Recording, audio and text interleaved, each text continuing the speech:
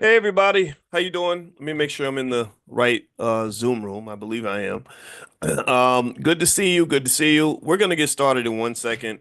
Believe it or not, my wife is telling me that the laundry guy's here and I gotta carry the laundry upstairs because I'm a big, strong man and she needs some help carrying everything. So give me 1 second, everybody, and I'll be right back. So if anybody comes in looking for me, if you could let them know what's going on, I would greatly appreciate that. 1 second. I'm coming, babe.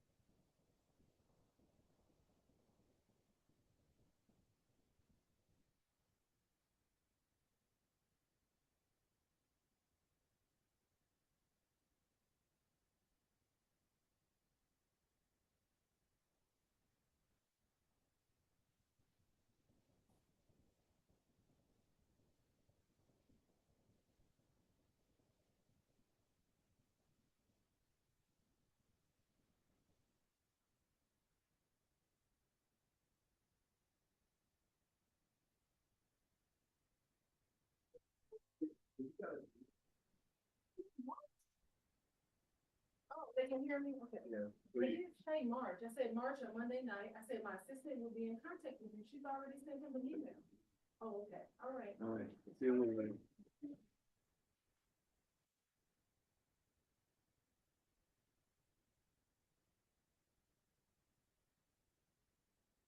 Okay, I'm here. Hold on, let me hit the button.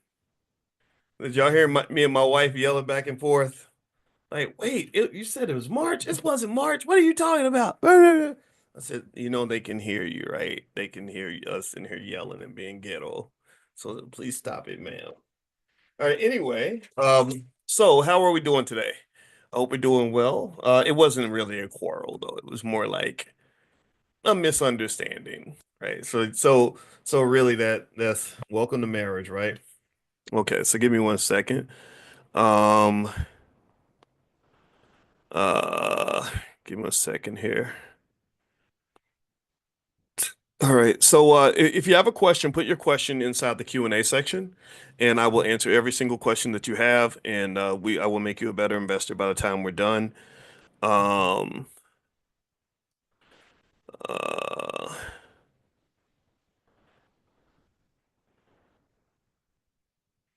mm, yeah, okay. So let me hop in and sorry, okay, sorry, it was complete chaos. Like literally the right when I was about to start with you guys, I ended up she's like, "Boys, the laundry guy's here." And I'm like, "But I gotta go. We're about to start class." And she's like, "But he's outside." And da, da, da. So that's what happened here. Was it food poisoning or neurovirus? It was neurovirus. She gave me neurovirus. Thank you, Andrew. We're both alive and well, but you don't want neurovirus. It ain't fun. Neurovirus and Disneyland are two opposite experiences. Okay, so Christian Ray, do you recommend putting stock in an investment LLC? I'd look into it because you can write off your losses at a much higher level if you have an LLC, and that is a more efficient way to be able to get tax benefits from investing. What do you expect Powell to say this week? What do you expect inflation to be? I don't have enough data to have an expectation. I do know that right now there's a lot of anxiety around Trump's tariffs. And I'm sure that the Fed is scrambling to try to figure out how to respond to that because his policies are definitely unconventional and they're going to cause some chaos. Tariffs are a really interesting thing. On one hand, tariffs can cause tremendous amounts of inflation. The market's adjusting to that. The market was down a little bit this morning. It's actually up a little bit now, but not much. It's pretty much even. And so ultimately, the tariffs will increase. It's where you increase the prices of foreign goods. And what happens is countries typically have retaliatory tariffs. So when they retaliate, everybody just pulls out their guns on each other and it slows down international trade. The upside of tariffs is that some argue that it can protect local jobs. And I don't disagree. I definitely can say that the United States, we're at a trade deficit with the rest of the world, and a lot of your big cities that had manufacturing bases like Milwaukee and Pittsburgh and Toledo, Ohio, got hit really hard when NAFTA came along and it's stuff like that, which was designed to reduce tariffs. So things are cheaper, but we're making everything in other countries. So, where does that leave the American worker? That's the question that can get asked. I don't know. It's a complicated issue for sure. What do you think about the Robinhood Gold credit card, Mark? I love it. I have one. I like it. Um, I gotta pay that thing down, by the way. I think I did use it because it's good. It's a good card. It has good terms. I researched it. I was like, okay, is this and now it looks like they have a new Robinhood Cash Card, which is a debit card that helps you invest as you spend, issued by Sutton Bank. Let's see here. It invests your spare change, right? So and now I think Acorns and Stash kind of have something like that too. So what you can do is you can round up your investing. You can say something like, like every time I spend $2.45, round it up to $3. Or then what you can do is sometimes you can 10x it, right? So you can say, instead of rounding it up to $3 and having to be 62 cents, 10x that to a real number that's really going to be a little heftier to $6.20, right? So that kind of allows you to get that consistent investing. Remember, it's all about what you're doing in the background and getting things happening consistently over time. That will make you wealthy. That will help you to become economically successful. So I'm all for it. I'm here for it. I support it completely. Would I recommend the Robinhood Cash Card? I'm not going to tell you, I don't give that kind of investing advice, but I can tell you that when I just saw it, I put myself on the wait list because I want to get in on the cash card too. I love the credit card though. The credit card, all the perks and benefits, because I did an analysis and I was kind of looking at the other cards and stuff like that, and I was like, okay, this card is actually good. Like, and the reason that they made the card so good is because they wanted it to be something that is going to help you achieve the real important goal. Their goal is not to make money off a credit card. The amount of fees that they make from a credit card are nothing compared to the fees they make when you're trading stock options and doing your trading on Robinhood. So what they're really trying to do is to get you to become more of an investor and get more of a connection to your overall banking experience, right? Like the more we can get you to just really be in our ecosystem in every way, the more access we'll have to making money, right? And but just because they're thinking that doesn't mean you can't still win though. Like, I love my Robinhood account. I like being an investor. And I think it's good for you. And I know Apple, but Apple does the same thing. Why do you think Apple has so many transaction-y kinds of stuff going on? And then also, even right now, if you've seen what's going on a more sinister level, right now, Trump and Elon Musk are attacking the Consumer Financial Protection Bureau. Well, why would they be doing that? Well, because X is trying to also get into your financial or get you to be part of their financial ecosystem, and the Consumer Financial Protection Bureau is basically one of those groups that protects consumers from banks when they do predatory things, right? So if I were you, I would. I would be very careful going forward. I don't know if they're gonna, achieve their goal, which is probably to abolish the Consumer Financial Protection Bureau. I don't think that they're this horrible, corrupt organization like they're gonna claim it is. They're probably gonna say they're terrible, they're stealing money, they're hurting people. But actually, Maxine Waters made a good point. She said, no, they've actually recovered $20 billion for consumers over time by going after banks that were doing predatory lending, things like that, and that's accurate. I think even under the Biden administration, they did something about fees. They forced banks to get rid of junk fees, and they could only charge you so much for an overdraft. That's fair and that makes sense. The challenge with that though is that when you're putting too much of a grip on banks, what that does is that causes a lot of people to be unbanked, right? Like it's like almost like the insurance thing in California. Part of the reason that a lot of people in California can't get insurance is not because insurance companies wouldn't offer it to them. It's because there's so many restrictions on what you can charge and what you're allowed to, how you can adjust your rates. And on one hand, it protects the consumer, but on the other hand, it might make the business owner say, "Well, I'm not going to do business there because I'm going to lose money." So that's the debate over things like predatory lending. I can tell you, I have taken a predatory loan when I was financially desperate, when I was younger and broke and needed money. A predatory lender was better than no lender at all. And I would have been hurt if somebody was like, well, we want to protect you, so we're going to get the predatory lender out of here. Well, if you take something away and you don't replace it with something better, then you're actually hurting the consumer, not protecting them. It's like if I say your mother is a bad mother, so we're going to take your mother out of the house and leave you with no mother. Well, you're not necessarily going to be better off. You might be like, yeah, my mama had a drug problem, but at least she fed me 4 times a week, or something, right? In between, going to the crack house or something, right? Like, but still, like that's still my mama. Like give me a better mama. That would be better. Don't just take my mama, right? So ultimately, um, with Robinhood, I can tell you right now that that's what they're doing. I think that what's going to happen now is you're in an era of extreme deregulation. And this era of extreme deregulation, which is going to happen under Trump and Musk and all that stuff, because these guys do not like regulation because they can't make money in a highly regulated environment. It's going to be a little bit like the Wild Wild West. So here's how the Wild Wild West works. The Wild Wild West is not a place where people make a lot of money.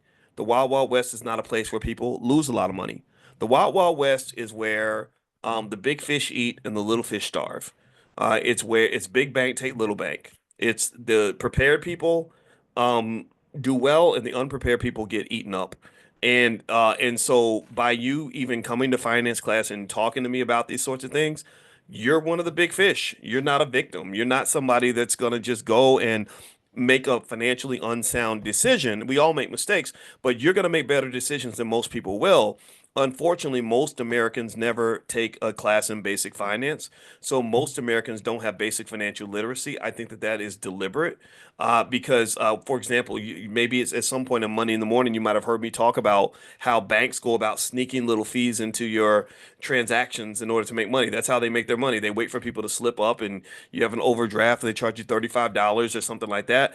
So ultimately, this is going to be interesting to see how this works. So what's going to probably happen is the economy is going to take off because deregulation tends to push the stock market up, pushes the economy up, and then you're going to have this horrible crash. There's going to be some crisis. There's like some crisis brewing somewhere, and then one day it's going to come to a head, and 100, $200 billion is going to get lost, and then everybody's going to say, "Oh my God, what happened?" Then they're going to start regulating everything all over again.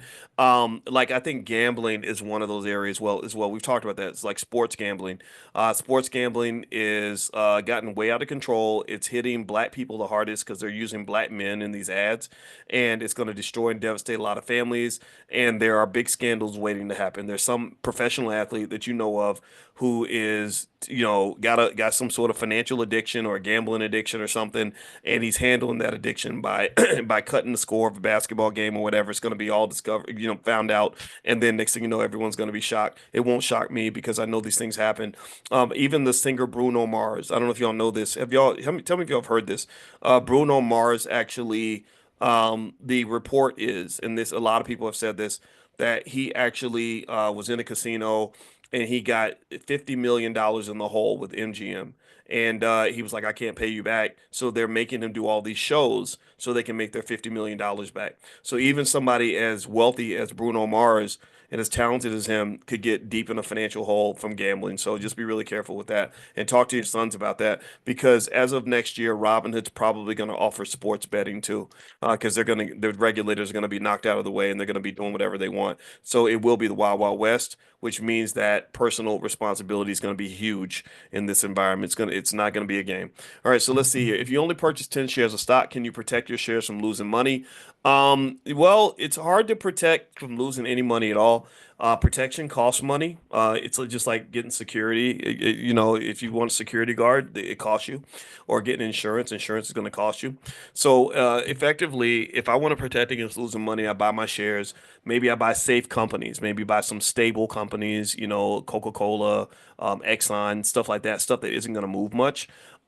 Maybe also you could get put options, right? So if I buy a stock, they would call that a married put. So you buy the stock, you marry it to a put option. So let's say that I want to go and I want to buy me some stock in, let's say Meta, the Facebook company. I like Meta a lot. I've owned Meta and it's made me a lot of money. So let's say Meta. I just love what Meta's doing. I like the metaverse and all that. So Meta's $714, right? So let's say I buy one share of Meta, which is just like buying any other $714 investment. You only have one share, but it doesn't mean you own like less. Like the size of shares of stock has nothing to do with the value of your investment. The value of your investment is the dollar value that you put in. So if I bought another stock that was $7 and I got 100 shares, I'm not getting more stock. It's the same stock because Meta could easily be a $7 stock if they chopped it up more, right? So think of it like a pizza, right? It's not a bigger pizza. It just looks bigger because it's sliced up more. All right. So here, I could also buy a put. So if I wanted to protect my investment in Meta for the rest of the year, I could buy me a put, which basically means I have the ability to sell my stock at this price if it ever collapses on me, and I maintain that ability for the rest of the year. So I could go out to December 19th. I could pick a price that would disturb me. Let's say I'm scared that the stock will drop below 670. I could buy that put for $58, right? So what that means is that for an additional $58, it's almost like if you go to Best Buy and they sell you a laptop and they say, "Would you like the coverage to go with the laptop?" I always say no because their coverage is too damn expensive, and I learned the game. The way Best Buy does is they make most of their money from the coverage. They don't even make their money from the actual thing they're selling. They make their money from selling you the coverage. And like, nah, you ain't getting my money. But the coverage is an extra fee on top of that that would protect the laptop. So here you're buying coverage. So for $58 for that share, you could get your coverage on your stock. And what it would do is it says that if your stock drops below 670, and it's below 670 on December 19th, not before, on December 19th, if your stock is below 670, you can sell your stock to another party for $670. Now, that put is worth $58.15. What would happen is if the stock stayed the same, then there would be what they call a time decay. The value of your put, the put that you buy is a separate asset from the stock. So those are the transactions are connected, but those are two separate transactions, right? So this put that you bought for $58, if the stock doesn't change much, the put would just drop in value over time, and then on the expiration date, it would dwindle down to something close to zero, right? Especially if the stock never goes down, but if it does go down, then the value of the put would go up because insurance is more valuable when you're in a tough environment. Like, so for example, if I had fire insurance on my house in California before the fires, that insurance policy might be worth $5,000 a year. But if there's fires happening in the neighborhood and I try to get that same policy, that policy might cost me 50,000 if somebody's willing to sell it to me because they know that there's danger. So when there's danger, puts go up in value. That's why, for example, a lot of you that do stock options with us in Prime, you'll notice that the value of your puts are going up today because a lot of these stocks are getting hit pretty hard because of what's happening with Trump and everything else. Trump is making these announcements about the tariffs, and I'm looking here and I'm seeing a lot of red up in here.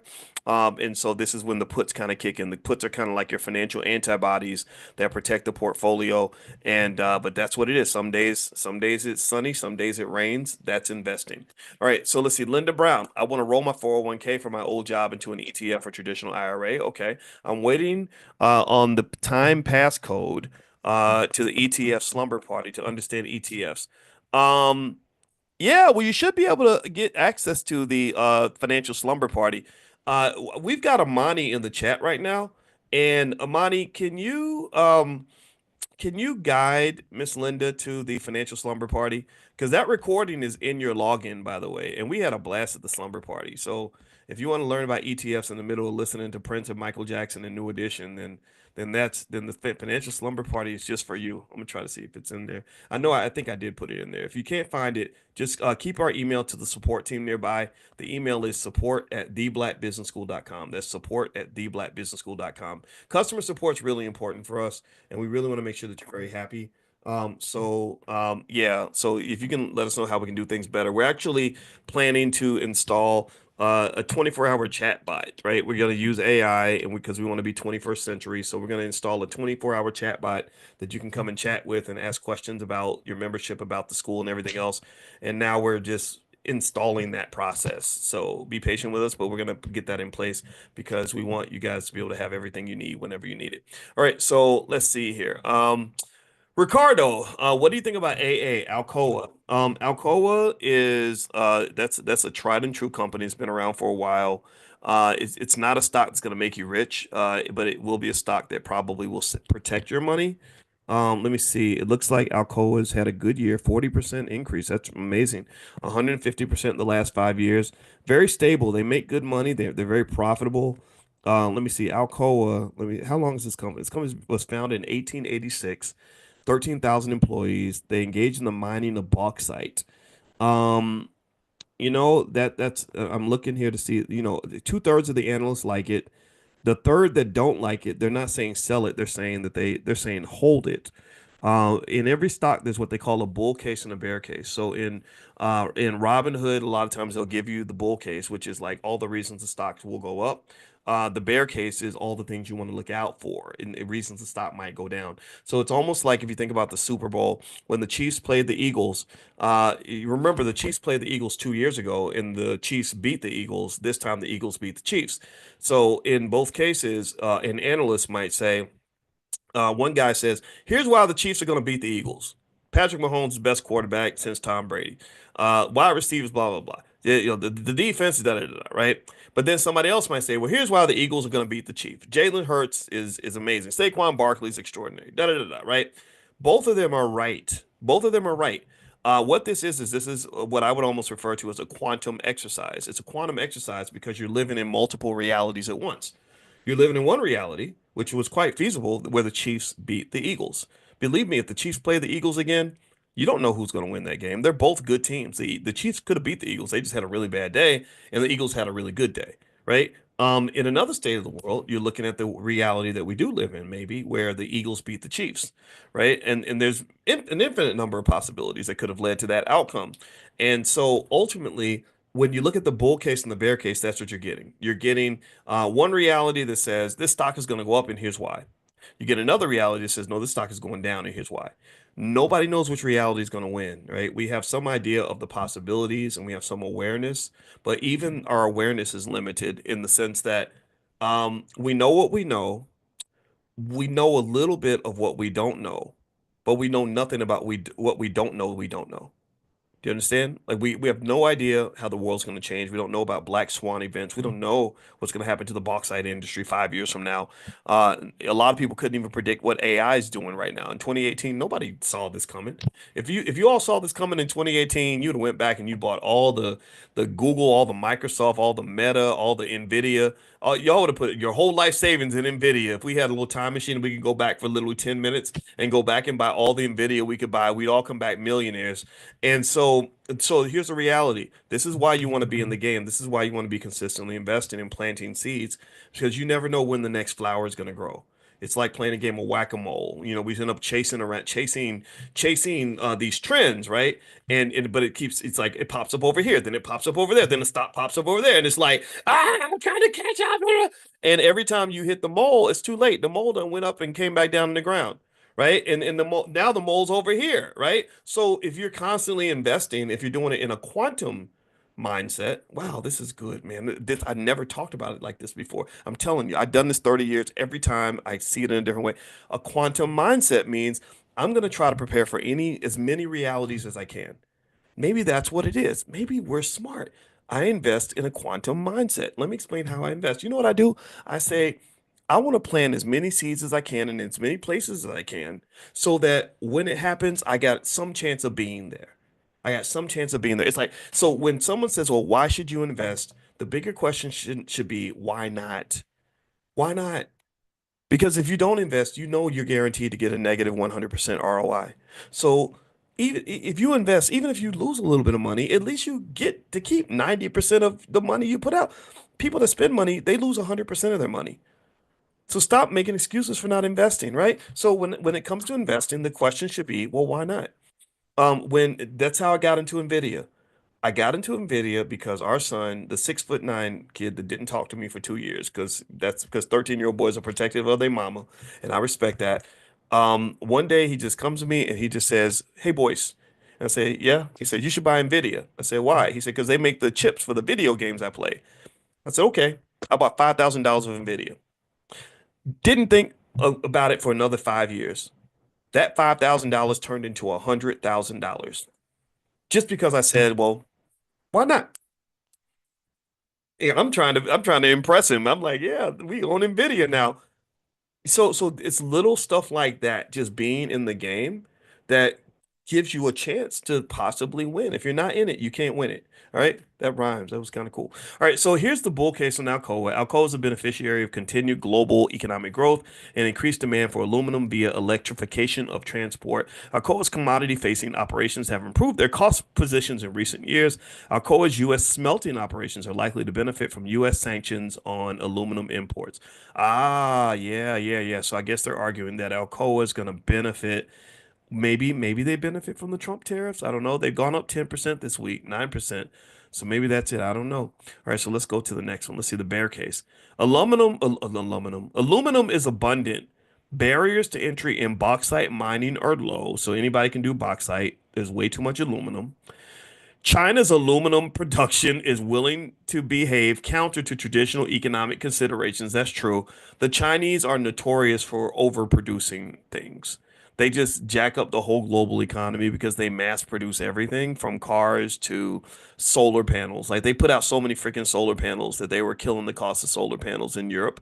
So they said, we don't want Chinese solar panels. If the Chinese started selling cars in America and they were able to do so freely, most American automobile manufacturers would be close to bankruptcy, including Tesla.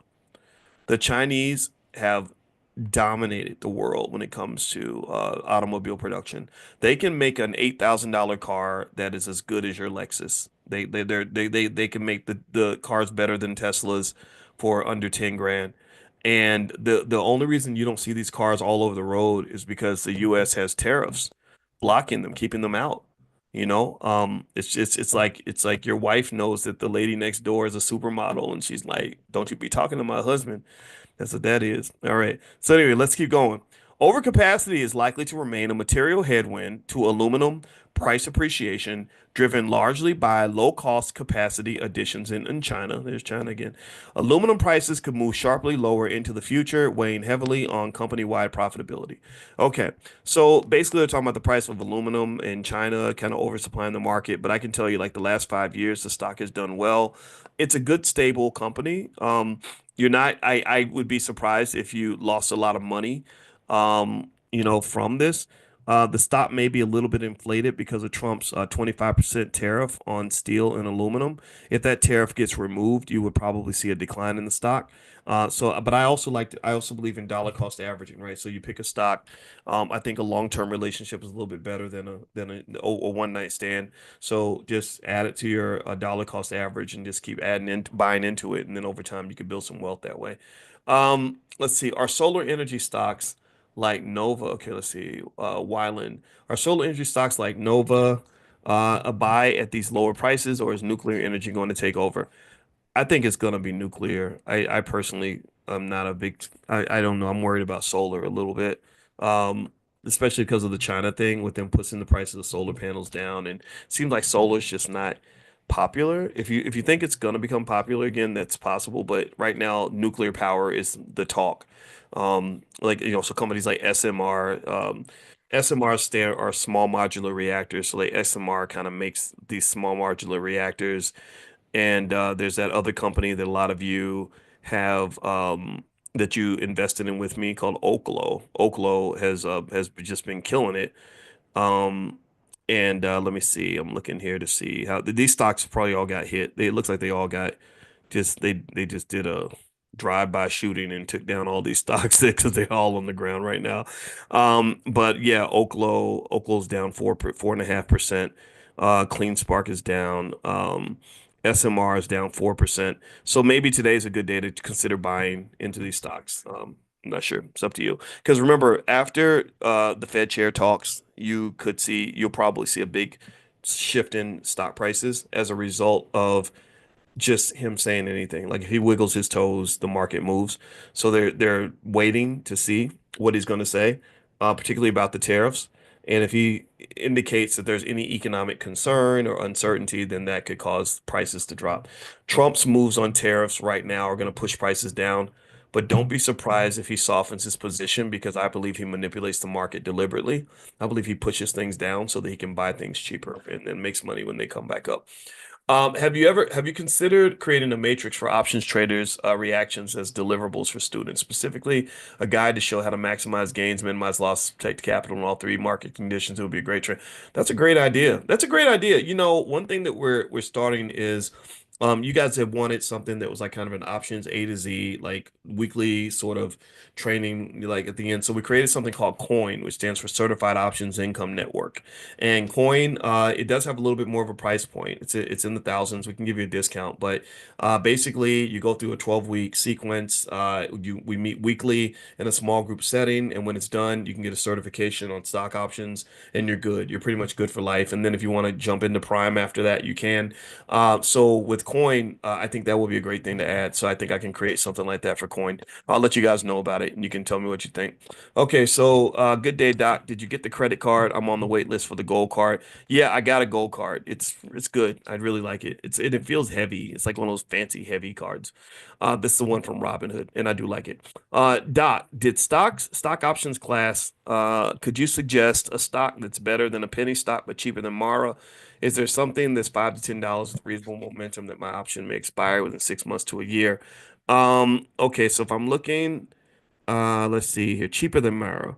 Okay. Clean Spark is $10.40. Mara 16.39. So Clean Spark is cheaper at 10.39. SoundHound is cheaper. SOUN is cheaper at 14.36. I don't see any of the stocks on my list that's under $10 though. But that's the cheapest is 1040 CleanSpark. CleanSpark's been down a little bit. It's up by 7% this month, but it's been down a little bit this week. The last 3 months is down 30%. So CleanSpark's been kind of tame lately. Um, so let's see here. Next question. Greg, greetings, Doc. I invested 25% in my 401k and 10% in my Robinhood account. What would be an advantage of investing more in my Robinhood account or my 401k account? Um, are you asking either or why you should do both? I mean, I think the more you invest, obviously, the better off you are. The 401k would be something to max out because you get the tax benefits. Robinhood doesn't really give you the same tax benefits. And just generally, I mean, I think it's 25% in your 401k and then 10%, 35% of your income. If you invest in that consistently, even if you're a poor person, if you're able to invest at that level and you do that consistently over 20 years, you'll be better off than pretty much almost everybody else around you. So, yeah, compound interest, very powerful. Make sure you get it to work for you. That's like a financial momentum that you get that requires the building of a capital base. That's when your money's actually really truly working for you. Let's see. Are you able to sell options through an LLC full time as a business? Sure, why not? Talk to your tax person. Make sure you're set up on the tax thing right. But yeah, I don't see why not. Will you do a live options class? Janet asks. Yes, I am. We're gonna do one in the next few days. I'll message you guys. If you're interested in stock options, make sure you're on the text list. Text the word options to 87948. I don't know the date. Amani, I don't know if you know the date, Amani. Maybe you could put it in the chat. I just follow my calendar based on what's happening that day. But I think we've got one next week. We should have one next week. Let me see. I'm looking. I'm gonna look here and see. Okay. All right, I'm gonna message Chanel and just find out when it's gonna be. Um, okay, thank you, Amani. Amani's looking too.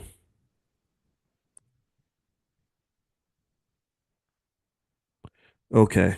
All right. And I'll keep sending you guys stuff as well. And then maybe I'll just do a pop-up Q&A this week too. That way we can talk a little bit. Pamela, so can you buy a put option on a single share stock? No 100 share minimum? Yeah, yeah. I mean, well, if you buy a put on a single share, you can't get a single put. So if you buy puts, you have to buy them in bulks of 100. If you own, so if you have one share stock and you buy a bulk of puts, you'll have 100 puts defending one share stock, might end up feeling like overkill. So, so even now that I'm even thinking about it, that example I did with Meta of buying that one share of stock and then buying the package of puts for $58, that was a good example for the most part, except for that part where I forgot about the 100 thing. I mean, I don't know why I forgot to make the connection. Yeah. So really when you pay $58, well, no, sorry, scratch that. Let me say that again. Um, the $58 number actually is correct, but if you buy the put, you'd have to pay 5,800 because they would require you to get 100 puts. So it would feel a little awkward because you're buying $5,800 worth of puts to defend a $700 stock, right? That wouldn't even make any sense. So that's it. So sorry about that. That's my mistake. Okay, so would you recommend doing put options on crypto if you have 100 shares? Um, I don't see why not. I don't know what put options I think that, well, you know what? I think that if you bought like a put option on a stock like MicroStrategy, because their stock is so connected to Bitcoin, that would give you a good hedge against Bitcoin. There's also um, Bitcoin related ETFs and stuff like that. They're out there now. So yeah, yeah, they have put options out there, so you can certainly do that. Do you have information on Miami? Yes, we do. We're about to text you guys the invitation to go to Miami. It's March 7th, and it's going to be at the Continental Hotel, and it's the Millionaire Training Camp, and it's going to be a blast. And there's space for 150 people. So yeah, we don't have space for every single person that might want to go. So you may want to be the first ones. We're gonna have a lot of great people. It's gonna be amazing. It's gonna be a lot of fun, and it's gonna be nice and warm because it's Miami. So the team, let me double check to make sure that the events planner just sent me a text, so I'm gonna message her because I want to find out what the status of that is. It took us a second to get everything together, but we got it together, so we're ready to go.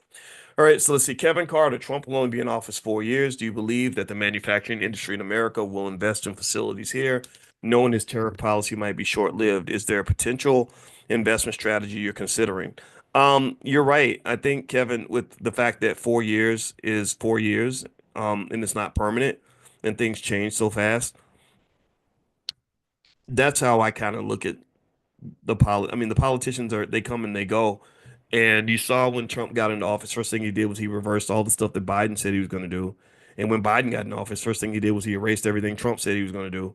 So I don't know. I wonder about that system. I was thinking about the, Constitution on my way to the gym today, and I was thinking, we're told in school that it's like the most brilliant document ever, and the founding fathers were brilliant people, like they were just the smartest slave owners ever. And I don't believe that. I think that they designed a system that is going to fail. I don't think that the way the government is structured is built for long-term survival. Um, if we want to know if it's going to survive, then maybe we check back in 1,000 years and see if we're still here. I don't think that America is going to last that long. I don't. Let's see. Could you look in your crystal ball and forecast without giving financial advice? If Meta and Microsoft will have a stock split soon, since I don't have a whole lot of money, I'd like to buy at least 10 shares so I can eventually get 50 for one. Well, if you like those companies, I would invest without trying to speculate on the stock split. Do I think that they could do that? Yeah, they could because the stock price is pretty high. But I mean, if you like those companies, I would just invest. I wouldn't even let whether you think there's going to be a stock split drive your decision. Let the quality of the company make the decision for you. Meta and Microsoft are great companies. If you're investing along with Mark Zuckerberg for the last 5 years, you'd be filthy stinking rich. If anybody in this room had put 10% of their income into whatever Zuckerberg was investing in, which is pretty much Meta, you'd be getting rich along with him. Meta stock in the last 5 years has gone up. Um, it has gone up 239%. So your money more than doubles. It's easy peasy. It's straightforward. Microsoft, I don't know if Microsoft has done as well though. I think Microsoft's a little more conservative. They're not as aggressive as Meta, so their growth rate's probably not going to be as high. But if I look at Microsoft for the last 5 years, 123%. So you know, I wouldn't try to predict things. I would just think about whether you like the business. Do you want to be in that business or not? Do you want to be in the business that Meta's in? If you do, then I think buying the stock is a great idea. Not investing in vice, that's what I do. I own Meta because I know they know how to make money, and I want my money connected to the people that know how to make money. What is a cash merger? Seems like I lost my stock, RVNC. Sorry, Maurice. Sorry you lost your stock. I don't know about RVNC. I'll try to see if I can look it up here. You said you lost your stock? I mean, I don't think they just took it. I hope they didn't just take it. Um, so a cash merger, it's basically just a merger. It sounds like it's just a merger with cash, right? That one company bought another company and used cash to acquire the company. There might be other mergers where they use a combination of cash and stock. RVNC, yeah, RVNC is Revance Therapeutics, which is a biotech company specializing in neuromodulators for aesthetic and therapeutic applications. It's a $3.65 stock, which tells me it's probably pretty risky. It's probably got a lot of jump risk. Like they've got some kind of clinical trial coming that's gonna decide if the stock is gonna take off or not. If the clinical trial doesn't go well, a lot of these stocks go flat. Their lead product, which is called Daxxify, is an injectable treatment for glabellar lines and cervical dystonia. That I have no idea what that is. I guess cervical, like something with the cervix. Recently, Crown Laboratories completed its acquisition of Revance. Okay, so the company was acquired, purchasing all outstanding shares at $3.65 per share. So you should have got some cash for your stock. I mean, hopefully they gave you the money because if they didn't, talk to your broker. That's it. So yeah, so that's that. What happens when a stock reverses? A reverse split is a split where, see, a regular split is when you're making the stock price smaller. So you just take $100 stock, you do a 10 for one split. Now all the shares are $10. So if I had one share of the $100 stock, now I've got 10 shares of a $10 stock. My wealth has not changed. Nothing has evolved. All they did was took the pizza and sliced it into more slices. Still the same pizza, theoretically. Now, a reverse split is the opposite. It's where I have a pizza with 10 slices. I try to glue them together and make one big slice. That's what a reverse split is. Companies that do reverse splits tend to see a decline in their stock price because companies that do a reverse split a lot of times are trying to get the price a little higher. And that is a bad sign. That means you don't expect the price to go higher on its own. You're hoping that the price will go higher because you're engaging in a financial magic tricks. So let's see here.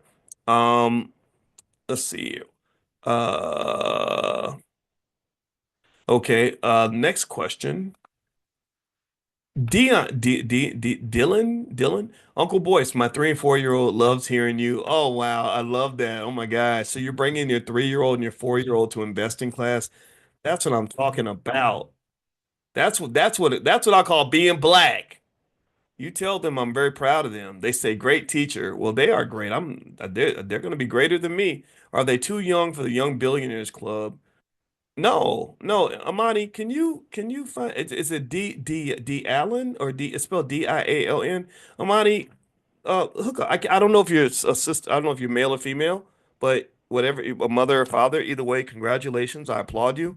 So this is a state of emergency. We want to make sure these kids get everything they need. So Amani, can you talk to that person and get them whatever they Tiandra White. Okay, Tiandra. Oh, I thought it says dial X65. Tiandra, talk to Amani because I want your kids to get whatever they need. Because man, that just brings chills to my.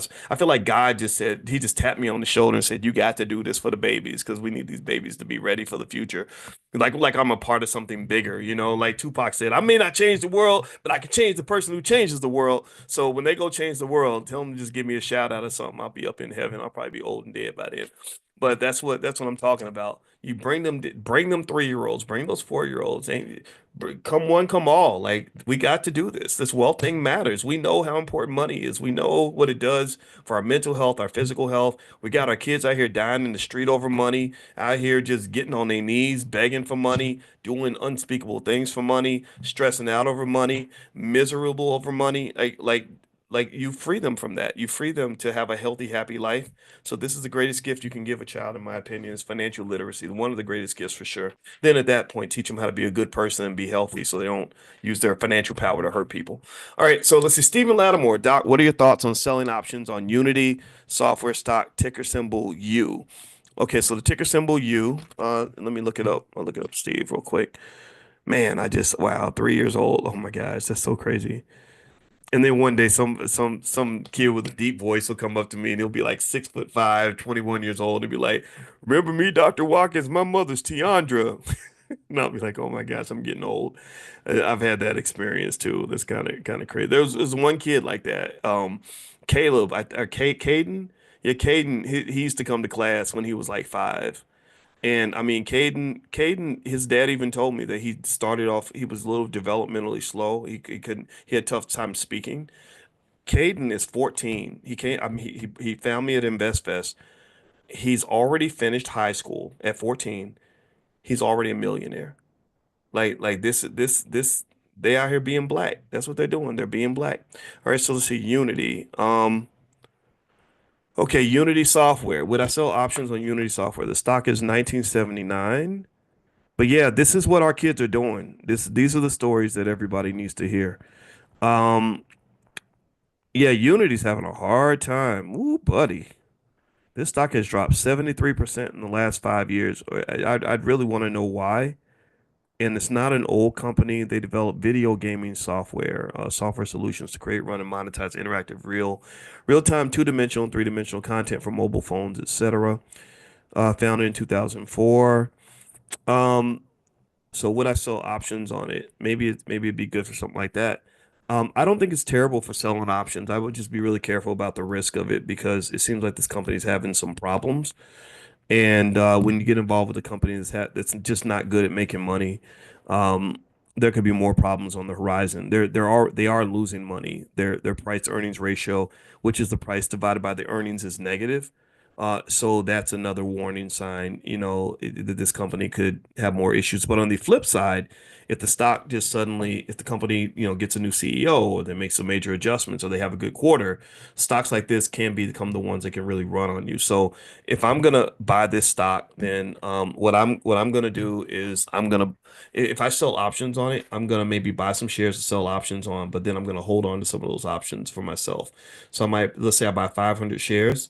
I sell options on 300 shares, keep the other 200 there just in case the stock decides to shoot up and take off. Okay. And by the way, if you have a question or comment, put it in the Q&A section. If you put it in the chat, I may or may not see it. I just saw someone mention their son in college. Donna. Okay. Donna says she's from the UK.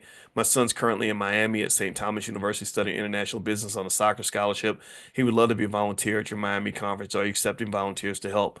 Well, we're accepting your son. So, Amani, can you connect with Donna and tell her son he can come in and we'd love to have him at the conference.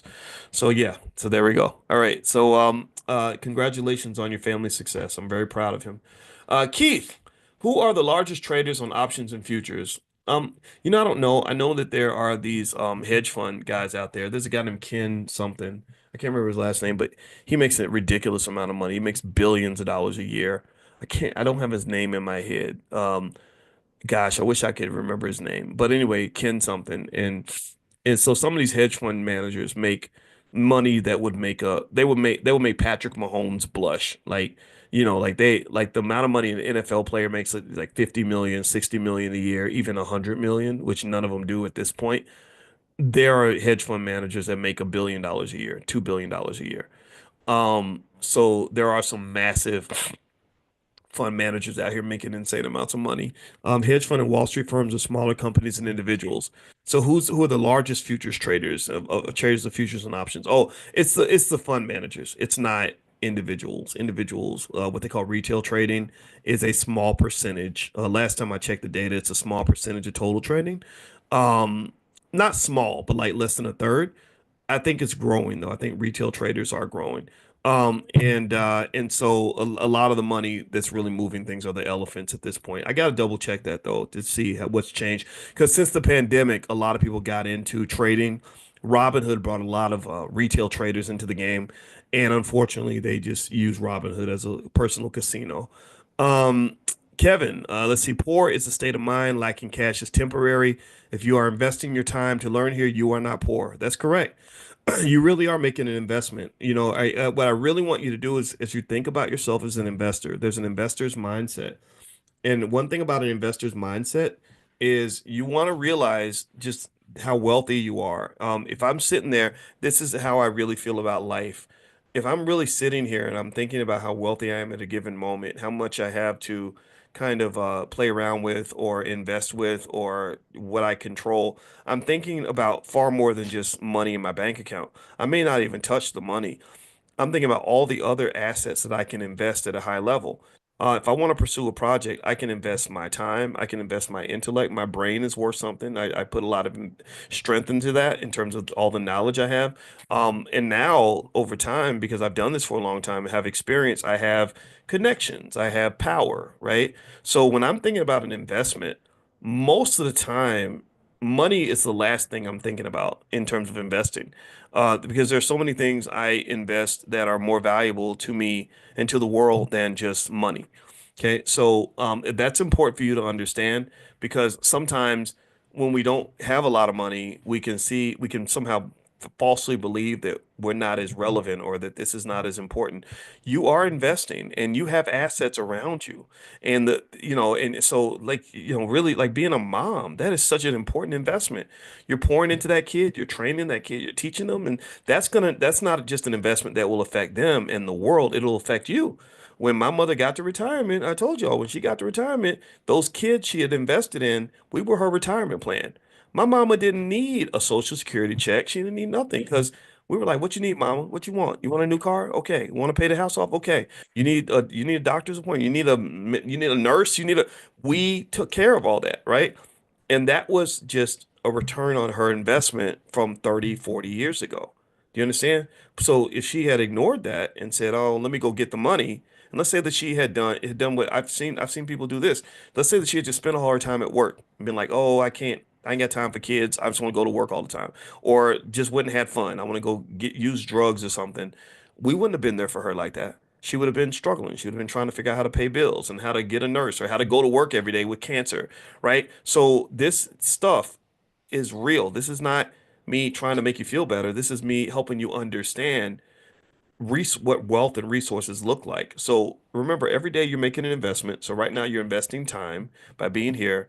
The mother, the Tiandra, when she brought her kids, she's investing in her own retirement and in her family legacy by pouring into the kids.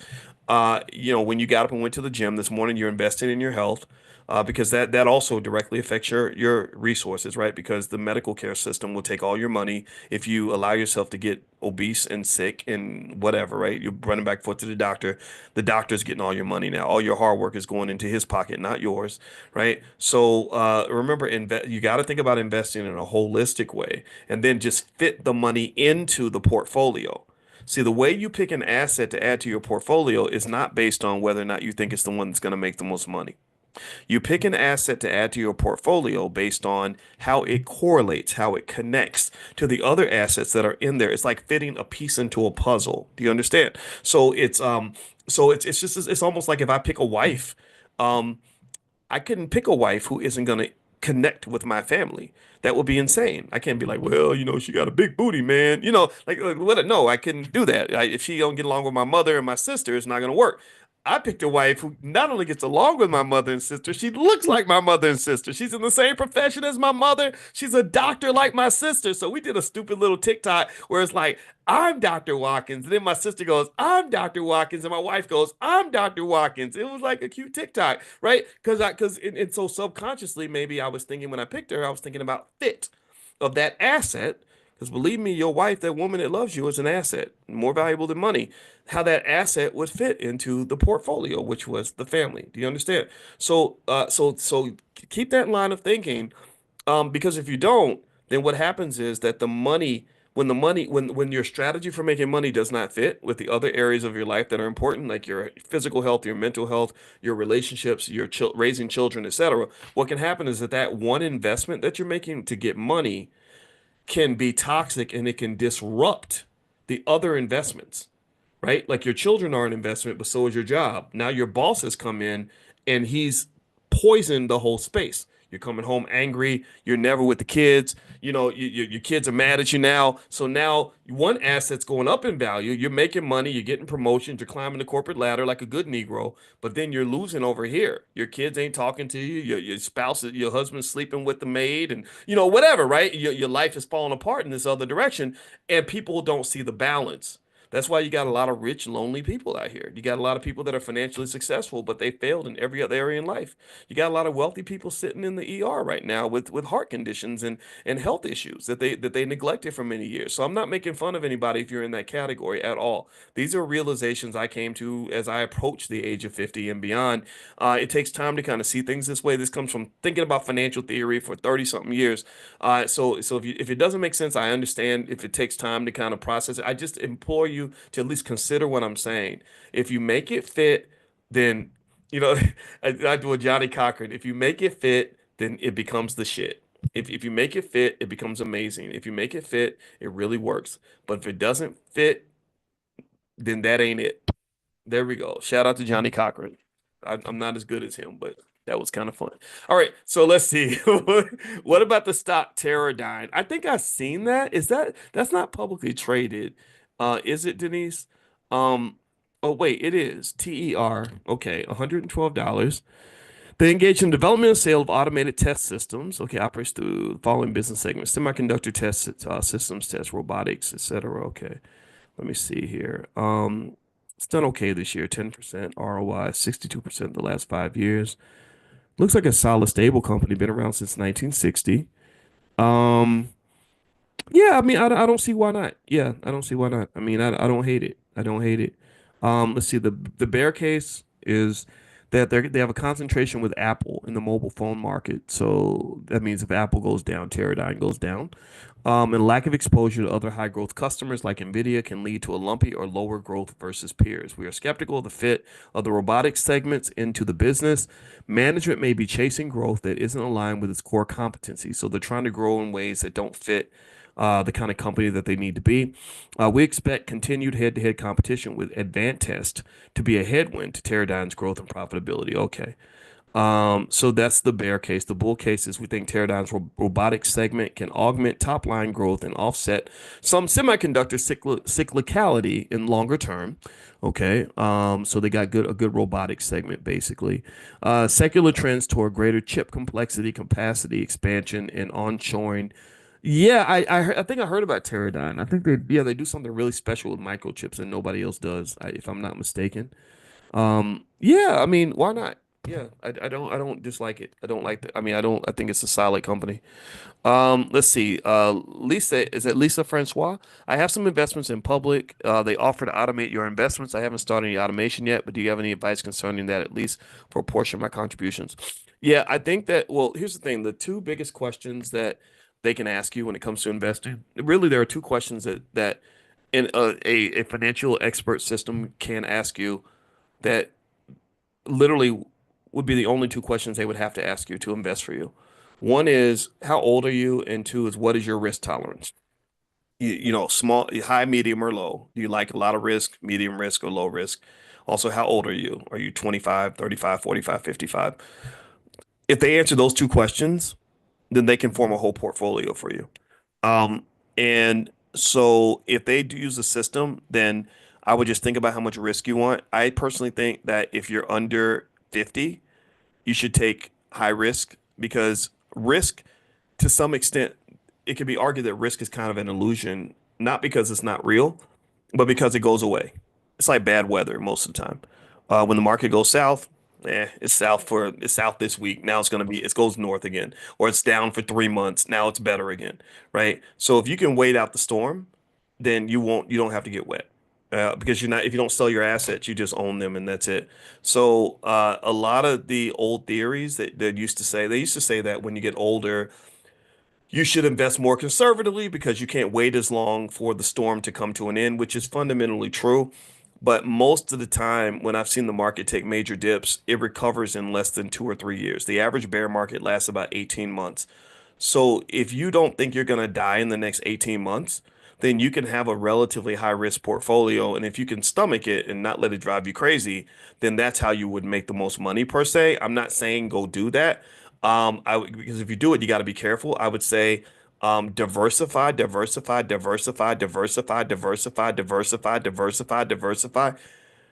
Did I say diversify? I want to make sure. Did I say that? I think I said diversify. Okay. And I say that just because there's different types of risk. There's what they call systematic risk and idiosyncratic risk. Systematic risk is easy. It's predictable. We know how it works. Systematic risk is when you buy a whole bunch of stocks and they go down for a little while because Trump did something crazy or the economy went south or inflation got a little higher or there's a trade war. Idiosyncratic risk is the craziness of a specific stock. That's very hard to predict. And that is the kind of risk that you do not get compensated for taking. They say nothing ventured, nothing gained, or no risk, no reward. You know these things. You've heard this since you were a child. This is true in the stock market. Typically, the more risk you take, the more money you make. But if you go into idiosyncratic risk, that rule does not apply. You could take a lot of risk. That is what they call inefficient risk. You're not going to get rewarded for taking on the extra risk. So it's like if someone says, are you willing to take a risk and climb Mount Everest for $10 million? Maybe I would consider that. I'm not sure. But if you say, would you like to take a risk and walk down the street with a machine gun and I don't know, and shoot at people, and wait for the cops to arrive and in your underwear and I'll give you 20 bucks. I'm not going to do that, right? Because both situations are very risky, but one of them might get me killed over nothing, right? So don't get killed over nothing. That's the point. Even if you research a stock, even if you research a company deeply, it's very risky to have all your assets in one place. That is the most fundamental rule of investing known to man. And so when you violate that rule, you're in trouble. Whenever somebody tells me they invested and lost everything, I immediately know what happened. Well, they probably weren't diversified because I know that they had a diversified stock portfolio that didn't happen because that's never happened in the history of the stock market. So anyway, let me keep going. Let's finish up some questions. And by the way, you can log in at drboystockmarket.com if you want to get recordings of any of these trainings that we've done. Also, just a reminder, I haven't mentioned this in a while, but we do have my books and everything. If you want to take a look at that and the flashcards we have for kids and the workbooks, you can go to drboycebooks.com. So it's drboycebooks.com. And also, by the way, Dr. Alicia's doing her Black Love Weekend this weekend. So if you're into that kind of stuff, it's all relationships and love and family and everything else and healing and trauma and all that stuff. So she got all these great therapists together. So if you want to join her for the Black Love Weekend, just go to theblackloveweekend.com, and that's going to start on Friday. It's going to go all, or it actually starts on Saturday morning and all through Sunday, and it's going to be pretty heavy. So feel free to go to theblackloveweekend.com. All right, so a few more questions and we'll bounce out for today. All right, so let's see. Good morning, Doc. Thoughts on Hive? Hive. Okay, let me look at Hive. I'll look at Hive real quick. Let's do one stock at a time. That makes it a little easier to get to everybody. Hive Digital Technologies. I'm not really loving the stock. There's seriously some problems here. I mean, anything that's dropped 76% in the last 5 years has had problems. The fact that there are analysts who like the stock means that there could be potential.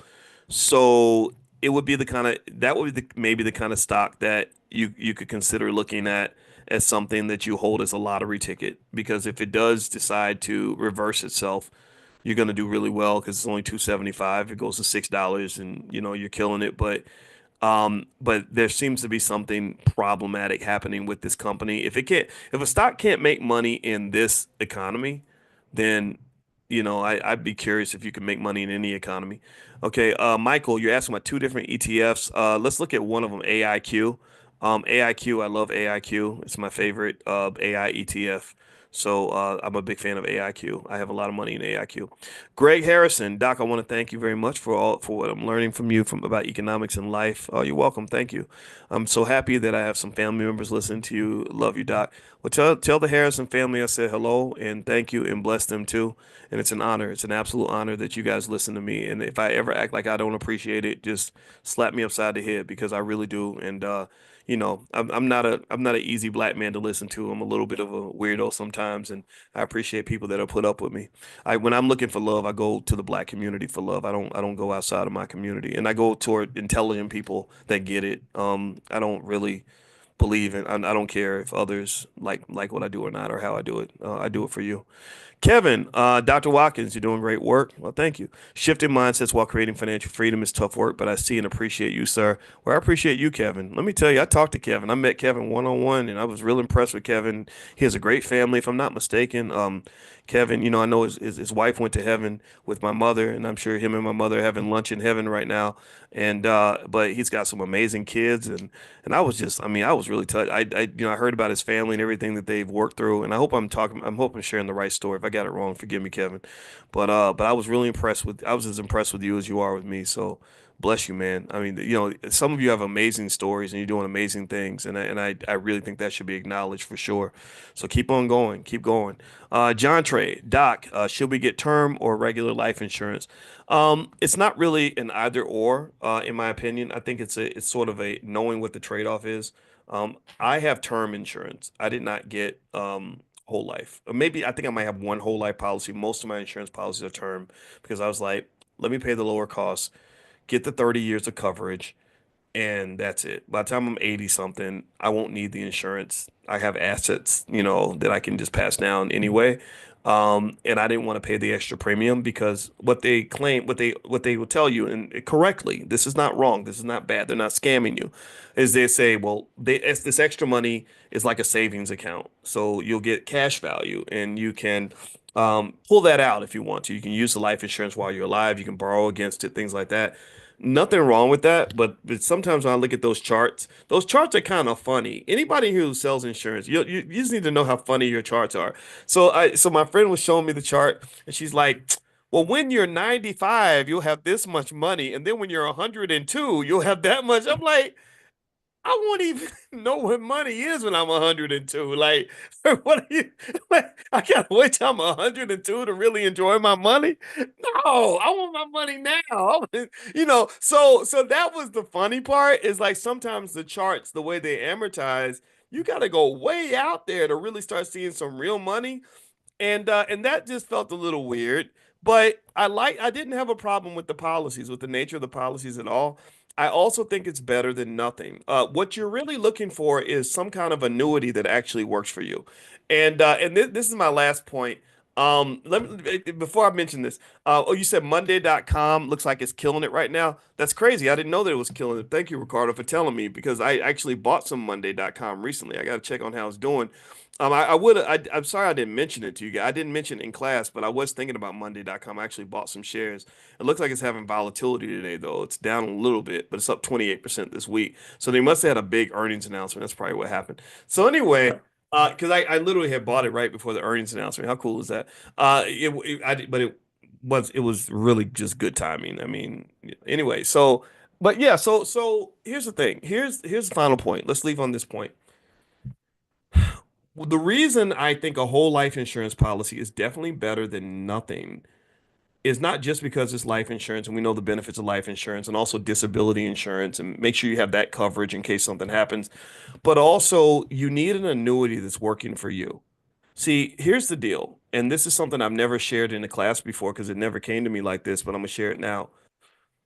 Um, Annuities are the key to a capital base. You don't build a capital base typically with one big lump of cash. You build a capital base with a constant flow of income. Like you fill up a lake. You fill up a lake. You don't fill up a lake with one big bucket of water. You fill up a lake with a constant flow, a stream, an income stream that's going into that lake, water stream, right? So that's the annuity. The stream is the annuity. Um, and then next thing you know, the lake fills up and you got plenty of water. Uh, it's really that basic, right? And what happens is that if I visualize the the bank account of most of us people, most Americans, most black people especially, I see this pool of water that's got all these streams sucking water out of it, and it's going into other people's pools. So they've got all these other, somebody's got a pool over here, a lake over here, whatever, and they've got all these. They're attaching these little cords where they one person's sucking money out of you over here. That's your cell phone bill. They're second sucking money over here. That's your car note. Sucking money out from over here. That's your rent. And so the pool's always depleted and always dry. But remember, when your pool's getting depleted and dried, other people's pools are filling up. Why? Well, because they have annuities that are working for themselves. They're using you as a consumer, as a renter, as an employee, and all these other things, right? As a customer, you're paying the car note and all this stuff. So these are all annuities that have been created in your life by people that perhaps had some degree of financial consciousness and sophistication that were able to structure it such that you're filling their pot, and so the annuity's working on their behalf. So what you really need is you need at least one of those damn annuities to be working for you. All you need is one. All you need is one annuity. You need one annuity that's working for you, working for your family, and that annuity, that cord can never be cut. So you can feed the car note, you can feed the cell phone bill. We all pay bills, right? I got all kinds of cords. I feel like Jesus. I got so many little cords and arrows going through my body because I got so much money coming out of my body. But there's one cord that ain't never gonna get cut, and that's the one that's gonna go into filling the pot for my family. And I fill that one up first before I fill up any of the others. Do you understand? Before you make sure everybody else is good, you got to make sure you're good, and you need one annuity working for you. So if you want to know why I think a whole life insurance policy might be better than nothing, is because sometimes we weren't really trained to have a habit of putting ourselves first. Like it almost seems criminal for some of us to even imagine, like, what happens if I pay myself first? Like, well, I'm not supposed to do that. I'm supposed to pay all the bills and then pay myself first.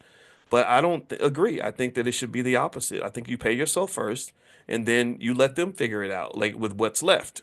If you run out of money, hey, I'm gonna get you. I'm gonna get you when I get you, and that's it, right? So if you do that and you stick to that rule and you have an annuity that's consistently working for you, even if it's a small one, that will fill up your pool and give you a capital base, which is one of the key secrets to financial security. That simple. Does that make sense? We on the same page? All right. I'm about to go. It's lunchtime. I'm gonna go see my wife. Love you guys. Have a great day. God bless you. And I'll check in with you soon. So take care, everybody. See you soon. Bye bye.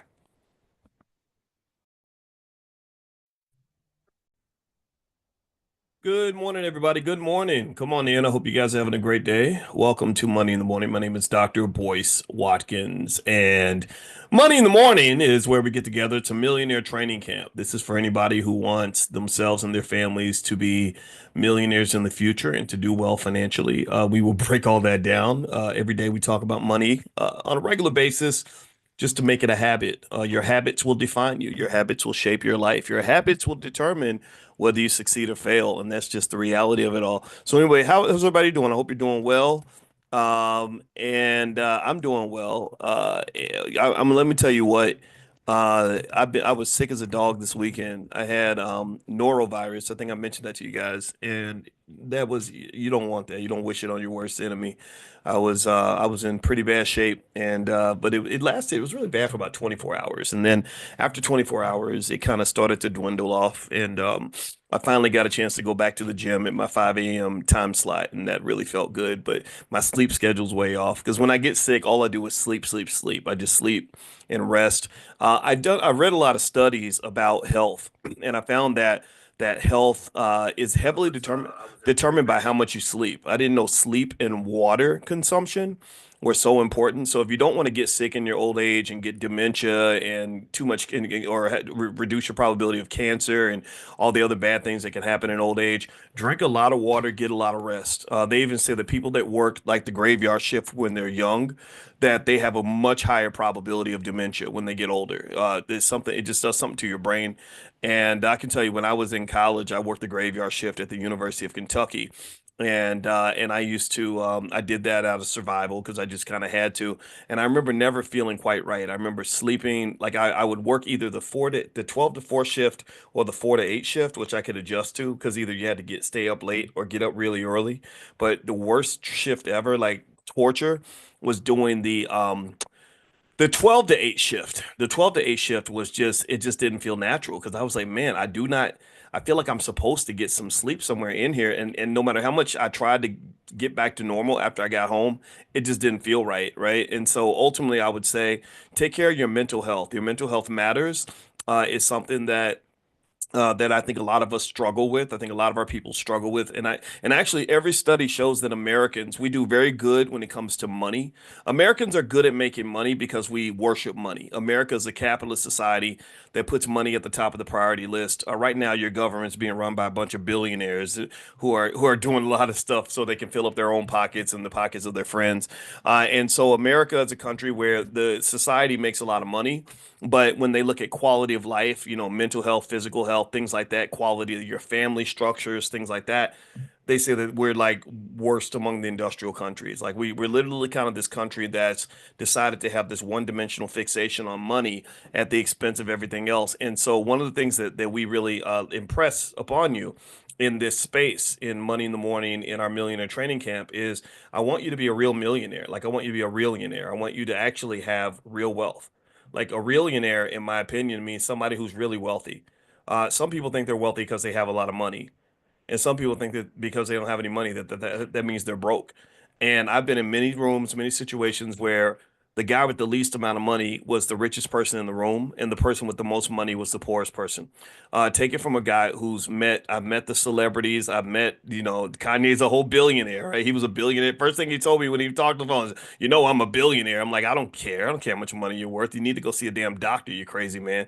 But anyway, I was joking. I didn't say that to him, but I was thinking that, like, dude, come on, man. You got all that money. You can afford a doctor because some of the stuff you're doing on the internet ain't making no sense. But anyway, still though, it's like some of these people, their lives. I did not, just to be quite frank, even about if you want to talk specifically about Kanye, since we're being transparent. He invited me to fly to his hotel. He was staying at some fancy hotel in Beverly Hills, and I remember thinking, I don't even know if I want to be in that space. I don't know what's happening in that space. I don't know if people are getting drugged or beat up, raped, set up. I was like, I don't really know if I want to even be there by myself because that stuff is crazy. That celebrity world is insane. And even long before the Diddy allegations came out, I remember like kind of knowing people who knew those people, and they were like, don't go up there because whatever's happening up there will get you locked up and or killed or whatever. Like it's some really dark stuff happening over there. And I remember specifically hearing that from a reliable source and just saying, I don't think I really want to be around that. And I think that these kind of financial consciousness conversations are important. You got to have these with your kids because we have this society where people think that because you've got money, you're doing better than other people, right? We have a society where it's kind of like if everyone else is broke and you're doing good, people think you're doing the best, and that's just not true. Like having the most money does not mean you're doing better than everyone else. Your quality of life, a lot of it fits into health, wealth, and relationships. So if you are doing well financially, and a lot of times people don't even know, people even think they're doing well financially, but they're not. Like for example, financial security pretty much means two things: wealth and cash flow.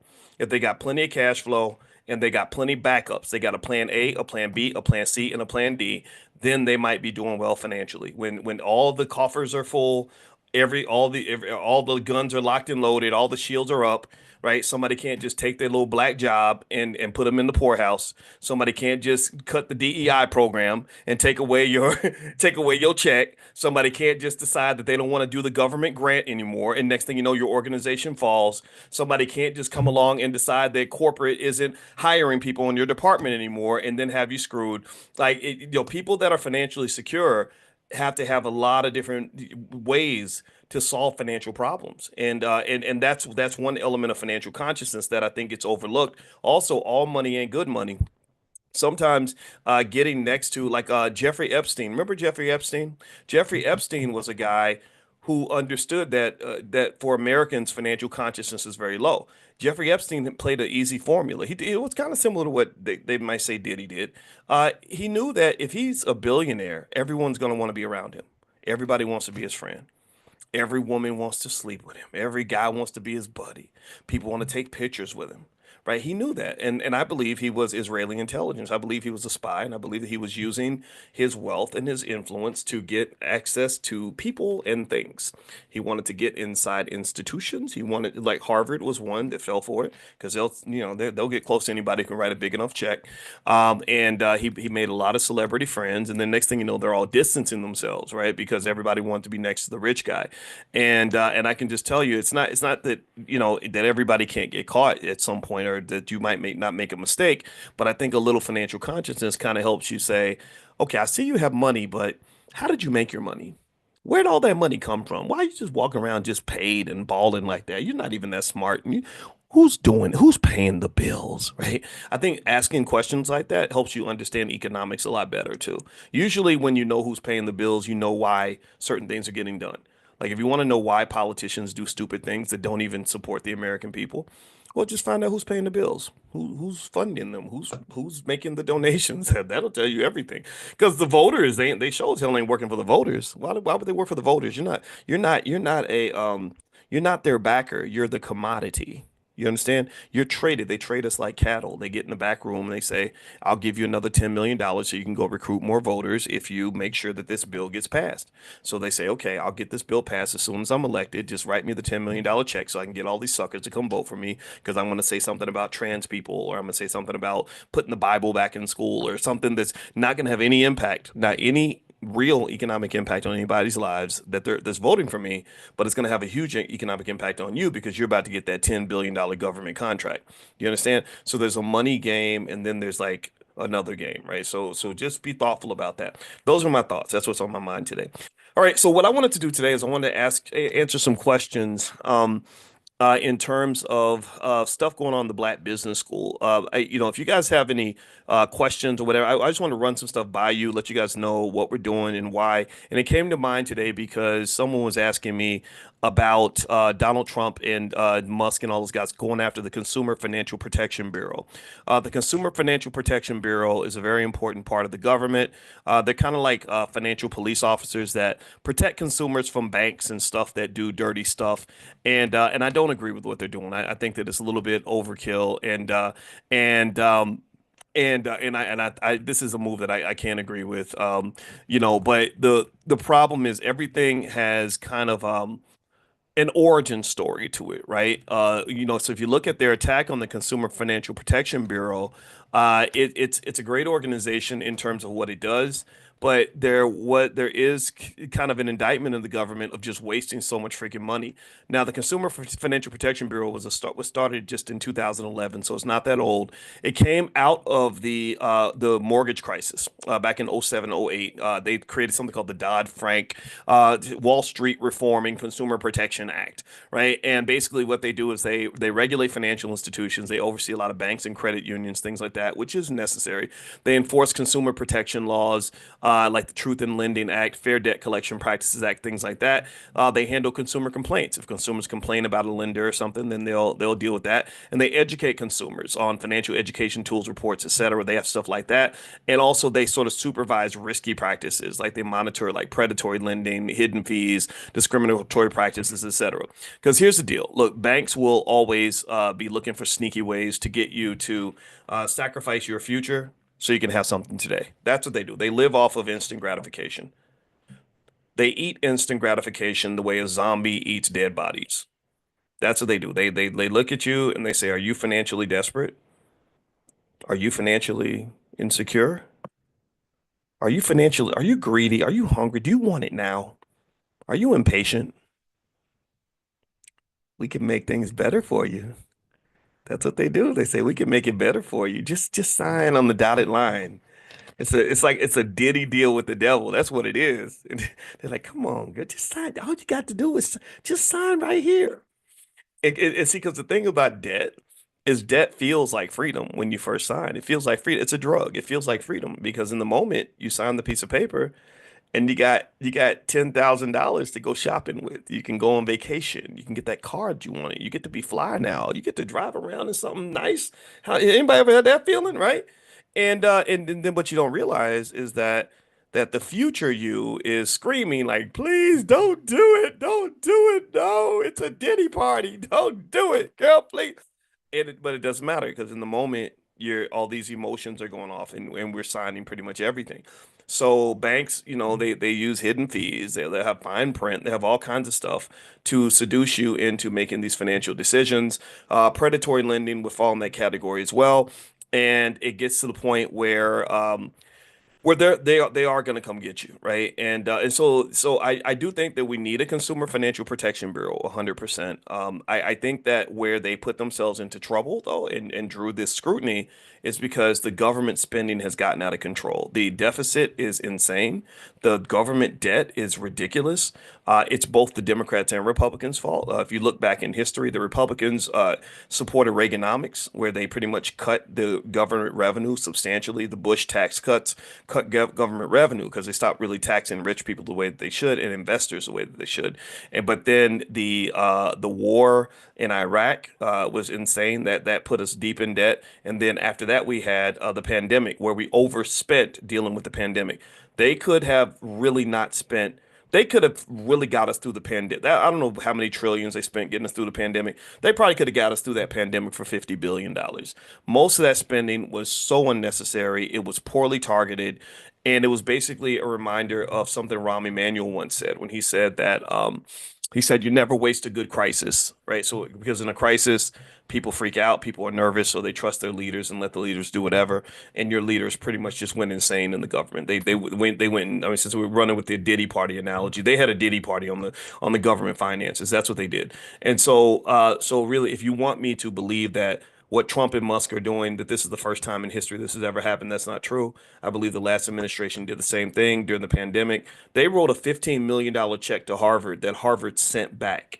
Harvard was like, we don't need the money. Why did you send us $15 million when there are people who really need the money? They're like, well, because you're rich like us. Here, we're giving money out to our rich friends. And they weren't keeping track of the money. And now they're clawing it back and they're prosecuting people for overspending the pandemic funds. Well, the problem is, why was it so easy to get in the first place? Why did you leave the government coffers open for people to walk in and take money? I mean, really, it's like that's like me telling kids like I put Halloween candy out and I put a little sign that says only take one piece, and then one kid takes three pieces because I'm not watching, and then I pull out a gun and shoot the 8-year-old in my front yard. Like like come on, man. I could have at least done something to not entice the kid. I seduced that little kid into getting the candy. Now I done killed the 8-year-old. That will make me a terrible person, right? So basically, that's what I see when I see these prosecutions happening. I think that don't get me wrong, they did break the law, but you literally let the cookie jar just lay out there wide open, and you pretty much let anybody come up and fill out a piece of paper and get a big loan. They did the same thing during the mortgage crisis back in 2007. That's why you had the crisis, because people were getting loans in the names of their dogs. Or you'd have a waitress that's making, 20,000 a year getting a mortgage on a $400,000 house. Why is she living in a $400,000 house? She deserves it. She works hard for the money, but she ain't got the money to pay that mortgage. But they were doing that, right? So this really is what they do in terms of government. This deficit, this debt has grown under Democratic administrations. This deficit has grown under Republican administrations. And I know that people have their sides, and people are like, oh, Trump is bad, or Biden is terrible. And I get all that, right? That's fine. I'm just going to tell you, I don't believe that civil war has ever benefited black people. If you look at black wealth and you look at where black wealth goes down under Democratic administrations, black wealth goes down under Republican administrations. If you look at black families, they're destabilizing under Democratic administrations. They're destabilizing under Republican administrations.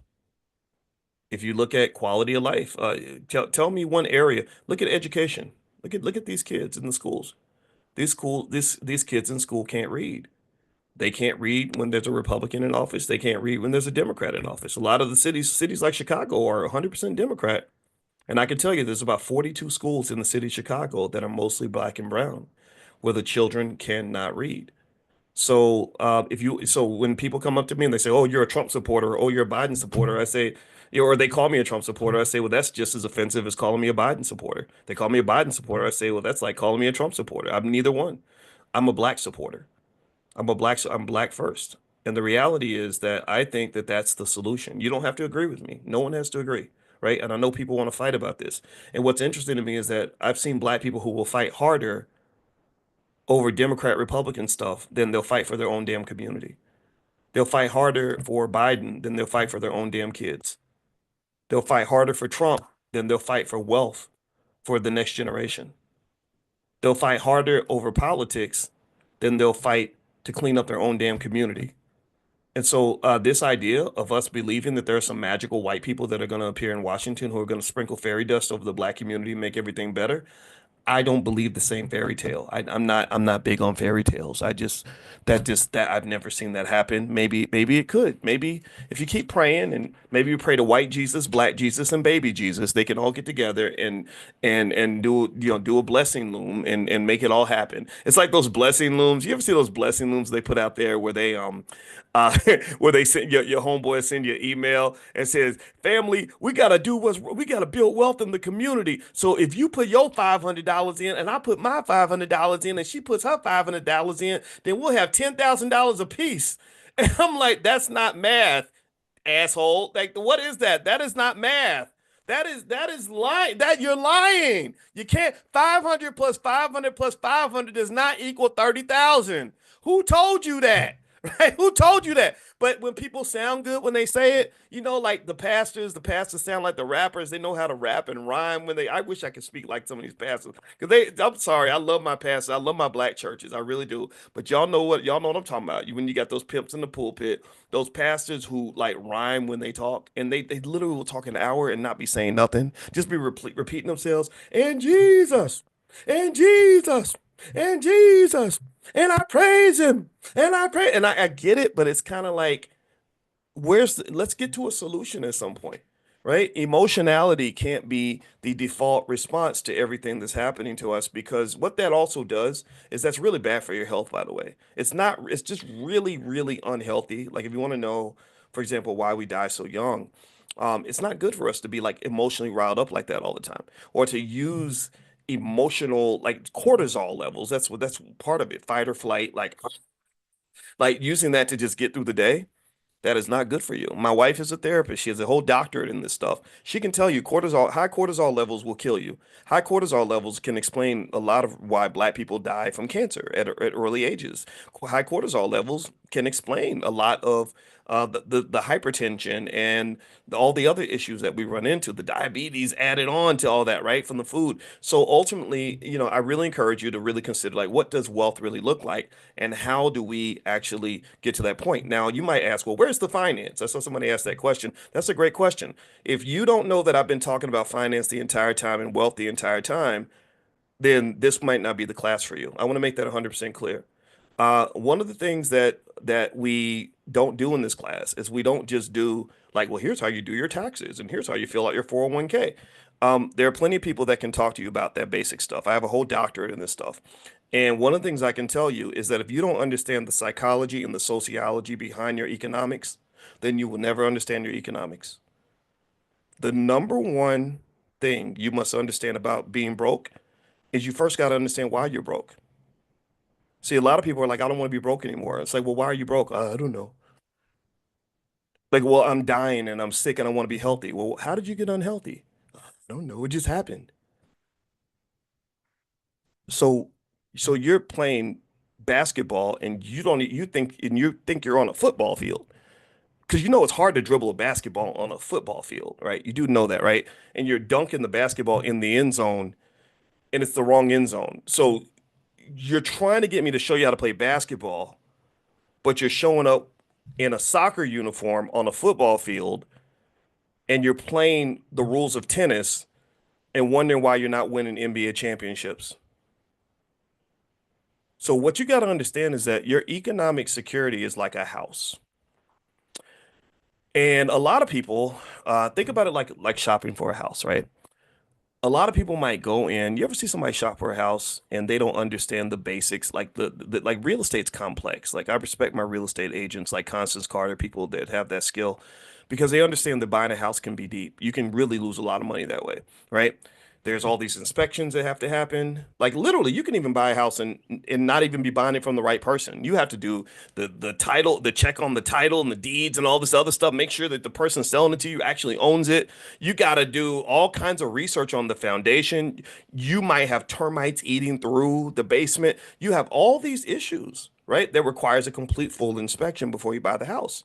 But then you have some people who just say, "Oh, I want that house. It looks good." They don't care about the inspections. They don't care about the detail stuff. They don't care about the title search. They don't care about any of that. All they care about is what the house looks like on the outside, the cosmetic side. And that's kind of what wealth is. There are lots of people, if you want to find black people who want to have money, join the club. There's millions of people who are like, I want money. There's millions of rappers who rap about money, how much money they think they're going to have, how much money they want. And I can tell you that my perspective on money is a little bit different because I'm a financial scientist. So as a financial scientist, I see money in a very deep way. So when someone says I want to get money, I'm like, okay, so how are you going to do that? And say, I don't know, I just want to get it. And so I'm like, okay, so because culturally speaking, if you're black, you know that your pathway to getting money is typically going to be different than say if you were a young Jewish kid.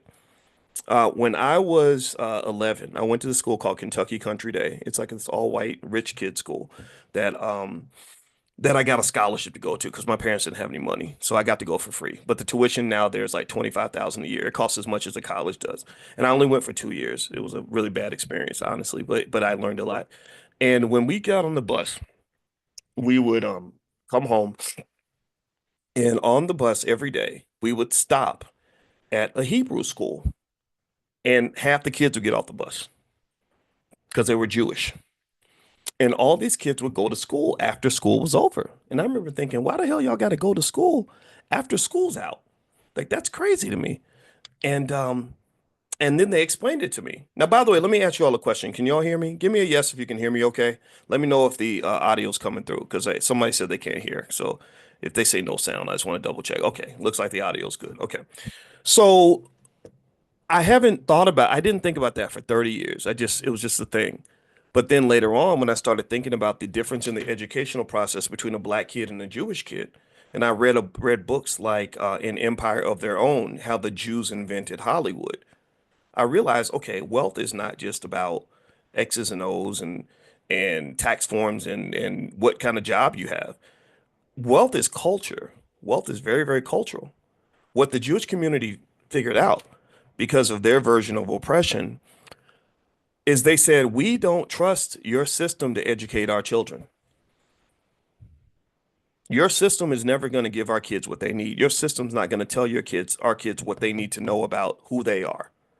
Your system's not going to tell our kids what they need to know to be able to stick together. Your system's not going to teach them how to build wealth. Your system's going to teach them how to throw away wealth. Your system's not going to teach them how to stick together. Your system's going to teach them how to divide and go apart. So they said, we don't want to be like your black kids. You own the black people. You're not going to own us. In fact, we're going to get so much wealth, we're going to own you. And we're going to do it in such a powerful way that literally we're going to be a tiny part of the population. We're going to own every freaking thing. Well, why is that? Culture. It's culture. There is a culture of ownership. And I don't care. I don't know. I hope any of my Jewish friends don't take offense to this, but I know what y'all doing. Stop that. I have a PhD in finance. I study y'all. I pay close attention. Y'all own everything. Look at all the major TV networks. Look at everything. When I got on the phone with Kanye, that's all he raved about was he sent me this big diagram of all the Jewish ownership of all the media outlets, and I said, yeah, you're right. That's what they're doing. Maybe we should try that too, right? Okay, I'm not mad. I'm like, okay, let's figure this out. How did they do? How did they own everything?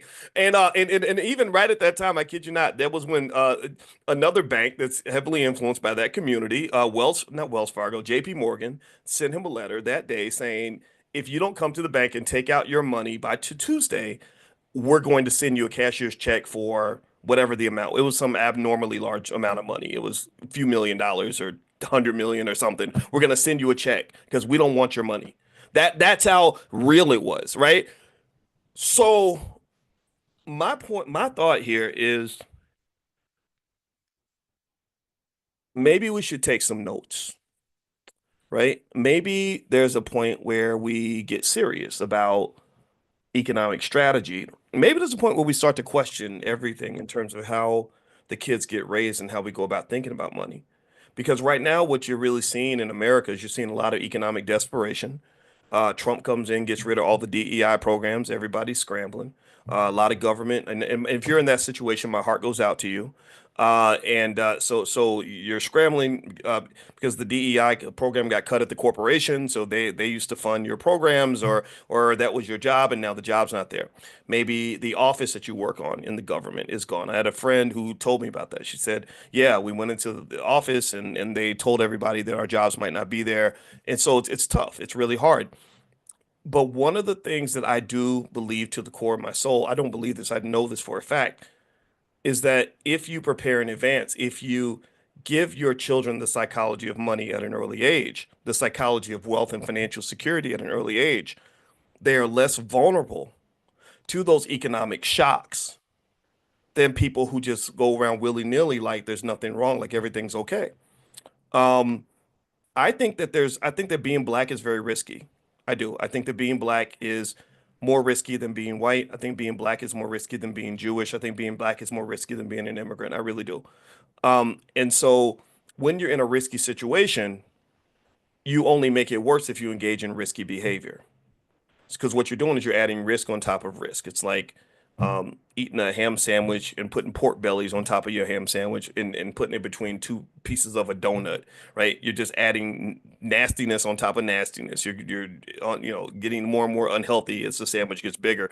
So this big risk sandwich that we have, I think, requires us to sort of examine the culture and sort of ask, like, what is it that makes the people in the most risky situation in America engage in the riskiest financial behavior that there is? Because if you live paycheck to paycheck, you're engaging in financially risky behavior. If you are never willing to sacrifice to maintain a relationship with a person that can help provide financial security with you, because maybe all the men you meet aren't tall enough, or all the women aren't good and cute enough, or whatever, because or marriage is going to hold you down or block you from a great sex life, whatever. Then that's kind of risky behavior because you're paying for everything by yourself. If you are so traumatized and you've never taken the time to heal from trauma to get along with others, so you can form groups to work together, so you can pay bills together and accomplish financial goals together, then that's risky behavior. If you don't have savings, that's risky behavior. If you don't have any investments, that's risky behavior. If you own no real estate, that's risky behavior. If you never learn to start a business, that's risky behavior, because what that means is that the very same Caucasian that angers you, stresses you out, that oppresses you, is the very same person that you are solely dependent upon to provide you and the people you love with financial security. And that is simple. It's very logical. I don't think there's anything incorrect about what I just said. And what you're seeing when you're seeing all the chaos right now, for example, the chaos with Trump and everything else, it comes from the fact that as much as we claim to sort of be fighting against racism against white people, we really admire them a lot. We really admire them. We like them. We trust them. We value their opinions. We want them to like us. We want to be accepted. And I'm not in that group with you. I'm not. I don't dislike white people. Don't get me wrong. I don't hate my white friends, but I don't look at any of them and for 1 second and think, gosh, I really hope you can take care of me and my family. I can't. I don't feel that. I don't look at Donald Trump and say, gosh, he's a good guy. I hope he hooks me up. I don't look at Joe Biden and say, man, that's a great guy. I mean, he only incarcerated 10 million black men, but that's my buddy. I don't. I can't. I don't do that. And and in fact and what it does is it kind of creates like a nice, it's a very depressing reality, but it creates a nice neutrality where you just don't care what people think anymore either. Like I don't I got a guy across the street that lives, that I think is a Trump supporter. He's a cop, and he has a big American flag on the front of his house, and he drives a big gigantic pickup truck. And he's I see him a lot because we both shovel our snow first whenever there's a snowfall. And his driveway's shoveled perfectly. Mine is like kind of raggedy because I'm trying to get it done fast. But still, though, like I don't think this guy likes black people. I really wonder how he feels about black people, right? You just don't know. But you know what? It doesn't offend me. I don't care. Because you got your family, I got mine. You got your house, I got mine. You live across the street, I live over here. Why do I care what you think about me? So if you ran up to me and you're like, I heard he's a racist. I heard he's a racist. I'd be like, I don't care. Look, I got a Black Panther behind me every time I talk. So I'm sure people would say all kinds of stuff about me too. I love being black. I'm proud of being black. I think that blackness gives us everything that we need when it comes to our strength, our economics, our everything. Like we have we're almost at 1.8 trillion in spending power now. We don't need anything else. We've got everything that we need. We're the most talented people in the world. I talked about the Super Bowl. The Super Bowl runs on black people. The Super Bowl, the biggest investors in the Super Bowl are black people. We are. The Super Bowl was as black as it gets. You have black people on the stage. You have black people on the field. Jalen Hurts is black. The quarterback, Patrick Mahomes, is pretty black. And then you had all these other black people making catches and runs and everything. So it's crazy though, because if you looked in the owner's box, and we talked about this, that's where there aren't that many black people. And if you look at who's cashing the biggest checks from that event, it ain't black people, right? So what you really see when you watch the Super Bowl is what you're really looking at is something that you could have seen on any plantation in 1708. On any plantation in 1708, and I mentioned this before, so forgive me if I'm telling you this again for the second, but I want to make sure this point gets hammered home. If you go to any plantation in 1708, I'm sure there was some festival or something where they would have Negroes on the field playing some game where they're cracking their heads against each other, beating each other half to death for the entertainment of white folks, with maybe some entertainment in between, some dancing, dancing people in between, dancing and singing, right? Like a halftime show in a way. And then, some slave masters sitting on the porch with mint juleps who invited their friends over, and they're admiring the Negroes. Like, wow, that boy sure can sing. That girl sure can, she sure is strong. That boy really does run fast. Ooh, I think that boy is gonna kill that other boy, right? Just stuff like that, right? So ultimately, I mean, the plantation mentality is pretty consistent and it hasn't changed very much. And the only way it changes is if you have enough economic consciousness to understand the structure of it and to say, I want to position myself in a different place in this institution because it's institutionalized. I'm fully convinced that no matter how much I say, the majority of our people will want to be kind of on that bottom rung. I'm just convinced of that. I offend too many people. I'm not the guy who can get a message to every single black person in America. There's too many people that can't relate to me, and it's okay because I don't care. But what I can say is that it's really a mosquito in the jar kind of thing, where you talk about mosquitoes in the jar and how they have the lid on the jar and they can't get out, and then you take the lid off and the mosquitoes stay inside the jar. It's become a little bit of a mosquito in the jar kind of thing. And why is that? Well, because and you're right, I did reach you, John Trey, and that's who I'm talking to. I like preaching to the choir. That's me. I want to run with the sprinters. I can't run with the fat people. I just can't. Some people have patience for that, but if you fat and you're trying to run toward the cheeseburger stand, I'm gonna cheer you on. We're not gonna slow down. So I'm running with the sprinters right now. So a lot of you in here are the best economic thinkers in your families, and I'm here to encourage you. I'm not here to slow this down for anybody in the back. So anyway, if you go back to that, what was I saying about that? So ultimately, if you're talking about breaking out of that plantation mentality, what you really got to look at is you got to look at culture, right? There's such a scenario as a black man getting on a bus, and somebody saying, "Okay, Negro, you got to go to the back," right? That's one scenario. But there's another scenario that eventually evolves where the black man gets on the bus and he walks to the back without being asked, right? And so the question is, which scenario are we in? Are we in a scenario where we're being told to go to the back of the bus?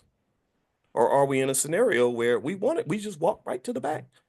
Because I can tell you this, I met a lot of really interesting white people in my life, but I've never once met a white man who told me that I wasn't allowed to read a book. I've never met a white man who told me I couldn't start a business. I've never met a white man who told me I could not take care of my kids. I've never met a white man who told me I couldn't eat healthy and not get heart disease and diabetes and strokes or become an alcoholic like some of my uncles. I've never met a white man who told me that I couldn't love my wife and be the best husband I can be. I don't. In fact, I don't even talk. I sometimes literally the life I have, I can go a month without talking to a single white person. So I think that it's incredibly important for us to disassociate or disconnect the damage that is self-inflicted versus damage that is inflicted by others, instead of assuming that everything is done by somebody else, that massa is responsible for everything. Because at that point, you're giving them too much credit, you're giving them too much attention, and the attention should be on your kids. The attention should be on systems that we believe in and rely on that are not doing the job. I really want to know, like, why is it that there are 42 schools in the Chicago public school system where not one single black child can read or do math at grade level? I need to know. I don't get it. Don't give me no Democrat Republican conversation. No, I need to know what's happening here. I don't need to know who to blame. I need to know what the solution is, right? Because politicians do it wrong. They're like, oh, it's the teacher's fault, or oh, it's the administrators, oh, it's the Republicans. I don't care. I don't who to blame. If my child gets shot, I don't want to know. I don't care who did it. I want to know, is my child okay? Like that's the first thing I need to know. I'm not. Well, let's go fight who did it. No, like you do that after you find out if your child's going to live and make sure that they're safe, and then you might go back and blame somebody. But don't do that before. We will start blaming before we even solve the damn problem, and then think that associating the blame is the same as finding the solution, and that does not work. So why can't your kids read? I'm gonna tell you, the reason your kids can't read is because it's your fault.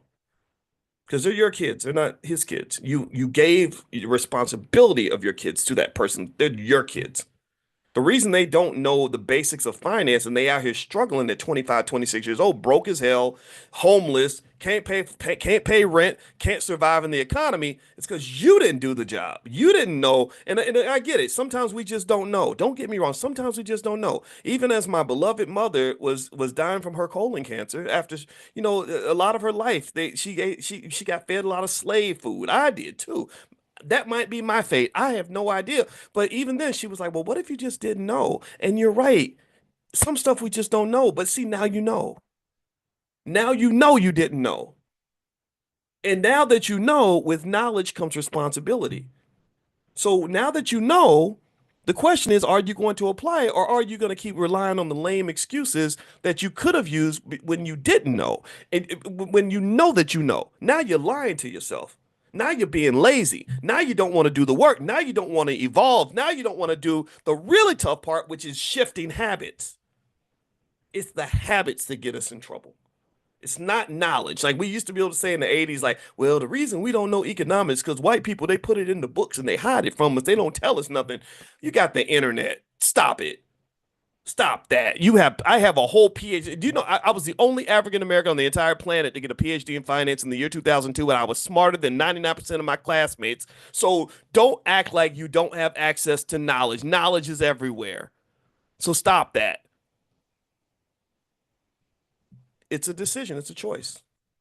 When I was obese, if you go back and look at videos of me in 2016, y'all know that I was fat. I was a big, fat, chunky, still yelling and screaming, but I was kind of Roland Martin-ish. I was like the human beatbox. I was getting bigger every year, blood pressure going up, all that stuff. And that changed. And the reason that changed was because I was like, if I don't change my habits, I'm going to die.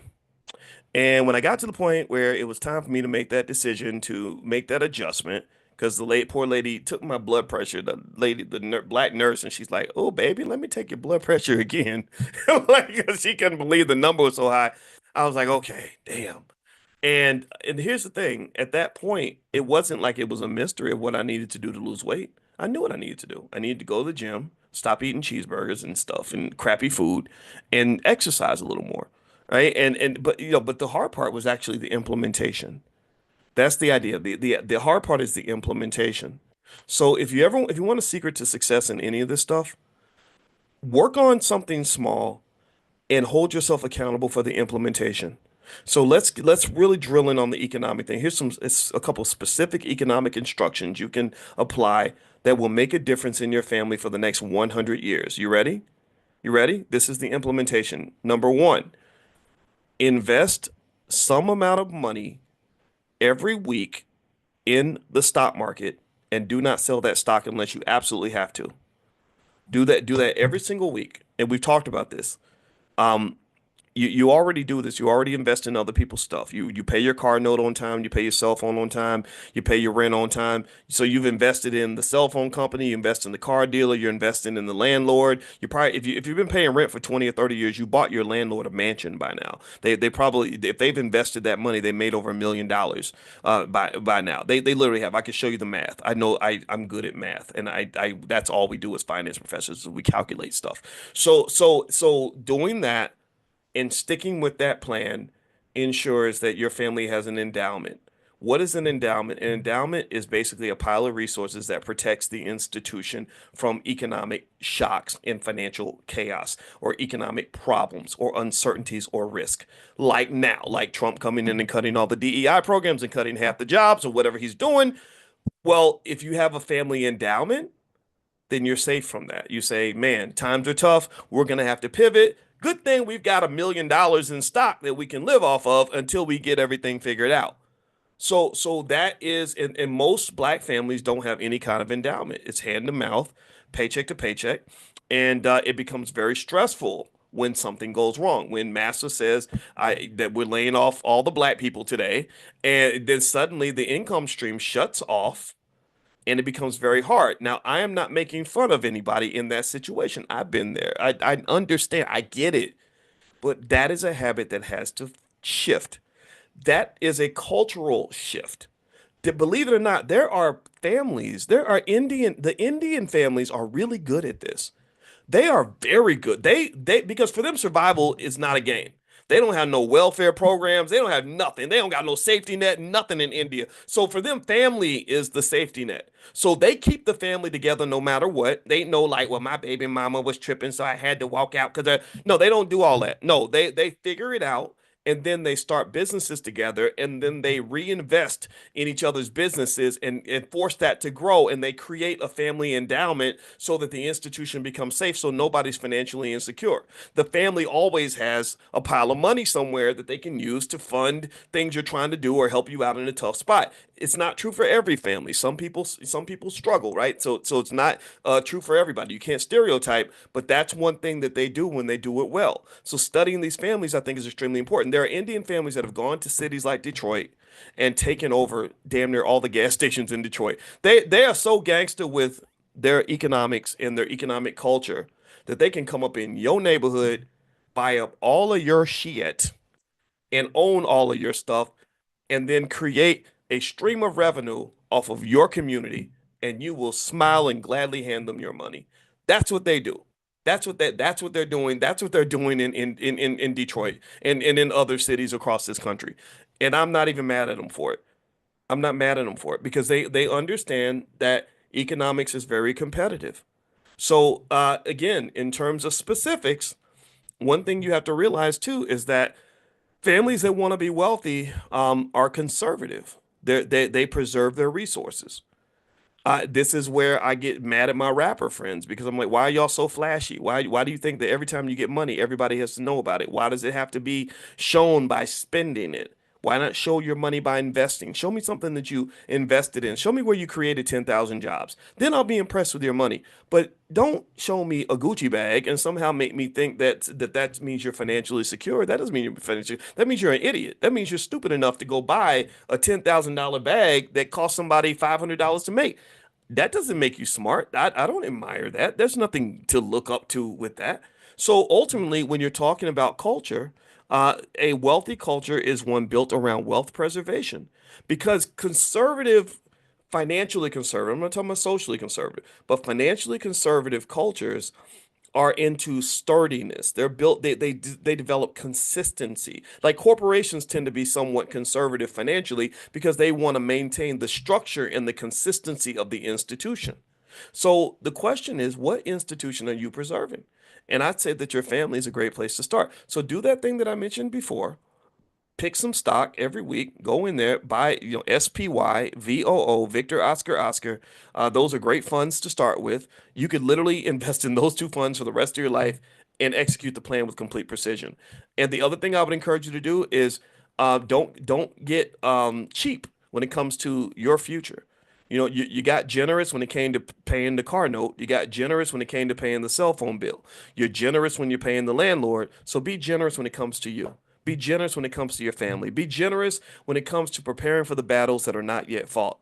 Be generous when it comes to getting your family ready financially. If you do that over 30 years, if a person invests about $150 a month or something like that, their family's sitting on $250,000. You're not poor anymore. If you do the same as a lot of people spend on their car notes, $600, then you're talking about $1 million. You got $1 million family in less than a generation, and you do it just by being consistent. So VOO, Victor Oscar Oscar, SPY. If you want to see something, see it in action, feel free to go to blackwealthmasterplan.com. That's blackwealthmasterplan.com. Or if you also want to join us later on today, we're going to do the Black Stock Market Club. That happens at noon today. So if you'd like to join us in the stock market, the stock market club, then go to drboystockmarket.com. You can do a 30-day free trial, or you can switch out the code and get 80% off if you want to sign up for the year. Go the regular annual fee is like $12.99, but you can sign up for like $2.99 or $1.99. I got $2.99, something like that. It's 80% off. So anyway, the code is morning 2025. Morning 2025, all one word. So drboystockmarket.com, morning 2025. If somebody could type that in the chat, I appreciate it. Now, if you don't have 30 years, Yvette, that's a great question. That leads me to another question. The question I would ask you is, why do you not care about anyone but yourself? That's the question I would ask. If you're thinking like, well, I'm 70 years old, I don't have 30 years.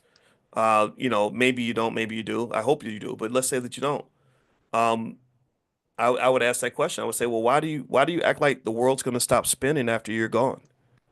Why do you act like your loved ones aren't going to need resources? Is there no one that's going to be here after you're gone that you care about? Do you think racism is going to go away? You think financial anxiety is going to go away? It's probably going to get worse. So that's what I would say to anybody who says, "Well, am I too old to invest?" I would say, "Well, you got grandkids, right? You know your grandkids are going to need money. Do you love them? Do you love them? Because if you love them, the best thing to do, one of the best things you can do, is to feed them and give them some money, right? Like that. That's probably the best way to. A couple of really great ways to show love to the grandbabies, right? So. Because I can tell you, my grandma set me up. Not, I mean, she didn't leave me a ton of money. She left me a little bit, not a ton, but she set me up. The things she taught me, the savings bond she bought me when I was little. She introduced me to compound interest. My grandmother's my whole inspiration. That's why we named the panther after her. The panther's name is Felicia. So, um, yeah, my grandmother did things in the 1960s that affect what I'm doing now. And if my grandmother had known what you all know, then what other thing my grandmother would have done is she would have put aside a little bit of money, the same way she was giving 10% to the pastor. She would have put 10% in the stock portfolio, 10% of her income in the stock portfolio. Because my grandmother had a list of financial rules she followed. And one of them was from her mother, Grandma Marilda, where she would say, you give 10% to the Lord and 10% for your savings and something else, right? And I think that if she knew what you all know now, she would have took 10% and put it into the stock market. And I can guarantee you that if my grandmother had put 10% of her income in the stock market since the 1940s, our family would have millions of dollars more right now. Like millions. I'm not kidding, millions of dollars. Warren Buffett bought $142 worth of stock in 1940 something. Maybe it's 42.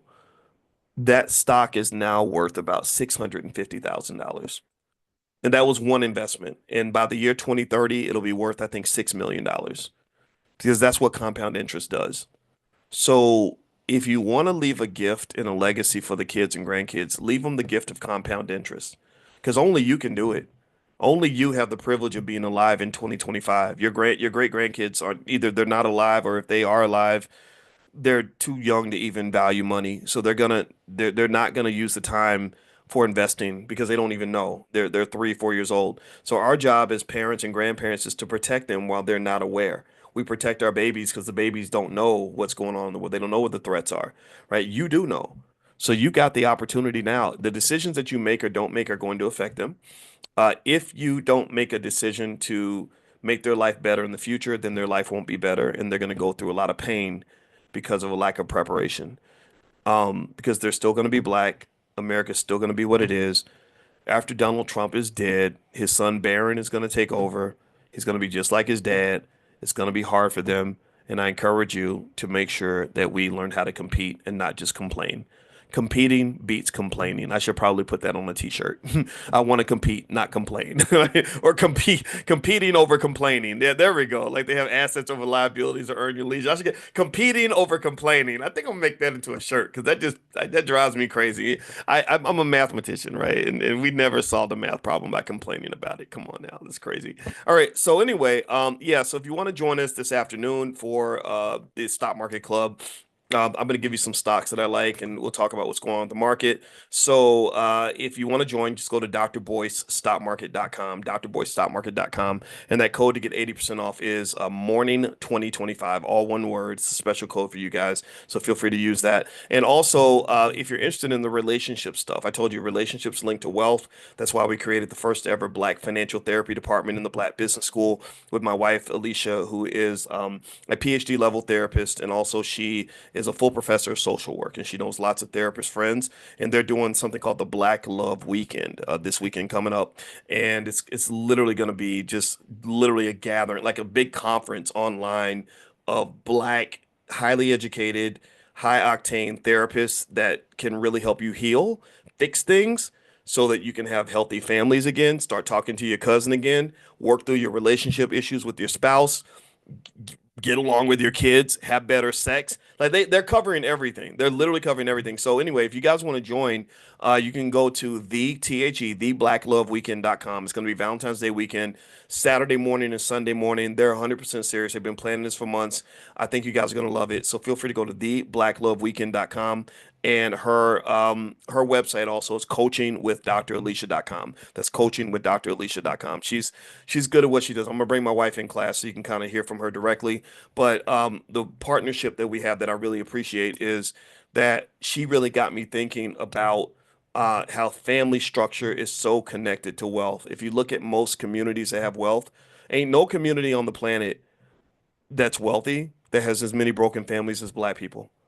So if you really want to understand where probably $10 trillion of black wealth went, why it went out the window, just look at our families. Look at how many baby mama, baby daddy situations we have. Look at how many families there are where you can't talk to your sibling because they smoking crack, or somebody done did something crazy. Some sister sleeping with her sister's husband, or just crazy crap, like just stuff that you can't build around. You can't build around that, and that creates a lot of pain, a lot of trauma, and trauma is really fascinating because trauma.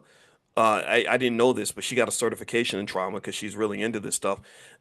She explained to me how trauma kills you. Trauma destroys your body.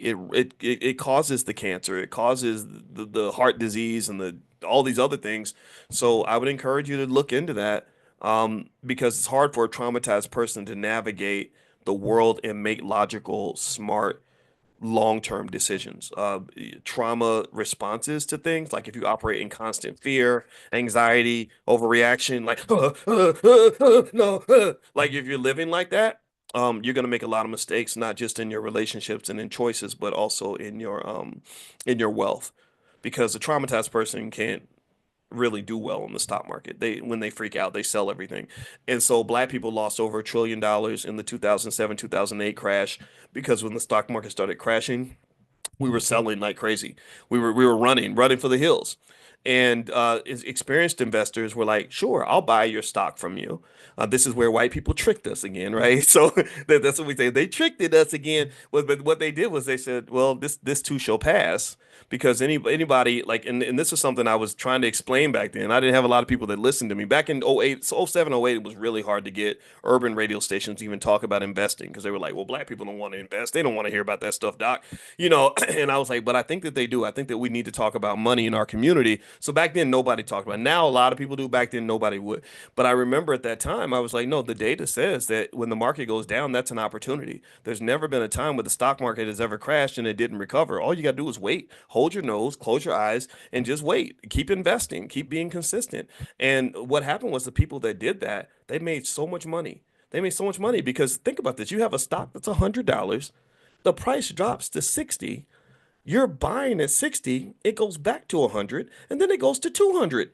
So you just made a whole lot of money. You made more money than all your friends who are going to work every day, because they were tricked into believing that the best way to make money is to get up and break your back and stress out of the job and spend all this time away from your kids. And that's the trick of capitalism. That is the trick of capitalism. Don't fall for the trick. Don't fall for the rope a dope. It's gonna get you. So anyway, that's it. I'm done. Thank you guys for listening. I appreciate you. And by the way, also Alicia has a text number. If you want to get stuff from her, you can text the word love to 87948. So text love to 87948.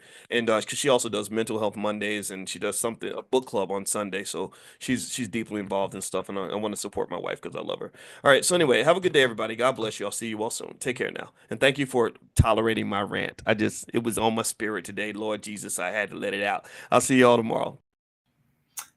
But we all have there's a healing force in all of us to want to heal. Hey, everybody. You know what? Don't stop me, because when I'm having a conversation with another therapist, I can't even start no podcast. Hey, everybody. Welcome to Mental Health Monday.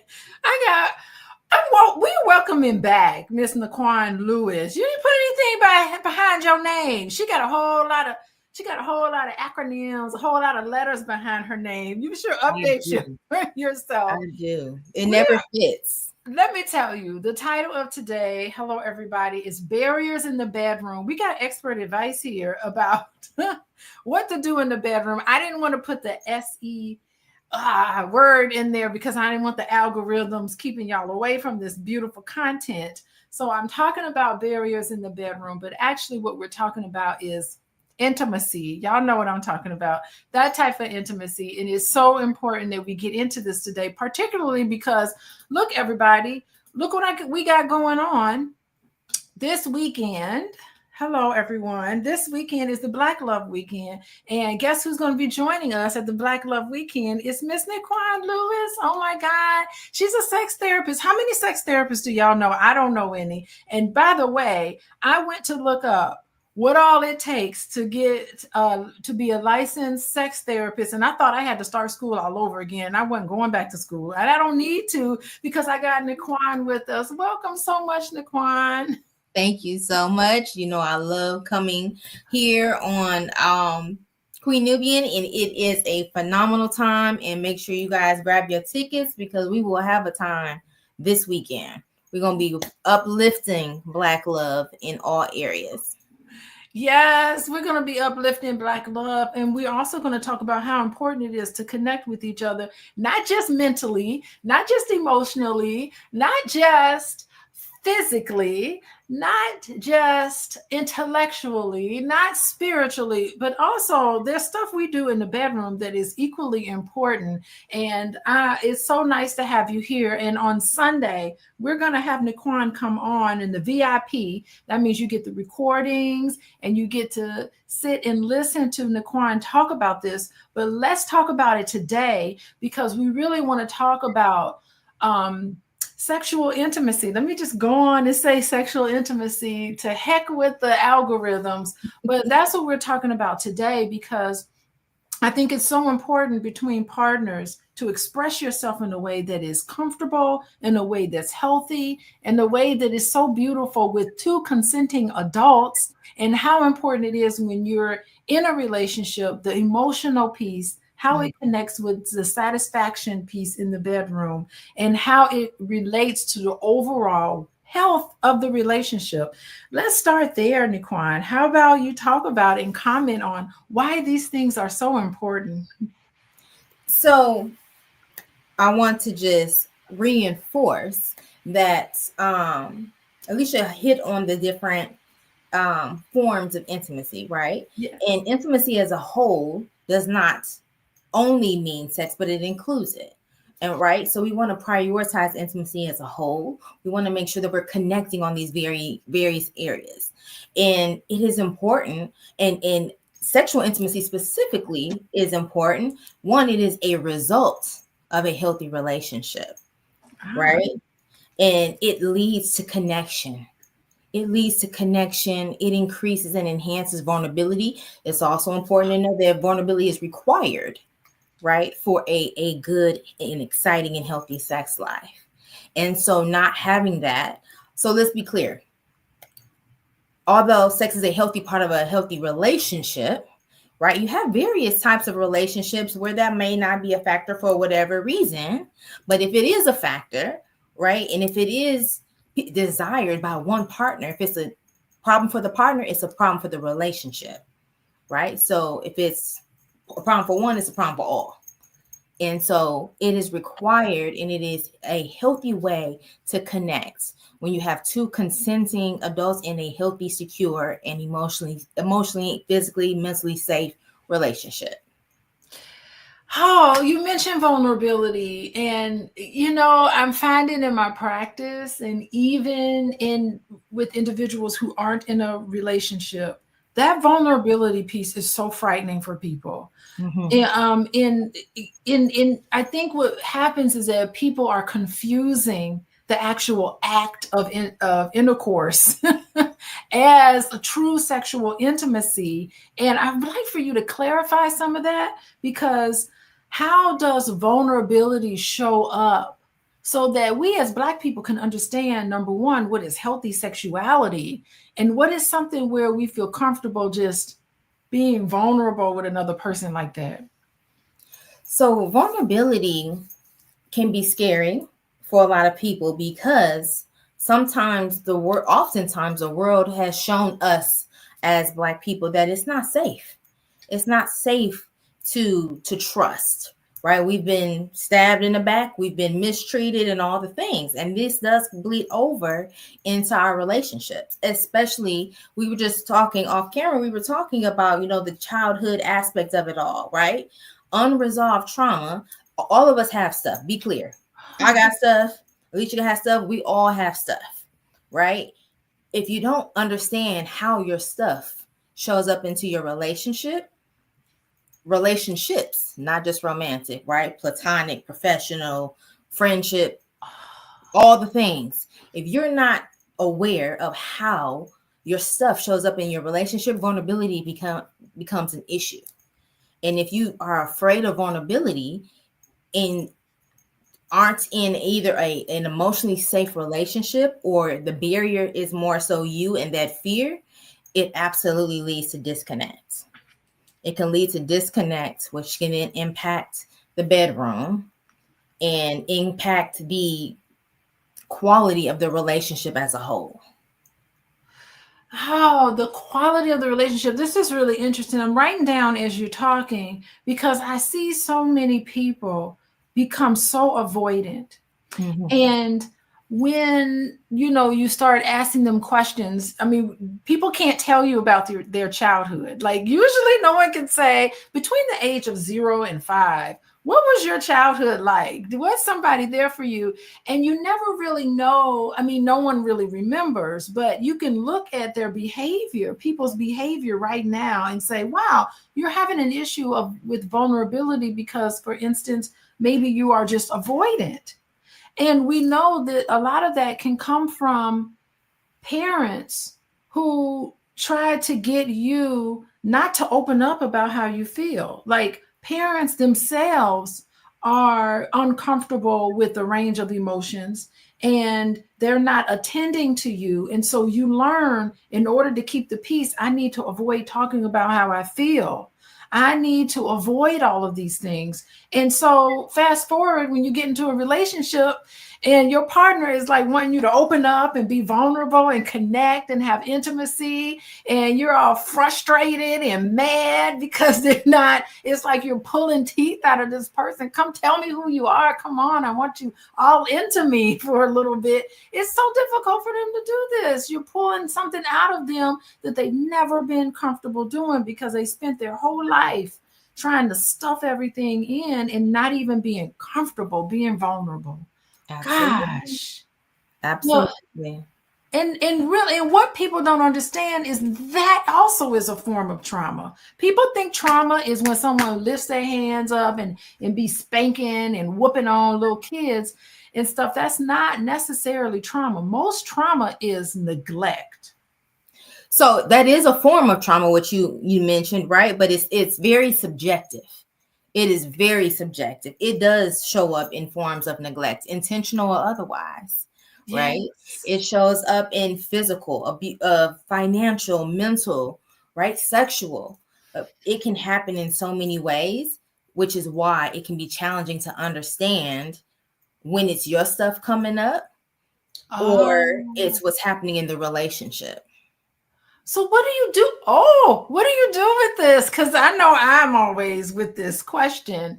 When you're dealing with a couple that's together and you're starting to realize, okay, is this something between two people or is this really something coming up for this one person? And of course, we need to be empathetic and allow people to express themselves and really hear it. But what do you do in your practice? Because I know it's always a conundrum, to try to tease out how much of the lack of intimacy that's happening in a relationship is due to how they relate to each other versus one person has this precondition where they really need to get one or two, sometimes it's both of them, where they really need to get individual work done.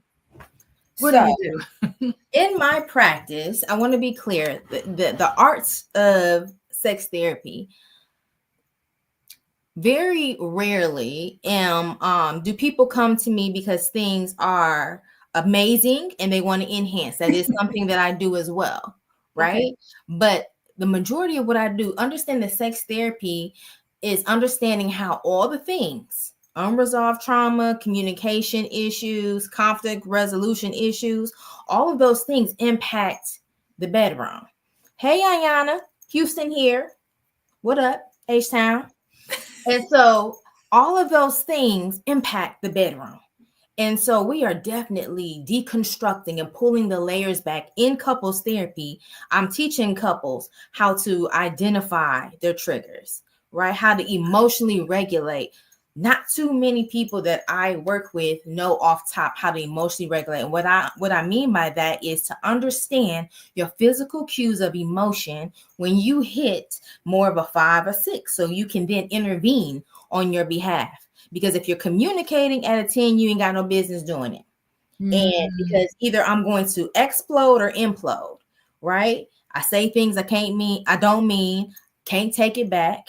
And all of those things then impact the emotional safety that is necessary for a lot of people to connect, especially women. I won't say all of us, but a lot of us require emotional safety and security to connect sexually. And so understanding your stuff is a big part of being on the journey, the healing journey of being your best self first. Emotional, I'm writing this down. Emotional security to Yes. connect sexually. Yes. Husbands, fellas, all y'all out there, you trying to figure out how you can get you some. You're going to have to sit and listen to and connect with your significant other. Oh my God, I love this. Hey, everybody, how are y'all doing? I see people coming in here. So let me know in the chat where y'all are from. And if you have a question, how many times do y'all get to talk to a sex therapist? I don't ever get to see one. So if you got any questions anonymously, or if you want to just come on out with it, put your questions in the chat, please. And please, listen, this is just a tip of the iceberg right now, what we're getting. This is a preview because Nikwan is going to be bringing it at the blackloveweekend.com. Bruce from Los Angeles, you need to sign up. Now, if you ain't got no lady or significant other, I don't know your orientation, I'm not making assumptions here. Bruce in Los Angeles, you need to come to the Black Love Weekend. I want to see you there online. It's all digital, so people from all over. Look, Santa Monica, California. How you doing, Bannister? Sunshine Bannister. That's what's up. I like this. Sunshine in Santa Monica. Ain't nothing but sun in Santa Monica. And hey, all the way. Oh, Florence, South Carolina. Okay, so we got both. We got one edge of the country all the way to the other.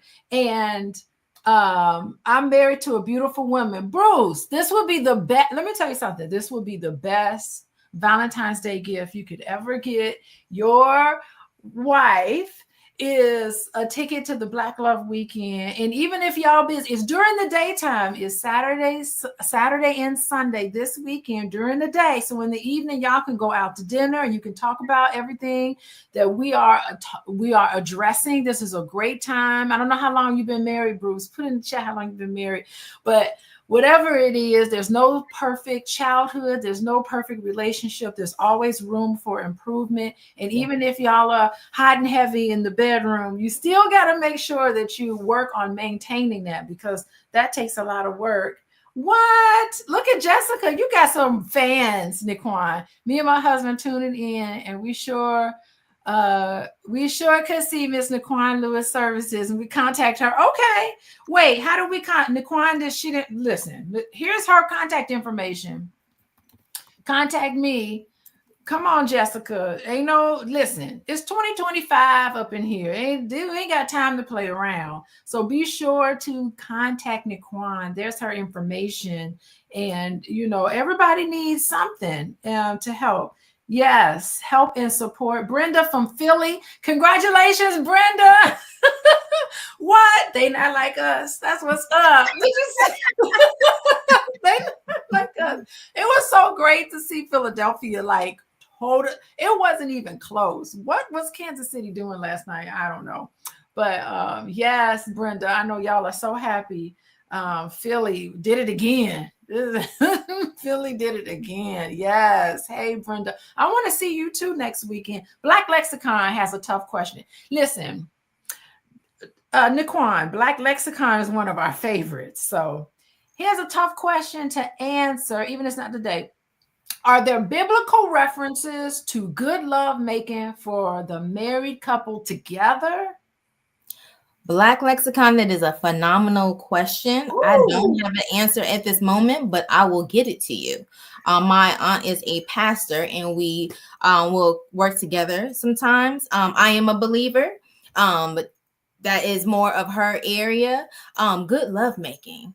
That is so necessary. And also it's important to define what that is. Black Lexicon, if you and your partner haven't taken the time to define, to co-create a healthy and exciting sex life, that is important because biblical references, I believe in them, but it's also important to know that what you and your wife define, or you and your partner, define as a healthy and exciting sex life is what fits for you.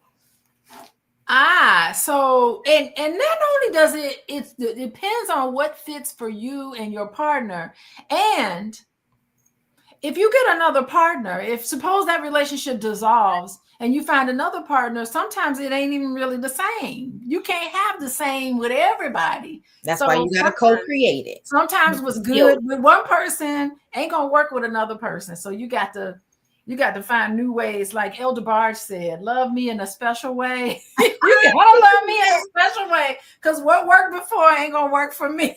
That's right. In Black Lexicon and everybody else, there are resources that you can get to assist you with co-creating and designing a healthy relationship and a sex life that is perfect for you both. And in one of them, this, Alicia, is my relationship and sex conversation cards. These have healthy relationships, boundaries, and sexual intimacy. Those are the 3 topics covered, but it's 55 cards. These are evidence-based, and they have helped countless therapists, but also because we use this in session, but also couples and individuals to be able to identify your wants, needs, and desires, and then build that healthy relationship with the person that you love, because it's all about co-creating. That is pretty awesome. So I have to tell you, okay, I got 2 comments. I got a comment about Black Lexicon's thing. So let me just say, there is about a half a dozen different interpretations of the Bible. Yes. And sometimes when I was reading the Bible, and I have studied and learned about all 7 interpretations, but I always have to land on one. I have to figure out, Alicia, which one makes sense for you. And when I started looking at the Bible and I started thinking about the Bible stories and the lessons, beautiful lessons in the Bible, I started thinking, maybe this is allegorical. Maybe when in the Bible they talk about a man and a woman coming together, perhaps it's about husband and wife. Perhaps it's about creating things and creation. And then I start thinking about creation. I start thinking maybe creation is just anything that we create.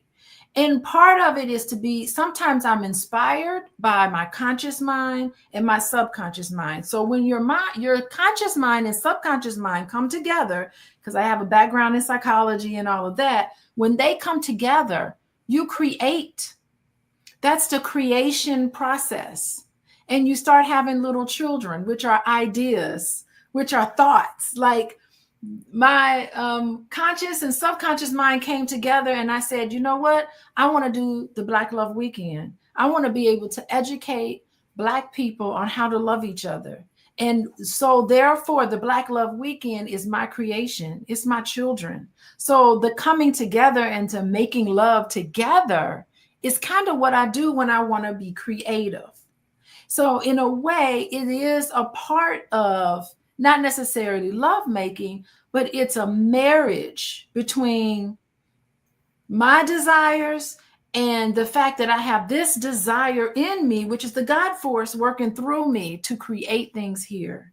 And that's why I feel like it's so important to create things such as the Black Love Weekend, because that is part of the creation. I feel like the Black Love Weekend and creating next weekend is a divine calling for me. And that, to me, is made out of love for Black people. So, that's just a stud. I mean, people can disagree. We all have our interpretations, and I think it's really valid, but that's one way, because in the Bible, there's no evidence of a wedding. There's a marriage in the Bible, but ain't no wedding in the Bible. So how can it really be talking about? May not necessarily be talking about people. It could be talking about what happens inside of you when you create. That's just an interpretation. So, yes. So, yeah. Oh, we got Bannister Sunshine. We got like biblical scholars here. I don't want to be like these biblical scholars. Whoa, that's way too much. What is she saying? Okay. The primary scripture Therefore, a man shall leave his father and his mother and hold fast to his wife. Okay, so you do have to leave, hold fast to your wife. Ain't no wedding. It's a marriage, but there's no wedding. And then they shall become one flesh. Okay, so that signifies sexual intimacy and is intended solely for marital union, which creates a husband and wife. Okay, see, I interpret that as the marriage between your subconscious and conscious mind together as a union, and that's how you be creative. That's how you're going to be fruitful. That's how you're going to create certain things. So when I see husband, I'm thinking about the conscious mind, and when I see wife, I'm thinking about your subconscious mind, because you impregnate your subconscious mind with your thoughts and ideas. So that's how I see it, the marriage between the two. Everybody is, of course, welcome to see things however they want to see it, but that's one interpretation, because there's many interpretations. And I'm going to be talking about that at the Black Love Weekend, actually. I got like a little bit of something about submission and stuff like that that I want to talk about at the Black Love Weekend. But anyway, okay, thank you for your any more questions that you guys have, you can put right in the chat. I just want to say welcome everybody and thank you for joining us. We are talking about barriers in the bedroom. We're getting expert advice from Miss Niquan Lewis, and she is here talking about expert advice. I am asking her a question about, what is a good, how do you know what's good sex? And you have to kind of understand what it is. It's a co-created thing, something negotiated that you and your partner have to have. And it's interesting, when people were talking, what do you think about shows like Married at First Sight, where you get married first and then on the flip side, you got to start getting to know each other, and you have to do it backwards. And I think it's really interesting how some people really look at that show and they jump right into the bedroom right away, and they don't even know each other. Sometimes people can get hot and heavy, but they doesn't mean that they need to be in a relationship. How do you distinguish between the two? Like, we're hot and heavy in the bedroom and that's going well, but we don't really know each other. Like, people are married at first sight. I've seen that, lots of examples of that in Married at First Sight. But what do you have to say to that? One, I love that show, and I need to be on that show, because I need to be on there. Yeah, I would do it differently. So that kind of goes into Eric put a question in the chat, and I sent a resource. He said, "Are there rules for compatibility?" And so it's kind of tied in there, right? And so, one, Married at First Sight, the truth is they have a limited time, right? And so there's nothing wrong with being, people are sexual beings. There's nothing wrong with that. But I don't feel that they are given enough tools to be able to do what we're talking about, which is understanding if you don't have compatibility off top, like sometimes you meet people and the chemistry is crazy, right? The chemistry is crazy. You feel like you're super compatible and it's easy breezy. That's cool. At the same time, that's not everybody's story. And people think that if we have to kind of do some work, that might mean that there's no compatibility, and that's like a red flag. That may not be the case. The reality is we all have different perspectives. We have different lived experiences. We have different childhoods. We learn different things about sex.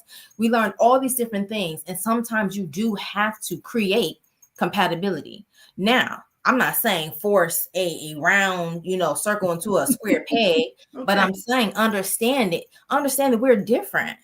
And if we have some, our core values, principles, and morals align, then there may have to be, some work. And that's where, understanding your definition of, if we're talking about intimacy, your definition of what a healthy sex life is. What is yours? Right. I'm talking about down to frequency, how you like to experience pleasure, desire, right? Mm-hmm. Understanding it and getting the language for how you get turned on. A lot of people don't have the language for that.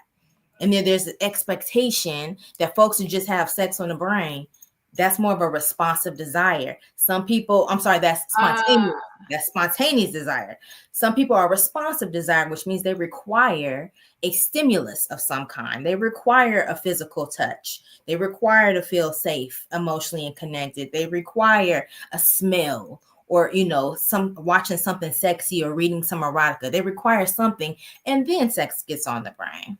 And so people think because there's a discrepancy, because that's called desire discrepancy, that automatically means we're not good for each other. That's not what that means. That means we have to, again, co-create, understand how each other, gets turned on. If I feel like good sex means 7 days a week, but my partner feels like one day, right? Now we have to compromise. Yeah. Compromise means that you're gonna either have to give or bring it back a little bit, but understand that everyone's needs to be considered. Yeah, that's interesting to figure out if you're compatible. And you think that on that show, because I know Dr. Pia, she's from Chicago. I don't know her personally. She's from Chicago. I don't know her personally, but I sent her a message I DM'd her and she got right back to me. I was like, hey girl. Hi, hey girl. I put a long comment in there. And so you never know what constraints they're under, because I have problems. First of all, you would do something differently in terms of tools on there, wouldn't you? I would do something differently as it relates to the whole screening process. Yes, that's what I said. Girl. Are you watching the current one, which is in your city? Oh my God. I stopped watching it after a while. After that, it was a couple of scenes with the picnic or whatever. I stopped watching. I was like, I can't look at it anymore. Yeah. I just can't. I'm done, because they know how to screen. And by the way, I did look up how they screen people to get to be on that show. That screening is not scientific at all. It's giving it. It's not scientific. And honestly, there are ways to know if somebody is appropriate to be married or not. Some of those people should never be married or in a relationship with anybody. And so it makes me wonder if there's really like tension between the therapists that come on there and maybe the producers. Because if the two people left is the pastor and the sociologist, they're not licensed therapists. So I'm wondering if there's an ethical thing going on, how they have to keep cycling out the licensed therapist who get to a certain point. And it's just like, I can't deal with these couples because they shouldn't be together. And they probably are getting information and they're feeling this is unethical to put people in a basically traumatizing position. I really think that they're psychologically and emotionally, not physically to my knowledge, but they're damaging these people. And I think emotional and psychological abuse that I'm seeing on this show, it goes without being checked. Number one, not strong enough for me. Yes. And it has a lasting impact because it is a real marriage and they're playing around with it. And you would think a pastor would know better or someone would have, but their ethics is so different from a licensed therapist. Girl, I can go on and on about Married at First Sight, and to put them in close corners like this and to encourage sexual intimacy. That's even more damaging psychologically, to share your body with somebody because you've entrusted professionals who's not supposed to give you a psychopath. And that's what they've done in a lot of ways. I couldn't watch it anymore, but it's almost like a train wreck. You can't watch it, but you want to deal with that. So, it is something where you start to get into ethics. And I did a couple of videos on the fact that I was really uncomfortable with the selection process. There are things they can do that can select out. I mean, there are simple questions you can ask. Yes. That can definitely, identify whether that person should be on this show or not. So you wonder about ratings versus ethics. And I feel like they kind of push that line. Okay, so you agree with that. Okay, so I think that's like absolutely ridiculous. And I can talk about that all day. But to get back to sexual intimacy and barriers in the bedroom, the ethics of putting somebody in a very immediately intimate position where you're living and sleeping in the same bed with this person, that has a lot to do with the potential damage that you're doing. And I think they playing around with people and they need to cut it out. Yes. I agree. Okay, let's move on. We got another question, Niquan. Okay, can a couple still work on intimacy while experiencing a long distance relationship? My husband work keeps him away. What are you gonna give to Jessica? All right, so absolutely. So again, so I don't know if you were here for the Jessica, but intimacy needs to occur as a whole, right? And so it will be easier, Jessica, to hit on the other areas of intimacy, including experiential, which is shared hobbies and interests, right? Taking, you guys can do like online classes. When he's in town, you guys can take dancing classes, cooking classes, whatever those things are. Shared hobbies and interests, right? So that's one. You have the intellectual, so learning something together. You have emotional, safe spaces, right? Feeling like you can open up and be vulnerable with your partner, sharing your dreams and your interests, not only talking about the business of marriage, right? Physical, when he's there. Physical means sexual and non-sexual intimacy. So, hugging. There's a lot of people that, when I ask, I'm talking about couples. When's the last time you hugged? They don't know, right? So making sure that you're prioritizing physical intimacy. And then spiritual, praying together if you're a believer or whatever your spiritual practice is. So for sexual intimacy, there are so many tools that you can utilize in 2025 to keep that sexual spark alive. And that includes, of course, video chat. That includes, there are long distance adult toys. And for anybody who needs it, baby, I got a coupon for you. Okay. Get the coupon. Yeah. I'm a partner with, a few different adult toy companies, and some of them specialize in innovation. And so there are fun toys that you can incorporate, and the distance doesn't have to be a barrier. It no longer has to be a barrier. So, intimacy is about intention. Yeah. You don't take anything else away. I want you to hear that intimacy is about intention. Yeah. And so even though the distance may be there, the intimacy can still be spicy. Are you connecting? And this is for everybody. What is the foreplay like? And when I'm talking about foreplay, I'm not just talking about sex. I'm talking about how you connect throughout the day. For those that, are sleeping in the same bed as a partner, how do you greet your partner in the morning when you wake up? Are you sending messages throughout the day? Right? Or is it only we've been disconnected all day, right? Mm-hmm. We're talking about when the mortgage is due, or, whatever, the kids, what they got going on. And you leave, your partner gets the crumbs of the night.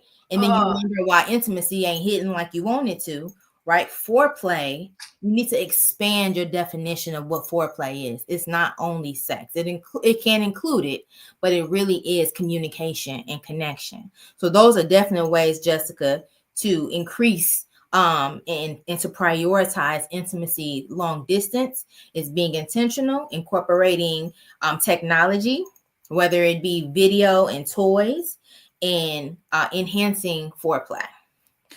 Okay, so Jessica, let me tell you what she's saying. She's saying that you can be in a long distance relationship with your husband right there next to you. Okay. A long distance relationship. Yes. You can have a long distance relationship and be living in the same house with somebody, or you can be in a very close, intimate relationship with somebody who works away from home when you build anticipation.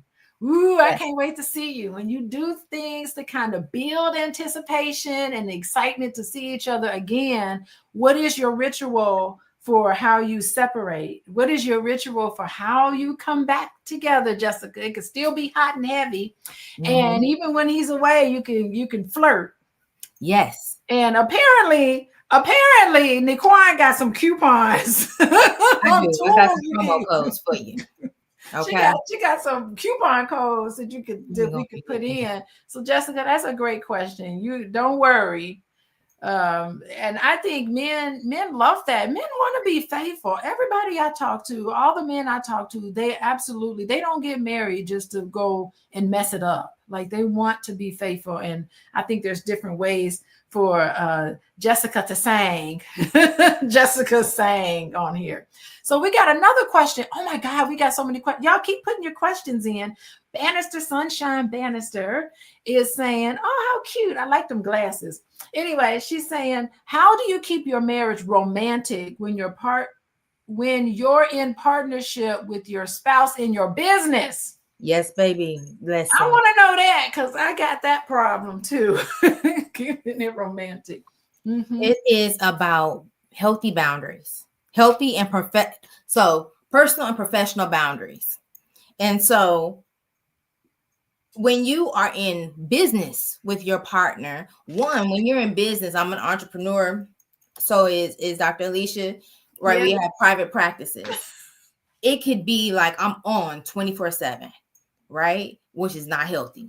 It's not healthy and it ain't sexy, if we're gonna be honest, right? So if you don't turn off, if you don't have healthy boundaries, that okay, our hours are from this to this. Now, sometimes with entrepreneurship, you got to do what you have to do. But if that needs to be the exception to the rule, that means we ain't gonna get into business, right? But that means we got systems in place, we got SOPs, we got the things, we got team, we got things that support a healthy life. I tell my clients all the time, you are living a life that does not support a healthy relationship. And sometimes starting with you, right? So if you're not living a life that supports space for you to prioritize your marriage and intimacy, then that is a problem. So that means healthy boundaries where we disconnect. We don't talk about business on date nights. Right? We don't talk about business, kids, none on date nights. This is simply about us. We have times to intentionally connect. So it's about protecting that time, which can be challenging when you are in entrepreneurship in general, but also in partnership with your partner. So healthy boundaries for sure. And prioritizing date nights. If you got everything else on the calendar, right? You need to be on the calendar. Are you on the calendar, or is date night on the calendar? And some people think it's intimacy on the calendar. I get so much pushback, especially on the calendar. I get pushback from my guys when I suggest scheduling sex. Understand the ones that are scheduling it are the ones having it. And the ones that refuse still ain't. And so if you don't want to call it scheduling, that's fine. Come up with a creative term. I like to say protecting the time, and it's protecting intimacy. And you can do whatever you want to in that space. And it can be as spontaneous as you want it to be. You just know at this time it's protected. You can bring out your toys, your sexy clothes, your food. You can do whatever. You can go have a date at the adult toy store or somewhere else if that's your thing. Right? But it's simply about protecting the time. Let me tell you, the healthy boundaries is so hard when you're in business with somebody because, and I feel like my husband has much better boundaries than I do because I be salty sometimes. Sometimes I be so mad at him and he be like, well, we gotta run this business. And I'll be sitting there like, fuck that. I ain't running no business right now. I'm mad at you. I can't. I have a problem with that. I'm like, we'll run the business after we talk about this for 5 more minutes because you ain't squirreling out of this, So sometimes I get like upset with him, and I'll be like, no, we got to let's button this up a little bit. Yeah. Let's button this up a little bit more. I'm not continuing on, so I can be a little stubborn. I know I can. I know that's my thing. Important. So then you gotta have shared goals, right? Because if intimacy and connection as a whole is a shared goal, what steps are we taking to implement that? Yeah. So I don't know. It's always gonna be something to do. I feel like I'm a little spoiled when it comes to stuff, but I recognize that. I recognize it, Daquan. I'm like, no, we are not avoiding this topic. We got to talk about this first before we move on. Then we'll have our business meeting, but we have got to talk about this first. and I'll be saying stuff. But he's really good with boundaries. You know, when we go out to eat, he's like, "Do not talk to me at all about business, or I'm leaving." And I'll be like, Oh, "Fair enough." He's right though. I'm like, "Okay, fair enough. Fair enough. We are not talking about business. We ain't talking about the internet. We ain't talking about what nobody's doing, and we just enjoy each other. And sometimes we just get lost." Where sometimes I don't even know what's going on in his business. I'm like, "You doing what? When? What?" We don't even talk about it. We get into each other so much that we keep talking about. Nikwan, we got more questions. What is that? Okay. This is going make sure down. you get Bruce's question because that's a good one. Oh, which one is his? We got Primo got a question. Does love sometimes take a break and come back? Ooh, Bruce. Yes. Love is a feeling, right? And so love is a feeling, but it is also an action word. Yes. Right? But the feeling of it, absolutely, it just like all feelings, they come and they go. Right? But if we are doing the steps necessary to prioritize intimacy, connection, right, as a whole, then that feeling stays around a lot longer. But it's not, sometimes I've been with my husband for 18 years and I've been married for almost 10. I'm not going to sit here and act like I like him all the time because I don't. Mm-hmm. Right? And he gets on my nerves sometimes. Right? And so we have been through things. What I said when we first got on here, all of us have stuff and it shows up in our relationship. But if you are showing the action of love, there are certain things that are not optional, right? Mm-hmm. Respect, compassion, trust. These are the foundations of a healthy relationship. And if you stand on these and you grow together, what I mean by that is, are you talking about, if you're only talking about the business of marriage, you tend to grow this way, right? Versus what are our dreams? What are our shared dreams? What are our shared goals for our relationship? Not including business, but not just, business. What do we want from each other? And then that alignment piece is key. Understanding that alignment can shift a little bit, but a lot of us did not have images of healthy relationship growing up, and then you enter into relationships not in alignment. You're doing the best that you can. You're focusing on the physical aspects, and that's what got you in that relationship, but it won't keep you, right? And so understanding, are we in alignment at this stage in our life? And if not, can we get in alignment? Or can we have some shared values, principles, and morals, right? Is that possible at this stage? So does it come and go? It can, but the action should not, if that makes sense. Yeah, it's so scary sometimes because I'm imagining, you love somebody and then it starts to wane and you start getting nervous, like, oh my God, am I going to have to eventually, is this ever going to come back? Yeah. If it's not there, is it ever going to come back? And sometimes people are too afraid to acknowledge it. Wait, there's a song about that.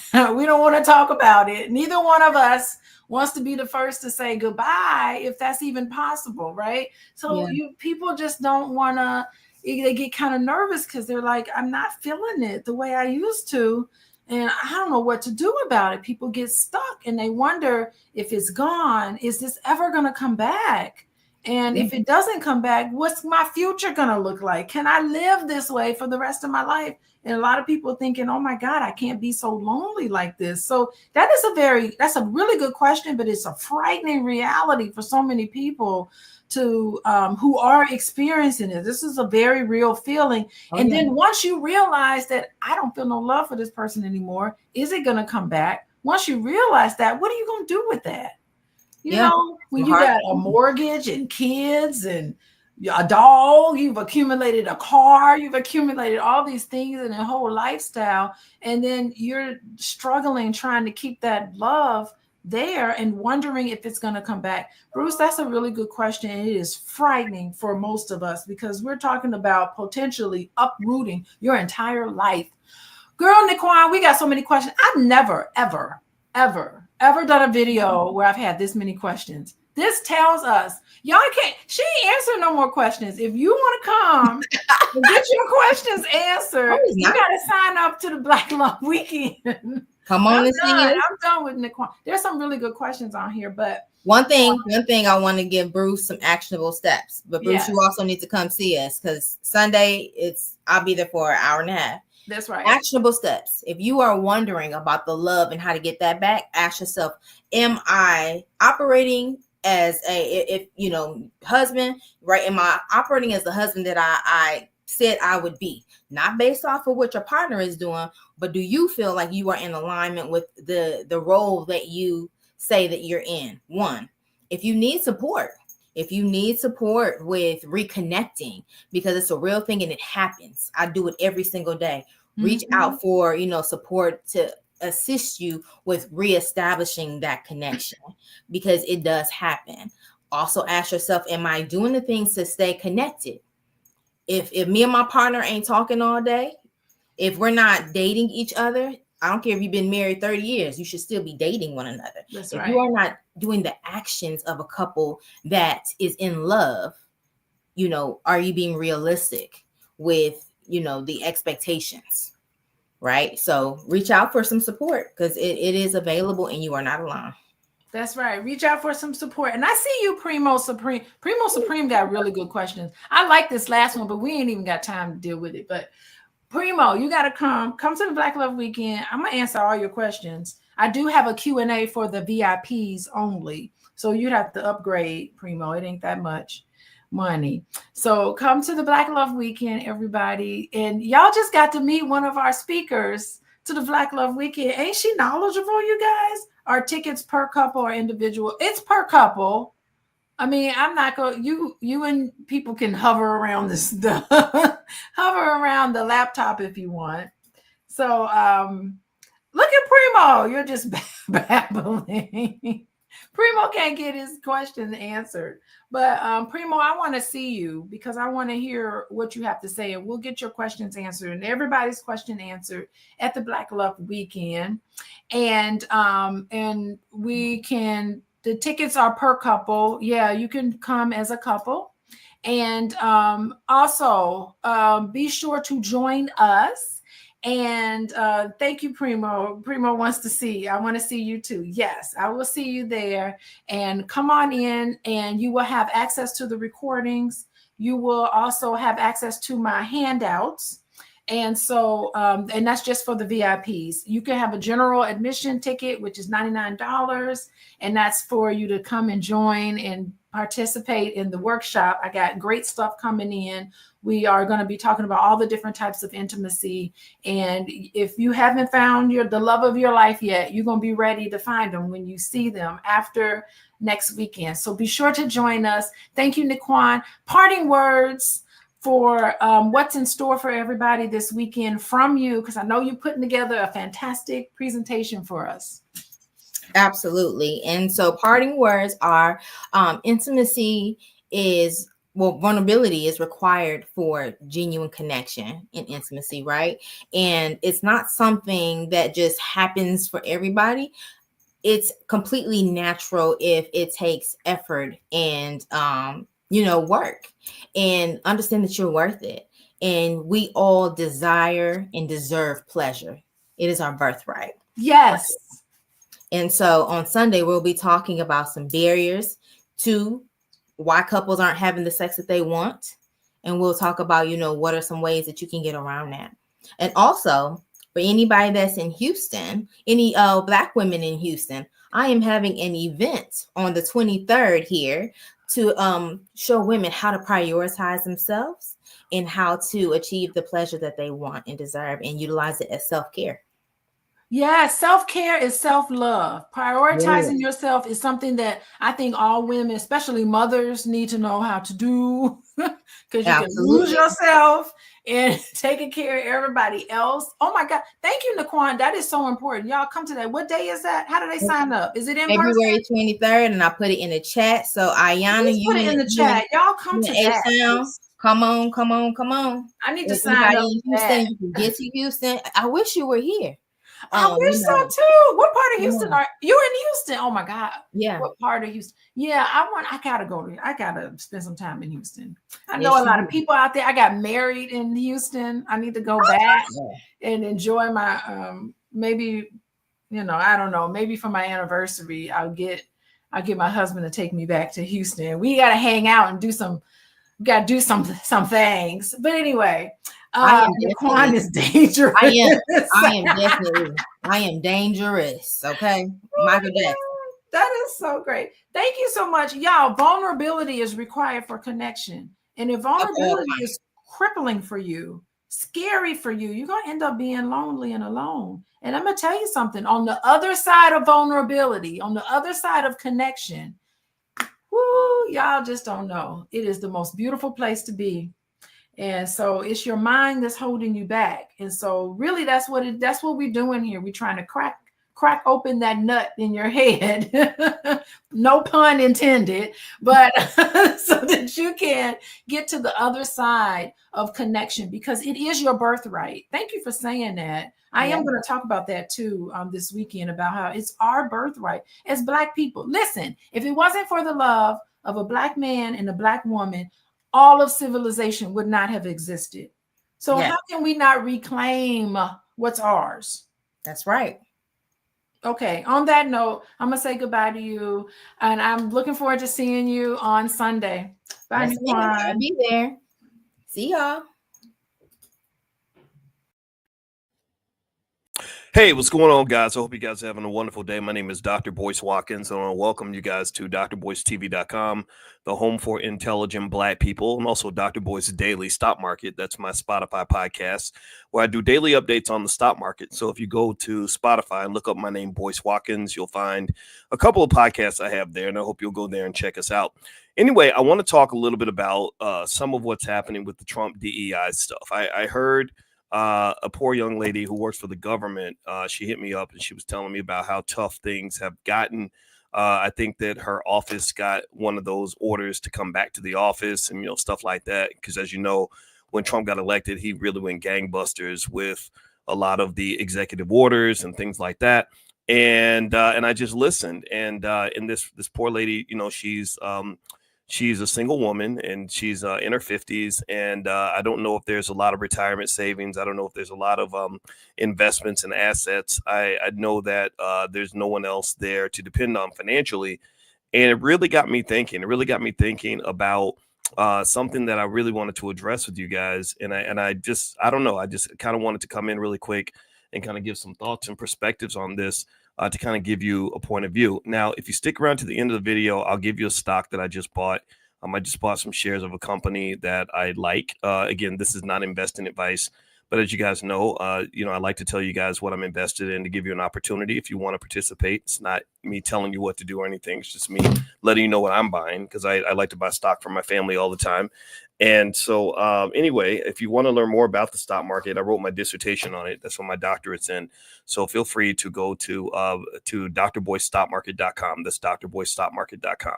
So let's talk about this DEI thing. So let me tell you what was going on with this, this poor lady. So she works for the government.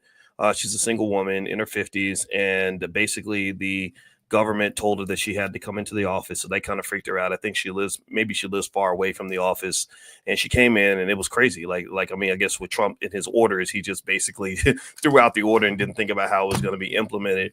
And she said when she got there weren't enough places to sit. They just weren't prepared to bring all those people into the office. It was really interesting. So anyway, she also was concerned because they were getting these memos from these outside emails, basically giving them all these orders about what to do and all these offers to quit their jobs and everything.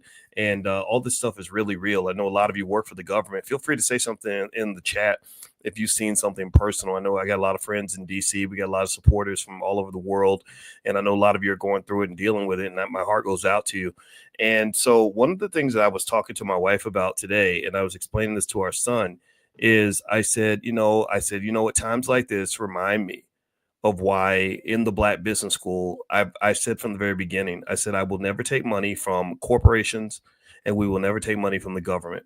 And the reason that we never took money from corporations or took money from the government is because it is not dependable. The minute that white folks change their minds and decide that they don't like you anymore, first thing they do is they cut the cord, they cut the strings, they cut the purse, they chop you off the nipple. Now, I was probably especially sensitive to this because, I don't know how many of y'all been black your whole life. Anybody in here been black your whole life? Give me a yes in the chat. All the black folks in the room, say yes in the chat if you're black, and if you've been black for your whole life, and if you're super black, put super black in the chat. I've been black my whole life. I've been super black my whole life, and I've been unapologetically black my whole life. And the thing about being black, super black, and unapologetically black is that job comes with hazard pay. You need hazard pay for that job. It's not for the faint of heart. It's hard. It's really hard. It's really hard to be committed to blackness because selling out is so much more profitable. Selling out is so much easier. It'd be so much easier if I was like, hey, this is the All Black National Convention brought to you by McDonald's.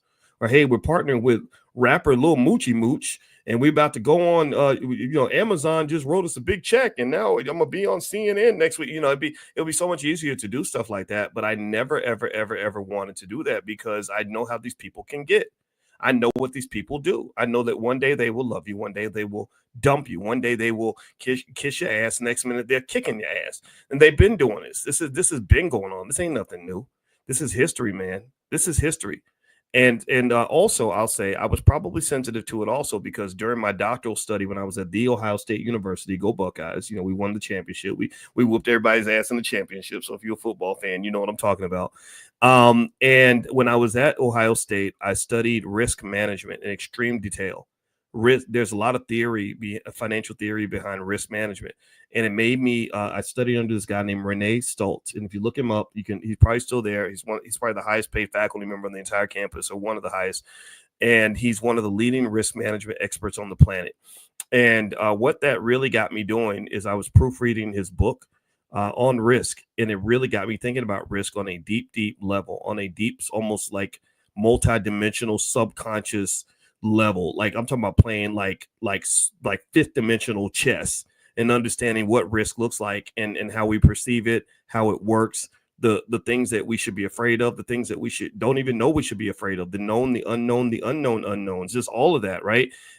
Or the access to information and how that affects risk and how things can change on you in a drop of a hat. And it really made me think a lot about being black.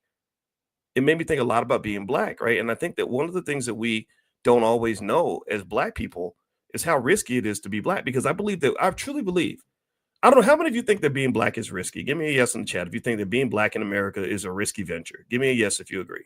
Let's start there. Let's start with the basics. I don't want to talk too fast because I got my mind's racing. My ADHD is kicking in, and I was eager to have this conversation. That's why I'm literally doing. If you're listening live, you're like, "Why is this guy talking at 8:00 in the morning?" It's because that's what I do. Okay, so being black in America is already risky.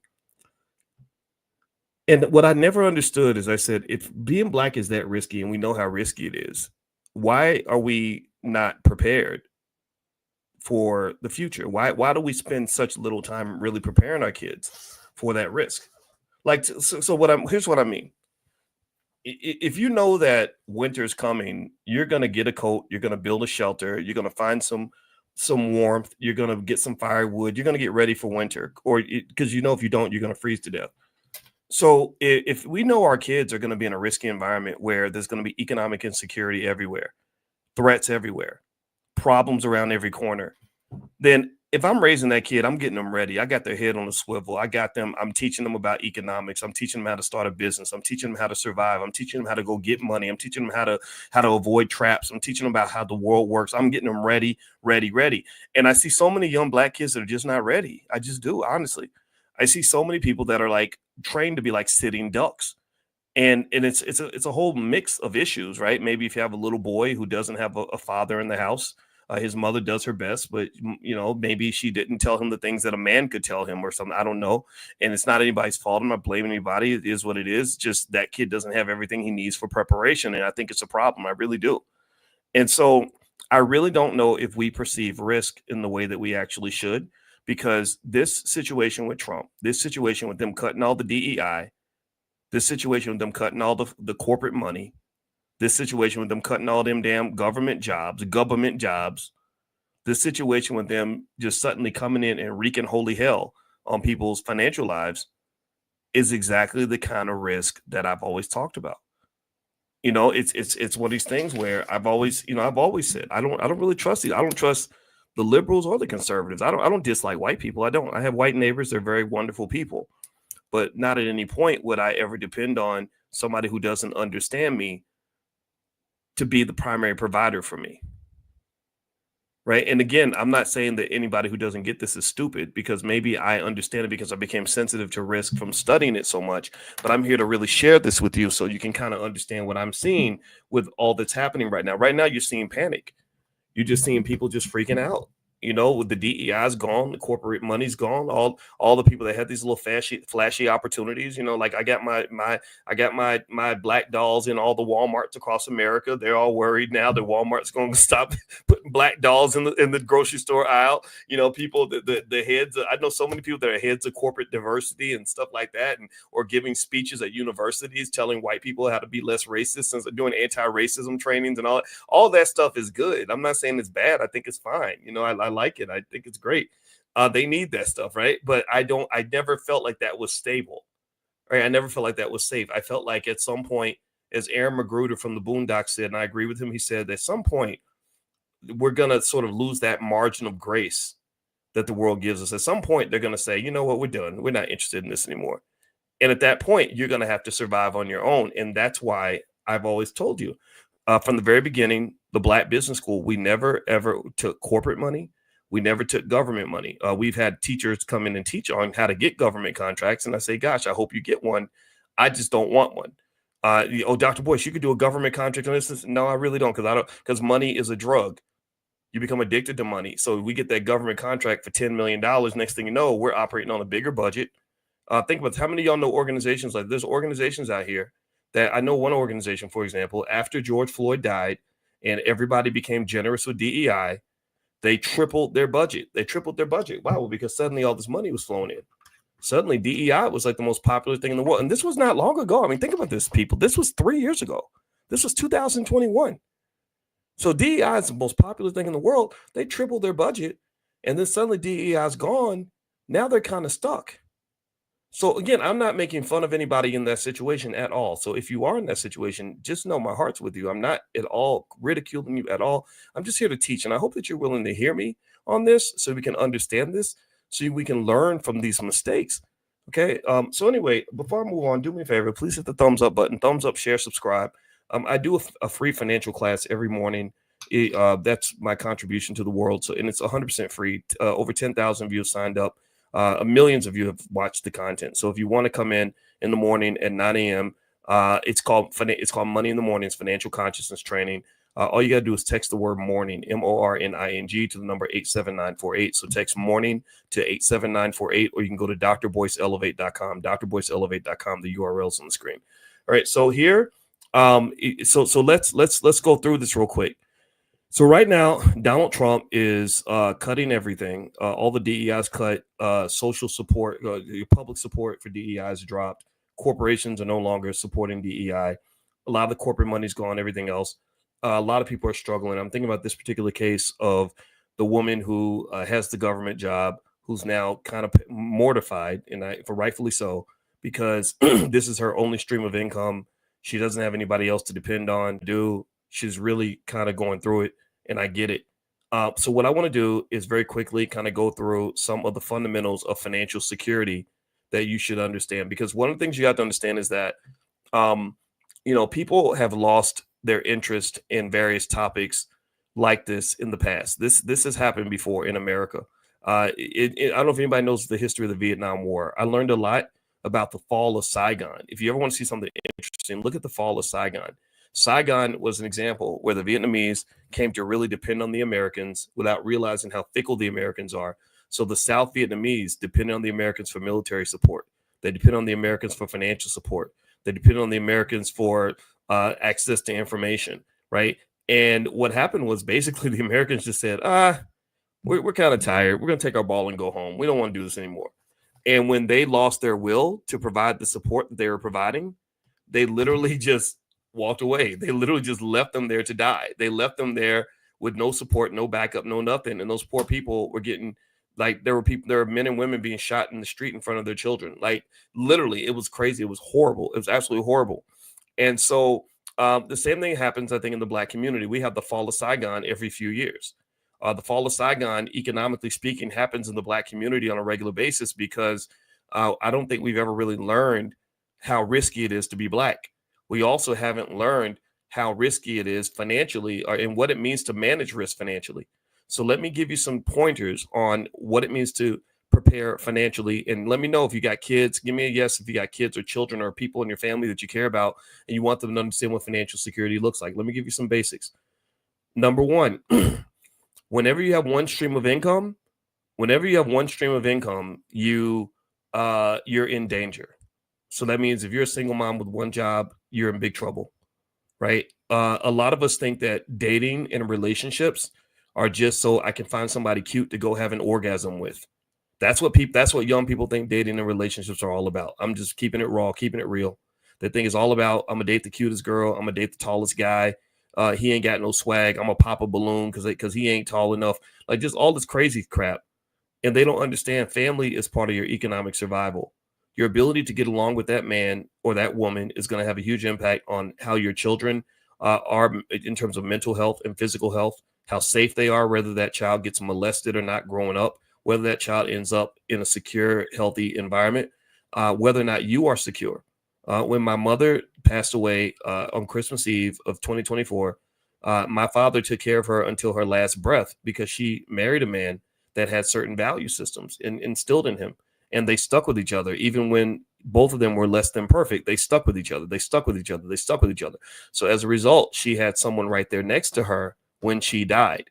A lot of people don't have anybody next to them when they die because when you're young and cute and got it popping, you're cutting people off at the drop of a hat because maybe you haven't healed, you haven't gotten the therapy, you don't know how to trust, you're scared of everything, you expect perfection, all these other things. And I can just tell you that if you expect perfection, you shouldn't even try relationships because I hate to break it to you, but human beings are not perfect.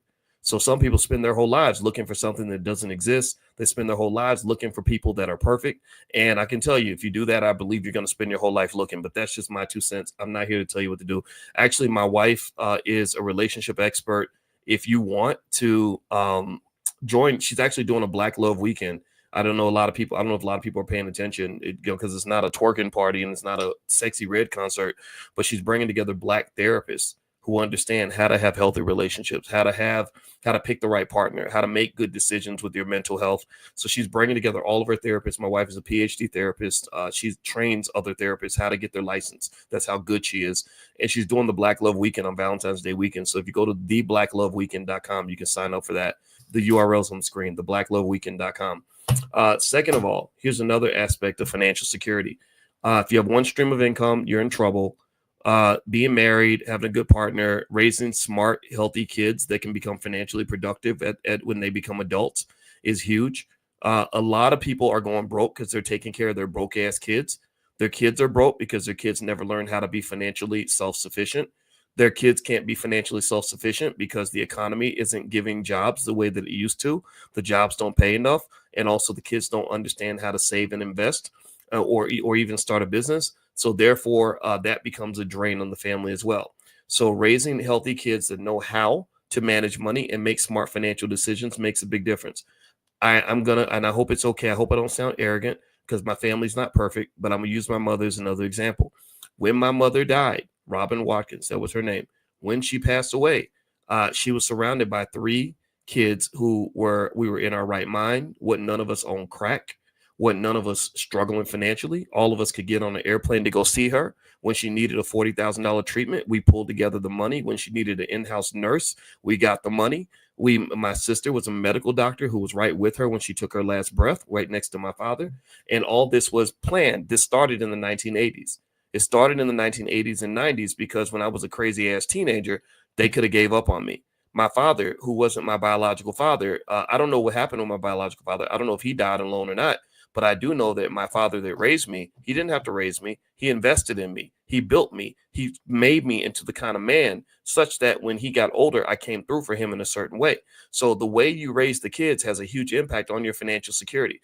Let me just let you all know this. Give me a yes if you know this or not. America is in the middle of a retirement crisis of epic proportions. Did y'all know that? How many of y'all know that the next big crisis in America is going to be a retirement crisis?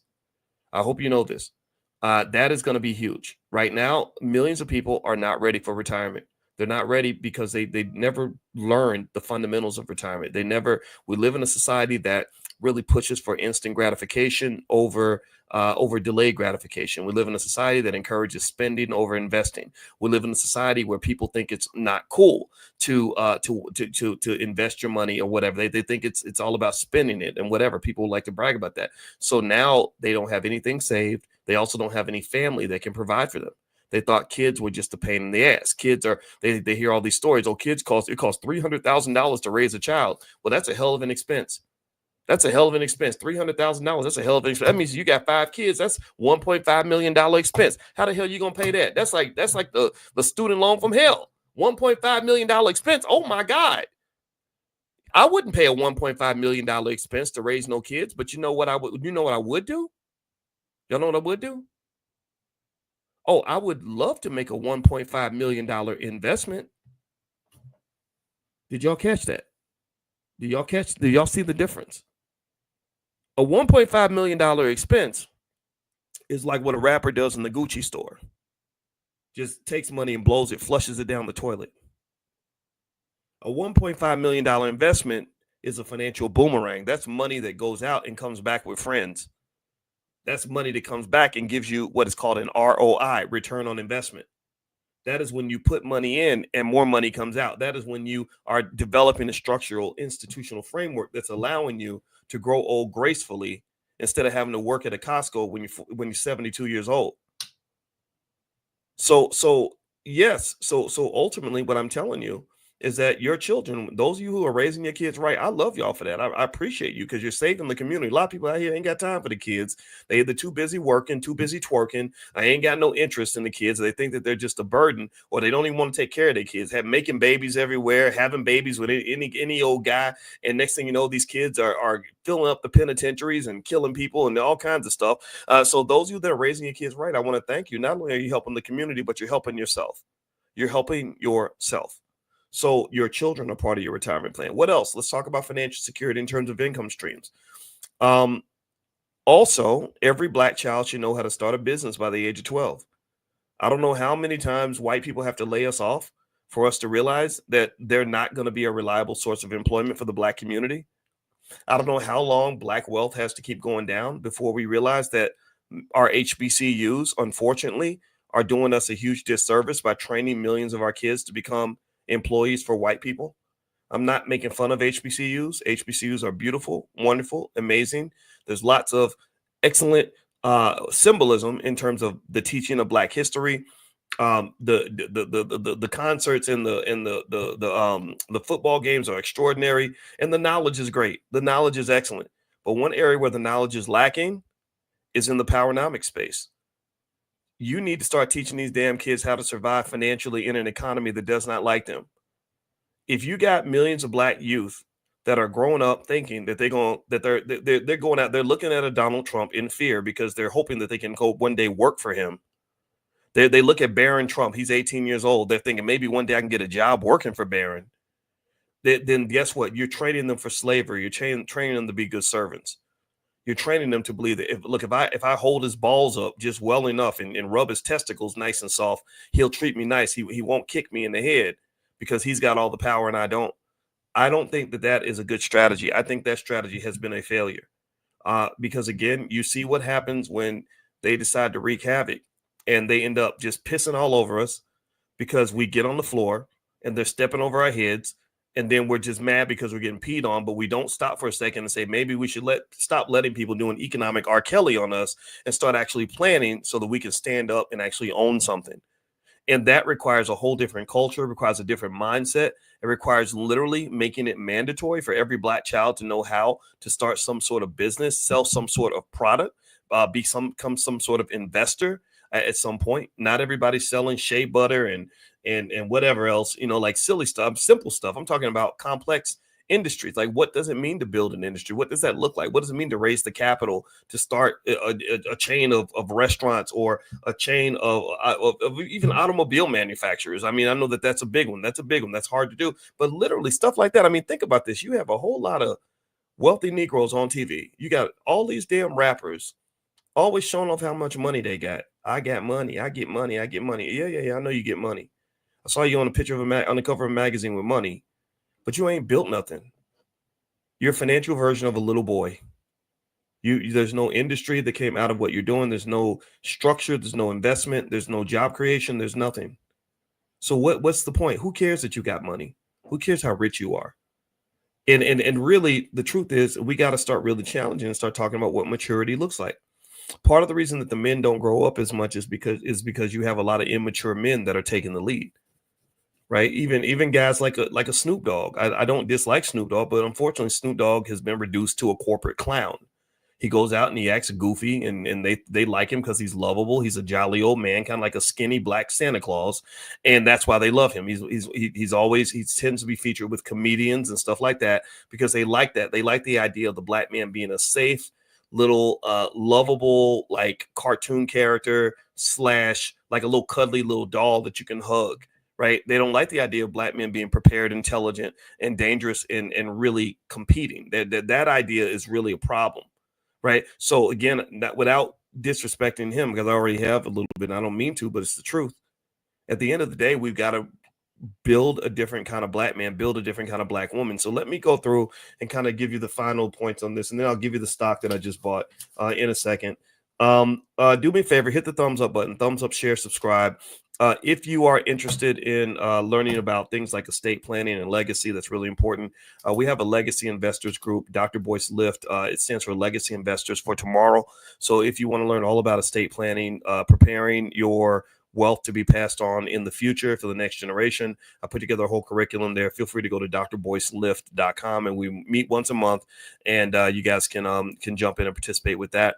Also, we do have a lot of programs for children in the Black Business School. So if you have a child and you want your child to learn cutting edge economic concepts at an early age, I can send you some free stuff. Just pull out your phone, text the word youth to the number 87948. Just text youth to 87948, and I'll send you some information about what kids can know. Because one thing people don't understand is that one big area where we can dominate economically is if we do something that other people don't do. If we really train our kids, like remember, Jewish people don't really send their kids to public schools for their primary learning.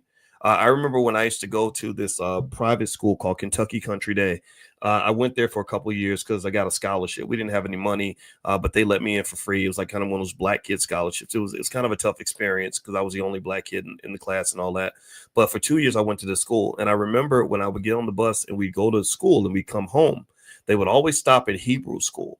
And all my Jewish friends got off the bus at Hebrew school. And I didn't know what that was. I remember they were going, and this is where they were going to learn their culture.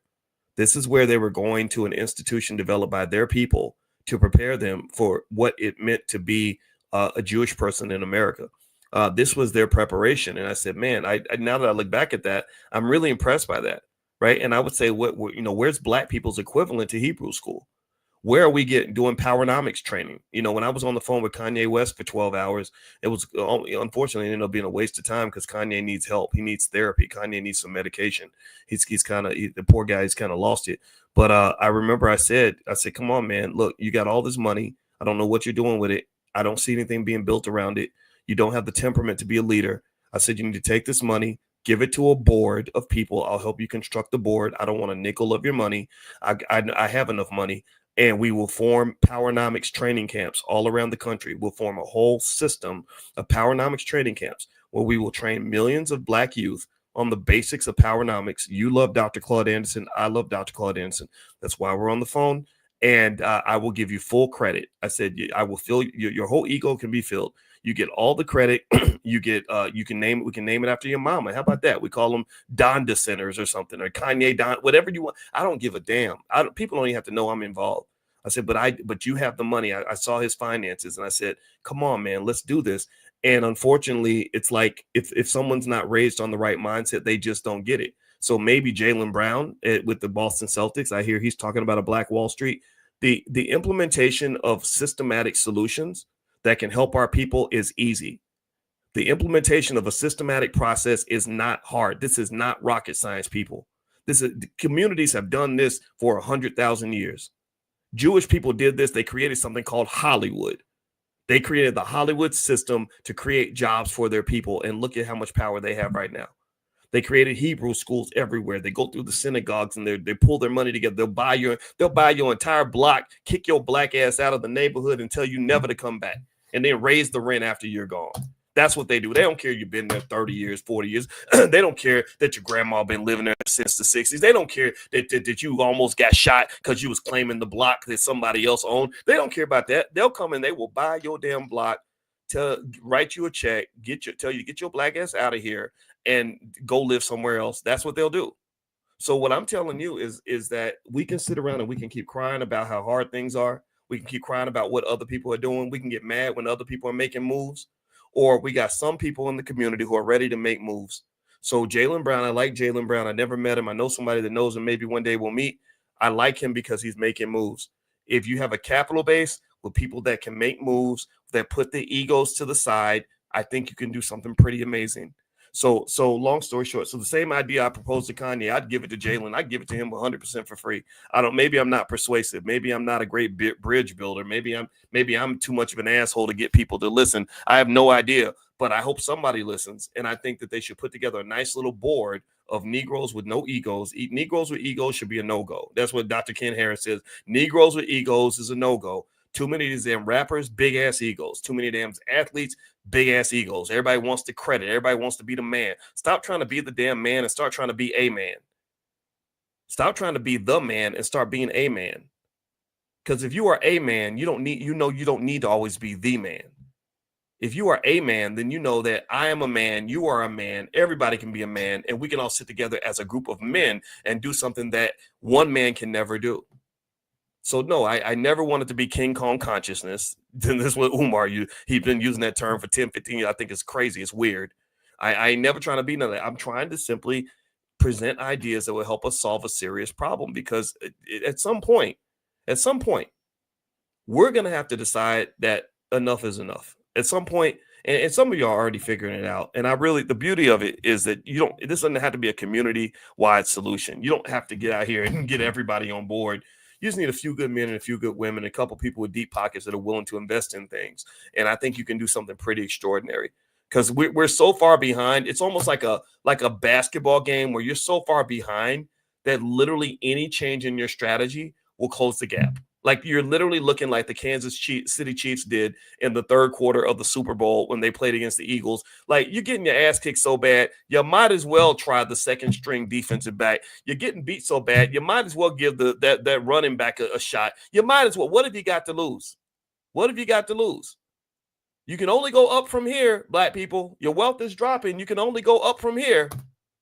So, long story short, if we don't learn the secrets of financial security, we're going to always be financially insecure. You're never financially secure when you have one stream of income. You're not as financially secure when you don't have family or a partner that provides another stream. You're not as financially secure when you don't know how to create your own job or find ways to make money in case you lose your job or your government contract or your DEI, whatever, at a corporation. You're not as financially secure if you don't have investments. You're not as financially secure if you don't own real estate. If you want to be financially secure, you own real estate, you own stocks, you got multiple streams of income from different businesses. You got your partner over here that's bringing in some money. You got the smart, educated kids that are bringing in money. And then over time, you're accumulating assets. At that point, it doesn't matter if Donald Trump is in office, Barack Obama is in office, or Mickey Mouse or Santa Claus is in office. You're going to be okay. Easy formula. This can be taught to a 7-year-old. What are the 7-year-olds learning? I saw a video of some black kindergartners that were doing Sexy Red videos in class. And that makes me very, very sad, because I think that there's more important things for the kids to learn other than Sexy Red. But let me stop sounding like an angry old man. I'm going to let y'all go. Let me give you the stock that I was going to mention earlier. This is the stock that I'm buying right now. And also, we'll talk more about stock stuff later. We're doing stock market class. And so the stock that I like right now is the ticker symbol is GPRE. GPRE. I don't have the name of the company in front of me now. I got to get the name of the company. I buy stock every day. That's just a habit I have. GPRE. It's I believe it was a pharmaceutical company. Let me see. I just looked it up in the analyst. Green Plains. It's a company called Green Plains. It's only $6.50 a share. It's down a little bit this year. It's actually down a lot this year. And the analysts, the majority of analysts seem to like it. And what they make is they engage in the production of fuel grade ethanol and corn oil. so I don't know much about the company, but there's a lot of analysts who believe the company could be in for a comeback. But this is not investing advice. Make sure you diversify. Don't put all your money in one place. So maybe just buy, if you wanted to jump in, I'm just going to buy a few shares and just own it. And now I'm officially in the corn oil production business. So hallelujah, in the words of Medea. So anyway, hope you guys have a great day. And later on today, we're going to do Stock Market Tuesday. If you'd like to join the Stock Market Investors Club, just go to drboystockmarket.com. The URL's on the screen. You can do a free trial at drboystockmarket.com. And also, we're going to do our Money in the Morning, our daily financial consciousness discussion, which is at 10 a.m. Eastern every single day. Over 10,000 of you have signed up. Hopefully, 1 million of you will over time. Anybody's welcome. Bring your family.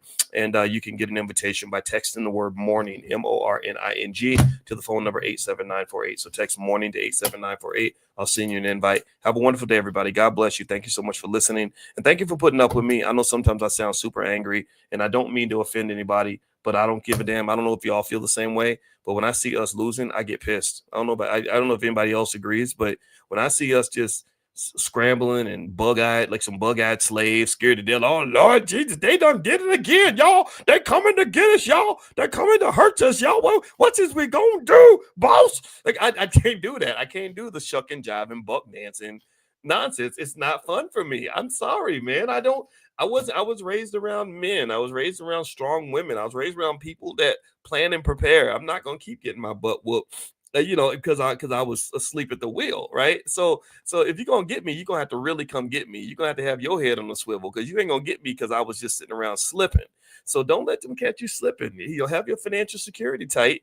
Take care of yourself. You already take care of other people. You already invest. Like we were talking about the NFL, and I was explaining that Black people are the biggest investors on earth in the NFL. We invest in the NFL more than anybody else. Think about it. We don't put in money. We go out and get concussions for the NFL. We go out and get CTE for the NFL. You got kids dedicating their whole lives to the NFL, and with very little ROI. 99% of them don't even make it to the NFL and still dedicate their lives. So we are the biggest investors in the NFL. So then we got to ask that question: why do white people have all the money, right? Why was that the blackest Super Bowl of all time, the one with Kendrick Lamar and all that, right? Why was that the blackest Super Bowl of all time, and everything was black except for the damn owner's box? Everything was black except the owner's box. The entertainment was black. The athletes were black, which is still part of the entertainment. You had a few black fans, mostly white fans, and mostly white people in the owner's box. And it's about how you position yourself. So don't call it a black suit, because you could find any plantation. I could go back 300 years and find a plantation that looks just like that. Where you got the owners sitting up on the porch sipping mint juleps, saying, "Hey boy, bring me another bourbon." Right. And then you got the Negroes on the field playing some game. It probably wasn't football, probably something else, where the biggest, blackest slaves were the ones who were able to win the game. Well, not the blackest, because you ain't got to be black to be a great athlete, but you get the point. The biggest, strongest slaves were the ones who were winning. And then they were watching for entertainment, watching us crack each other's heads open and enjoy. And then maybe there'd be some slaves that were dancing in the middle of the competition. Tell me I'm lying. Like that. So the NFL, I think LeBron actually said it, and I agree with him. He said the NFL's a plantation. Well, shit. I mean, it looks just like one. Only difference is on this plantation, it's not. The slavery is voluntary, and also there's more money floating around, right? We do make money to be on the plantation, right? So let's not pretend like Kendrick and the athletes aren't getting paid. So that's a little bit better. But if you look at the price we pay for the NFL, like there's not a single owner of an NFL team that I know of who is now dealing with dementia at the age of 50 because they took too many hits to the head, right? There's not a single owner of an NFL or team who's ever gotten paralyzed on the job that I know of. There's not a single owner of an NFL team who can say, I've been playing this game since I was 5 years old, and my only dream was to get out of the hood so I can one day play for the Dallas Cowboys. Like, there's not one. So who invests more in the NFL than black people? Every single star in that game was black. Patrick Mahomes is black. Jalen Hurts is black. Chris Jones is black. Pacheco is black. Like you just keep that. Oh, maybe you throw in Taylor Swift's boyfriend. Okay, he's good, but he didn't do nothing. He was he was garbage. He looked like a tired old man, poor guy. But really, in all seriousness, though, black people, without black people, you can't have that game. But all the money goes in the other direction. That's because the systems are not set up properly. That's because the financial consciousness is not where it needs to be. That's because we haven't thought through the process, right? So you have to have economic training for every black child in America at an early age, and it needs to come from a powernomics philosophy where you are positioning yourself in a place of power. You know who really understands that? I'm gonna just tell you the truth. You know who gets it? Donald Trump. That's why Donald Trump was introducing his son Barron during his inauguration speech, because he's preparing him to run the world after his father is gone. So what are you preparing your kids for? Are you preparing to be Barron's employee? Because he'll be hiring Negroes in 40 years. I guarantee you. So anyway, I'm out of here, guys. Have a great day. God bless you. If you want to join us for class, text the word morning to the number 87948, or you can also go to drboyceelevate.com if you are in another country, and I'll also email you the invitation. So have a great day, everybody. God bless you. I'll see you soon. Peace.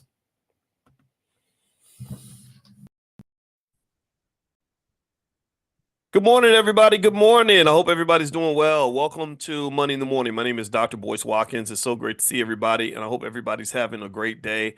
I hope that you're feeling good. I hope you're feeling awfully black. I'm feeling better. I had a bout with the neurovirus this weekend, which really kicked my butt. Saturday, it was like a really heavy, really hard, like 36 hours, I think. And what's crazy is that I'm back, and I'm not 100%, but I'm getting pretty close. So anyway, I apologize for having to cancel class yesterday. That was why. If I had class yesterday, I would not have been able to make it through. I was in pretty bad shape. So anyway, I hope everybody's doing well. Good morning, Amanda and Kovar. Is that the name I saw? And everyone else that's in the chat. It's so good to see you. Terrell Griffith, Teresa, Irma. Good morning. Good morning to everybody. All right. James Keller. I see you, Yvette. All right. So I have a special guest today, and this is a really smart brother. His name is Charles Kelly. Charles Kelly is he is a guy that you should know. He's into some things that I think matter for all of us. One is crypto, the other is taxes, and he also has an interesting life. He doesn't live in the United States. A lot of y'all talked about leaving the country when Trump got elected, but this brother actually is able to do that. He's actually a global citizen. So without further ado, I'd like to ask Mr. Kelly, how you doing today, brother? I'm doing fantastic. Thank you for having me. Glad that you're here, man. Glad you're here. So you right now are in sunny Medellin, Colombia. Is that correct? Yes, currently I'm in Medellin, Colombia. I was at the Medellin Bitcoin conference, the first ever in Medellin, and then next week I'll be in Costa Rica at the Bitcoin Freedom Festival. Wow. So the way you describe, I've never met anybody who's doing this. So you travel the world and just go to Bitcoin conferences. Is that accurate? Yes, sir. Wow. Digital Okay. nomad. So you are a digital nomad. Tell everyone, just for those who don't know, what is a digital nomad? How would you define that? Essentially, I make my income from my phone and my computer. So anywhere I go around the world, it doesn't really affect my income at all. And so I have the freedom to be able to go whatever country I want. I don't have to talk to a boss. I'm not on a corporate plantation. The world is basically, my plantation. I go wherever I want, and I make my income wherever I go. In certain countries, like a Colombia, they'll respect it. Some countries you have to make a certain amount in order to stay longer for your visa. But as of right now, I'm just going from country to country. I'm not worried about staying anywhere for more than 30 days. Wow. So when you go from country to country, you said you stay there about 30 days. What other countries have you been to? Let's say in the last couple of years. So I just started this. So I got my flight the day after the election was announced. And I went to Kenya. So I went to the Bitcoin conference in Kenya. I've also been to Turkey. I'm in Medellin right now. I'll be in Costa Rica. I'll be in Cartagena, which is still Colombia, but a different city. I'll be in Mauritius in December. I'll be in El Salvador at that Bitcoin conference, as well as Hong Kong in August. Wow. And what do you get from each of the conferences? Like what is your purpose when you get there? So the networking. So most people think Bitcoin is about how much the value is in US dollars. But I feel as though Bitcoin's about the freedom to be able to transact peer to peer without a middleman. And so everywhere I go, I meet and network with people who have like minds. And so we're able to transact and have global businesses everywhere we go versus a brick and mortar or having to stick to the US dollar or the Colombian peso or the Kenyan shilling. Now we can all transact with Bitcoin and have our own economy that's not controlled by any government, any business, or any one individual. Interesting. Interesting. Okay. So basically, let me ask you this. How early, when did you get into Bitcoin? Heh, I got in 2017 uh, when it was going up, and I actually watched the video that you were talking about, and you were the one that was talking about getting into Bitcoin because you saw the price going up, and then you had brought in a man named Lamar Wilson, who is a developer, and so I've been following Lamar with the Bitcoin ever since 2017, and so Wow. I got in 2017, and now I've just been perfecting it ever since. Wow. Wow. Wow. Good old Lamar. Yeah, I'll tell you what. I think a lot of people are kicking themselves because they didn't get more involved with Bitcoin back then. Because I mean, it wasn't like we just started talking about it. You know, when Bitcoin was at less than 10,000, less than 5,000, even, I think a lot of people were discussing it, and I think that uncertainty kind of leads us to sort of waffle a little bit, or maybe you see a dip and you sell and all that stuff, and a lot of money got left on the table. And I know you know about that video.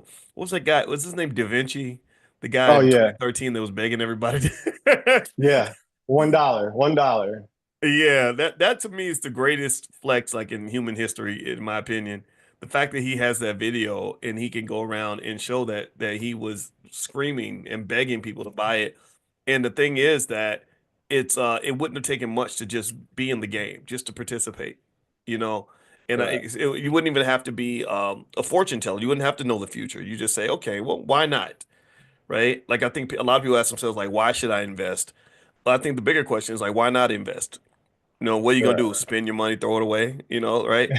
So tell me about your life and your background, man. Where are you from? How did you get in this mindset? Like tell me about your youth and how you were raised and what part of the country, where you went to school, all that stuff.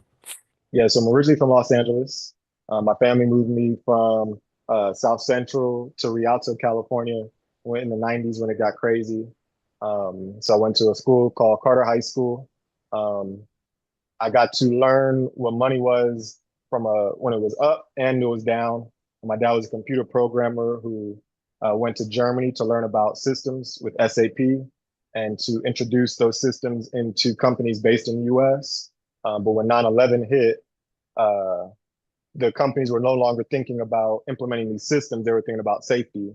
And so the income completely went from way up to hardly anything.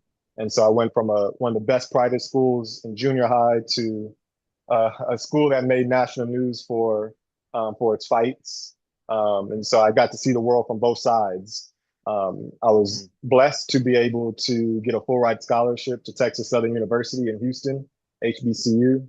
I graduated finance and accounting, and immediately upon that, I took a job at Burlington Northern Santa Fe Railway, which is a railroad based in Fort Worth, Texas. Um, they taught me everything I need to learn about accounting. I'm very grateful for the experience, but they worked me like a dog. There was times I was working past midnight, back-to-back nights, and then if I come in, 10 minutes or like a couple hours late the third day, they told me I was stealing company hours. Even though I wasn't getting paid for anything past 5, I was working past midnight.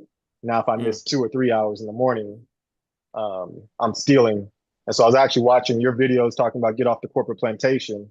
And so I was like, budgeting my money, trying to figure out, okay, when's the best time to take that leap? As well as my one of the people I listened to, Nipsey Hussle. So like between the two of you guys, it was like, okay, I got to get out of here. And really, when Sandra Bland passed away, I was like, okay, it's time to take the leap. I can't do this anymore. I got to fight for my own people. I left without a real plan. I mean, my plan was to get my CPA license and start my own, but that's all I had. And so all the money I saved up, all the credit I had completely disappeared. I mean, I had money, went past zero, below zero. Credit went from the high 7s to below 4, which I didn't even know it could go below 4. Um, so, but I leveraged all of that to get my license. I started working with Nipsey out of Vector 90, which was his entrepreneur spot. in LA, the goal was for me to be my goal, whether it's his goal or not. My goal is to be his CPA. I passed my exam in February 2019. He passed away in March 2019, so that never happened. I stayed in LA for a little bit longer. Won an award out of Vector 90, and then the biggest moment that nobody ever really would know unless I talked about it was that was the day I got debanked. So I won an award at Vector 90. And then that same day, I was going to the post office to file my CPA application. And I was like really excited. Got to the post office and they said decline. I checked my bank and I have enough money. I don't have a lot of money. Like I think the application was like $250. I may have had $350 in my account, but I still had $250. And so for them to decline it, I called them and they said, hey, we shut down your account, and they didn't tell me why. And so that night I actually had to sleep at the airport because I didn't have a place to stay. I didn't have any money for gas because they shut down my account. And that's when I realized that Bitcoin was about more than just the financial value. It was about the ability to transact peer to peer without a middleman. And so then I wound up getting my license in 2020. Black Bitcoin Billionaires, which is Lamar Wilson, joined that. And from there, I went on tour 2 years in a row with Naja Roberts. She owns a digital exchange in California. And after going 2 years around the country, I was like, you know what? I'm tired of being domestic. I'm going to figure out a way to go around the world. And here we are in 2024, 2025, traveling the world through Bitcoin, living a decentralized lifestyle. And I'm very grateful. I thank God every day. Wow, man. You said a lot of names that I respect, Naja Roberts and Lamar Wilson, Nipsey Hussle, of course. I love that, man. I mean, I think it's okay, so your journey was kind of guided by these individuals that gave you an education that went above and beyond what you might have got in college, right? And it's unfortunate, right? When we think about um how college a lot of times educates us to work like dogs, and that's it, with very little reward, right? And then you start to get to, in my opinion, the real education, which is like, okay, here's how you can actually do well without working like a dog, without staying overnight and or working, into the 1 or 2 o'clock in the morning, all that. And it seems unfortunate that so many of us are trained to do that. Even I mean, I hate even saying this. I love our HBCUs, but it seems like there's more that we could do in terms of really saying, what are you invested in and how do you benefit from that investment? Like, let me give you an example. I'm sure you love Kendrick Lamar, his performance. I mean, you're a West Coast guy. Yes, I know my sir. West Coast guys, I mean, Kendrick is one of a kind. He's amazing. But I had to make a little tweet today about it. I said it was an awesome performance. I said, but I said, isn't it interesting that the Super Bowl was full of black people everywhere except for the owner's box, right? Yeah. Except the owner's box. And what you see and what I end up seeing is, when you're working hard for a company, you're investing in that company. When you are buying products from a company, you're investing in that company. When you're performing entertainment at the Super Bowl, you're investing in the brand for the Super Bowl. And if you look at the Super Bowl, you look at the history of these NFL teams, a lot of them were bought for under $2,000 or $3,000. And the families own these teams, and now they're worth 5, 6, 7, 8, 9, 10 billion. And part of the reason that they have those billions of dollars in wealth is because they've had a lot of really consistent black investors, right? Like the owners of the Chicago Bears. I don't think any of them ever got CTE, right? I don't Right. think any of them have ever made a tackle. None of them have ever done a 2-a-day practice. None of them have ever performed in dance at the Super Bowl. So we are investors in the NFL, but we just don't get a return on our investment. And that's what happens when you get trapped in that employee mindset. I said a lot just now, but did you have any thoughts on anything that I just said? Well, yeah, I actually thought about that myself. So at the end, they have all the trophies, Jalen Hurts, the Eagles, all of these things. And then you see the owners. And when you see the owners, you start to really realize, yeah, they're the ones who really got paid. When you think about the rings, how much is a ring worth? How much is a trophy worth? And then you really think you're risking your brain getting hit every single day, your ankles, your arms, but really your brain more than anything. Even Terry Bradshaw, you can see him shaking. That hurts my feelings. Like, I saw on Twitter people were laughing. I'm not laughing. Like that's serious. And those players are down there you're fighting for a ring and you're fighting for a trophy, you're fighting for some paper money. Um, and it's like, do you really value your life? Do you value your soul? Do you value your brain? Do you value your family? And it's one of those things where I think that as an accountant, um, we have to really think about what are assets, what are things that go up in value versus liabilities, that things that go down in value. And if you're fighting for a ring or you're fighting for a trophy, to me, most of that is sentimental value, because there's no actual usefulness for it, unless you sell it, or you entertain, or you just have it in a bin, like a showcase. And so it's one of those things where it's like, what do you value the most, and what are you getting out of the sacrifices that you're making? And unfortunately, the kids are taught from a very young age, go out there, give everything you can for this inch, give everything you can for the ring, give everything you can for the trophy. And the ones you see on TV, those are the few that were successfully able to do it. But how many hundreds of thousands of people weren't able to make it? I am grateful that we have meal deals in college now. I think that's a huge, enormous step in the right direction. But I also think that we need to have different avenues, and we need to make being intelligent cool again. And so that's one of the focuses that Nipsey had me doing, was making intelligent be cool again. Yeah, yeah, and I really think, and even then, I mean, it's crazy that we even got to the point that we thought intelligence was uncool. How does that happen? How does it how did it ever become cool to be stupid?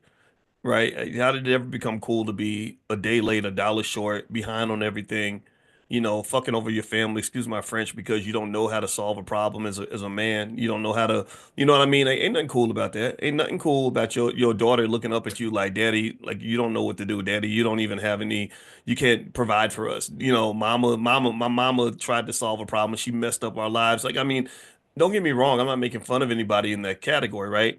I mean, if a person's ignorant, you can't blame an ignorant person for being ignorant because they don't know that they're ignorant.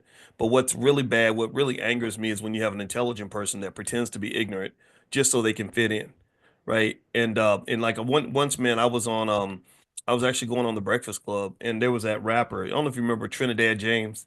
Gold Yes, all in yes, my chain, gold yeah. all in my ring, gold all in my watch. Don't believe me, just watch. Anyway, so Trinidad James, when I first saw his video, I thought it was a spoof. Actually, I didn't. I thought it was. I put it on my Facebook and I said, "Did y'all see this stuff?" And somebody's like, "No, Dr. Boyce, that's not real. That's a spoof." Like I thought it was like a spoof, like an SNL skit. So they were making. So I thought I made like one of those old man mistakes. Like oh, okay. I thought it was a real video, but it turned out it was a real video, right? So Trinidad James, it was interesting. I went on the Breakfast Club, and the day before Trinidad James had come in on the show, I didn't meet him in person. And they were like, "So what do you think about him?" I said, I don't really like that. I don't like black men presenting ourselves this way. I think we're better than that." And they said, "Well, actually, Dr. Boyce, Trinidad James is a really smart guy. He went to college and he's really intelligent. Da, da, da. You just don't see it in the video." And I said, "Well, then that makes it even worse. That makes Right. it worse. What makes you think that to be black, you got to be ignorant? Who made that decision, right? Who decided that if I want to fit in with black people, I gotta dumb it down. I gotta be because the thing is that being black requires us to be strategic. If anything requires strategy, it's the constant threat, the constant risk that comes with being black, especially as a black man. So to me, being smart, you shouldn't be smart just because it's cool. You should be smart because that's what's safe. That's what's going to keep you alive. That's what's going to help you survive. Because you and I both know you know this. I mean, you from South Central, you know how many brilliant black men are in prison. You know how many brilliant black men are dead. You know how many brilliant black men are not living their best lives, not living their purpose out. You know what I mean? So I think that intelligence piece, I think that that's a real interesting thing, like how that even happened, you know? Yeah, I spoke to my dad about it. He's an author, and he talked about the movie Superfly. And so that was the first time that you had a black superhero, but the superhero wasn't written by black people. And because the money, the dollars were going into this movie so much, a lot of people started seeing, oh, well, the drug dealer and the Superfly, like the outfits, the loud, that's the hero, and he sticks it to the man as a drug dealer. And the thing is that wasn't written by a black person. And so it's one of those things where all of a sudden, if you can't control your narrative, they can control your narrative. They can make you think whatever they want about you. And so it also makes me think about Allen Iverson in his interview. I think that was like a big pivot in a lot of Black men's views of the media. You know, he was talking about practice. You know, all growing up, all I ever heard was practice. You're talking about practice. Don't be like Allen Iverson. He's a terrible person. He's lazy. He doesn't work hard. And then it took me like 10 years later, maybe even longer, 15 years later, to listen to the entire interview. And he was really talking about his best friend had been murdered. And we're talking about a practice. I still showed up to the game. I still played well, but my best friend got murdered. All of a sudden, when you think about the interview, you look at it from a completely different perspective. And he was actually being vulnerable in that interview. To be honest with you, that's what you want from an athlete. You want from an entertainer, anybody that you look up to, is to be vulnerable and to be able to speak how they really feel. But after that, nobody speaks on how they feel because they know that they can take those little sound bites and make it for what they want, distort it. And so that's why I applaud somebody like LeBron James or Draymond Green or anybody who has their own platforms, yourself, because now we can control our narrative. Whereas I think Superfly, for a good 50 years, they took their narrative from us, and now we're just starting to reclaim it with the internet and now with the value that's going to be indoctrinated on the blockchain. Wow. Wow. I love that. And by the way, everybody who just came in, I'm speaking with Charles Kelly. Charles Kelly is an expert on crypto and taxes. And we're going to get to talking about crypto and taxes now because I just wanted you guys to get to know him because I think he's an interesting guy. And he's going to actually be our special guest in Dr. Boyce Crypto tomorrow night. If you guys want to join the crypto club that we have, just go to b1crypto.com, b1crypto.com, and I'll send you guys a link to do a free trial if you'd like to join. So, Mr. Kelly, I'd like to ask you about this. In terms of crypto and taxes, what would be some things that people, common misperceptions about crypto and taxes or mistakes that people make when it comes to crypto and taxes that they should be aware of? So I'll start off with the easy, big stuff first. The first one is that crypto is not taxable because the government doesn't own it. That is completely false. That's a complete lie. The second one is that, well, they can't track it. That is the biggest misconception because every transaction is recorded on the blockchain, and they have different companies like Coin Analyst that goes in there and verifies they're able to track all the transactions. I actually had one client who used Tornado Cash to try to hide some money, and I found it, and he was shocked because he was like, "Well, what do you mean? I thought you couldn't find it for Tornado Cash. That's like a mixer." And I was like, "Man, I can't take you as a client anymore, so I have to release them because you're trying to hide your money from the accountant." And so, number one, it is taxable. Number two, it's easily traced. And then number three, make sure that on your tax return at the very first page, like right under your address, it basically asks if you've been involved in any digital assets. If you click no, but you've KYC'd, meaning you've given and exchanged your social security number, that is the most easiest cross-reference ever. And if you check no and you've been knowingly in crypto, then that is considered fraud or evasion. And they have an infinite amount of time to audit you. And so if you try your best, they typically only have 3 years to audit you, as long as you're within like a 25% error rate. They don't normally only have 3 years. Sometimes they'll move it up to 6 years if the error rate was a little higher. But very rare is it more than 6 years. But if it's considered evasion or fraud, meaning you check that box no, but you've been doing stuff on like a Coinbase or a Cash App, they have an infinite amount of time.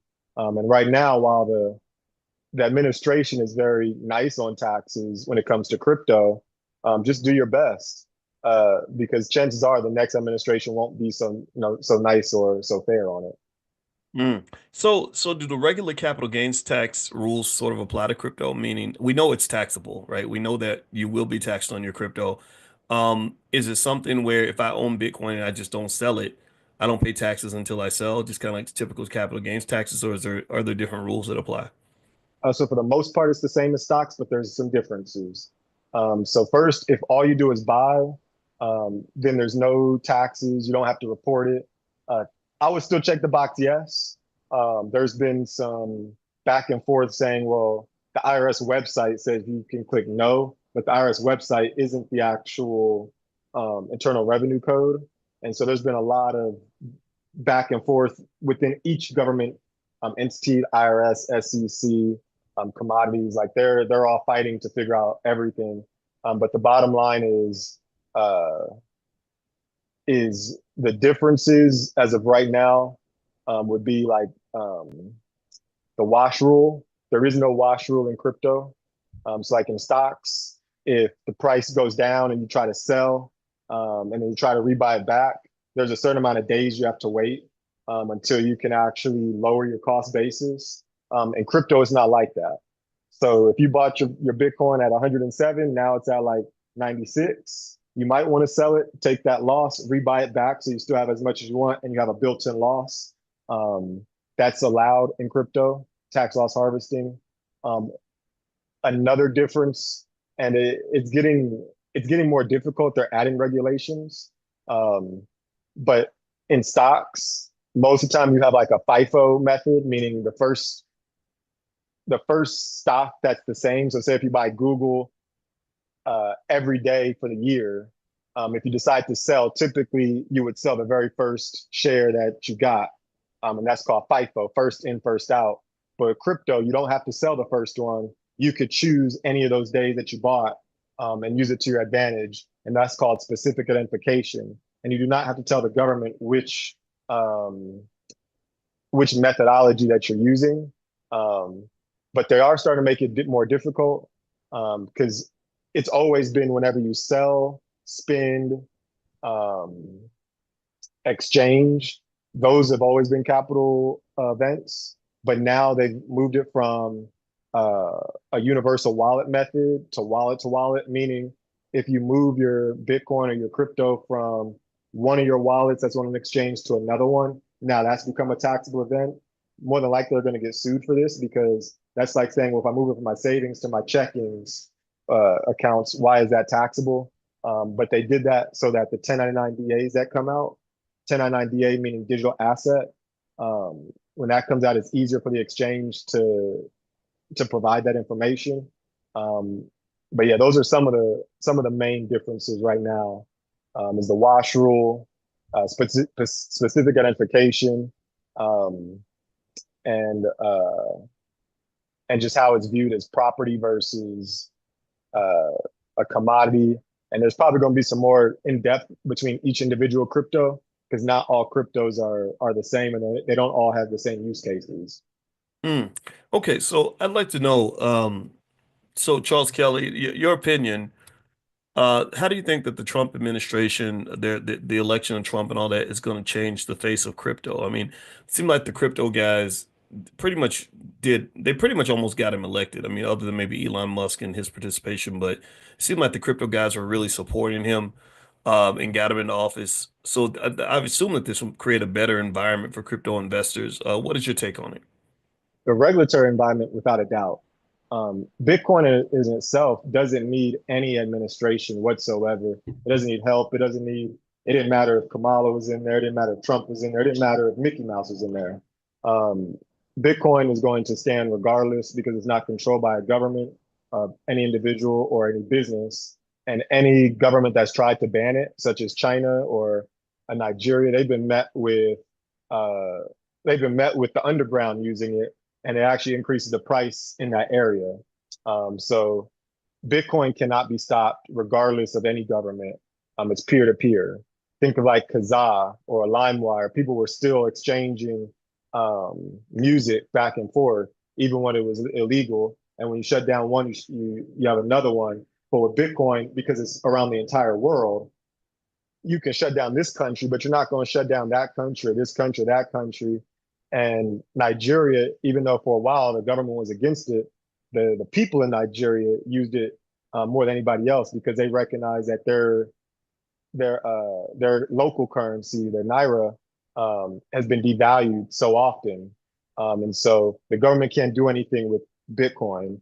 However, with these other coins, governments can shut those down because those are companies, and so you had a lot of banks that recognized that Bitcoin and crypto was a threat to them. And so they debanked people, they debanked companies for getting into crypto. And so now this administration, definitely shout outs to Senator Cynthia Lummis of Wyoming. She's going after all the people that made it hard for the crypto people. And so you have some really big senators, you have some really big representatives. Senator Lummis, she's amazing. You have Senator Tim Scott. He's doing very well in the crypto. He's over the Senate Banking Committee. You have Chairman Hill. You have a lot of them. You have representatives, Byron Donalds, you have Tom Emmer. And so you have a lot of people now that are in positions of power now. And not only are they trying to go after the people that made it difficult, but now they're trying to create a terrific environment, like a terrific environment for crypto to thrive. And so I'm very, very, very excited about the administration in terms of the crypto, not social. I don't get into that. But in the business world, I believe that this administration is doing a very good job. That's without the emotions. That's not looking at race. That's not looking at social issues. That's squarely looking at Bitcoin and crypto, because I've been in Bitcoin before it got political. So I'm not looking at the political side, especially I'm not in the US anymore. So I'm not even thinking about the social side. Well, so okay, so let's. And I'm curious about that. So the digital nomad thing, I didn't get a chance to ask you everything about that. Uh, and maybe you did touch on it. I'm gonna ask anyway, just because I just got over my sickness, so maybe I forgot. But what made you decide to live in other countries? Like what's the thought process here? And how long do you plan to do that? So I've planned on traveling to different countries for years. But it wasn't until I started feeling a lot of backlash from my own community, that I was like, I need to leave. And it came, me being a CPA, I'm in all the meetings, meaning I know what's going on behind closed doors. I'm in every single meeting until the very last decision meeting at BNSF. And BNSF has nothing to do with crypto, just an example. I see the numbers at the very bottom. I come up with the financial statements. I take that to my manager. My manager then takes it to the director. The director then takes it to the general director. I present at all those meetings. And then we take it to the CFO. Now, my general director might speak about that, but I'm still in the meeting. So if they ask a detailed question, I can provide the answers. And then they leave me alone. And then they go to the CEO, they make the final decision, and they report that financial to Warren Buffett. So literally, my reports will say to Warren Buffett. And so when I'm telling people, hey, this is what's going on, this, it's wild. It is crazy to me that the people that I love and care about will basically look at me like I'm crazy and not value the information I'm providing, when I'm literally telling you what's in the CEO meetings, when I'm telling you what's going on. And so the amount of backlash I would get from my own community is stressing me out. And I was like, I just got to get away. And then going to Africa, it made me see the world from a completely different perspective, because a lot of Africans, they're looking at going to America for the opportunities, the money, and the jobs, but their quality of life in Africa is so much better. Especially like in Nairobi, where I was, it's just that they're not making a lot of money, it's not developed, so looking at America as a place of opportunity. But if I'm able to take my income from the States, and I already created my opportunity, and I go out there, my living situation is better. And so when I'm looking in the States, you get hit with two punches. You get hit with inflation whenever they print money, meaning your savings can buy less and less money. They're stealing your time and energy from printing out money. I incubate myself from that with Bitcoin. And the other one is taxes. The more money you make, the more money you got to pay in taxes. Well, if you travel the world, you're out of the country for 50 out of 52 weeks, you don't have to pay tax on your first 126,000. And so now I'm actually able to pay less in taxes, not get hit by inflation, and take advantage of the cost of living. And then because a lot of them are looking for opportunities in America, I'm then able to connect people in America to Kenya, or to anywhere in Africa, and have jobs so that they're not working for $180 a month. A lot of them are getting exploited so bad by the Chinese and by these European countries. Now I can connect them to some of my people back in the States. They could pay less than half of what they pay somebody in the States, but they can get the Kenyans or the Africans get paid more than double or three times more what they're used to making out there. And so I'm bridging those gaps. And that was another thing that Nipsey had me do, was he was saying he wanted to connect LA to Silicon Valley to Africa. And so I feel like I'm living that mission right now and making those connections. And so for me to leave, it was like, I've always wanted to see the world. And when I just saw the opportunity met the preparation, it was like, okay, it's time to make that leap. I already took the leap of faith leaving corporate America. Now it's time to make the leap to leave in America. Wow. Wow. I really love that. I think that's great. I think it's a great plan. And by the way, y'all have to excuse me, everybody. For some reason, my eye was watering really bad, but that's why I was sitting there like doing this while you're talking. Okay. So that's really fascinating. I mean, I think just overall, and I'm very sorry that you had people that didn't understand your vision and who you are. You know, one of the things I've always believed is that there's no one way to be black, right? There's no one way to be black. And everybody, you run into so many people who think that there's like an instruction manual for being black. Like you got to know how to do certain dances, you got to eat certain food, you got to speak a certain way. And I think it's all bullshit. You know, it drives me insane because we put ourselves in a box, we put ourselves in a trap. And it's unfortunate when when you have somebody that has some different ideas and you have people that will just crap all over it. Believe me, I know that, right? I was, when I first started talking about investing in a public space around '06, '07, I get a lot of pushback. You know, even urban radio stations, they said black people don't want to know how to invest. They don't care about investing. Right now, but then a decade later, everybody was talking about it, right? And so I personally what I learned over time is you have to ignore the people that um, can't see the vision. You don't explain. I don't even try. I don't even believe in wasting time trying to explain your vision to people who are going to fight it. You know, because they're just expressing their own limitation. You have to forgive them for they know not what they do, all that stuff, and just find the people that can see the vision.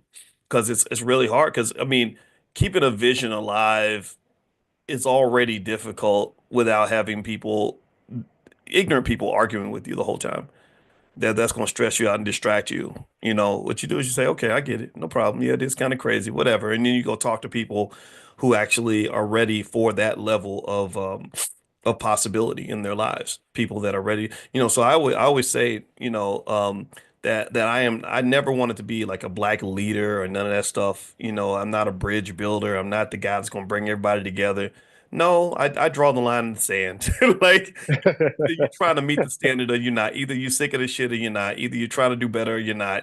And if you ain't trying to do better, then I will sit back and just allow you to enjoy your life. And I want to talk to the people that get it, right? And the beauty of blackness though is there are a lot of people that have always waited to like really come out of the closet, so to speak. Meaning there are people that are like, yeah, I always wanted to do this, this, and this, but none of my relatives understood it. They never supported it, or they thought I wasn't being black anymore. It's like, no, no, there's no, can't nobody take your black card away, and I think being a global citizen is beneficial as well because I don't know if we realize how good we actually have it here in certain areas, like economically at least.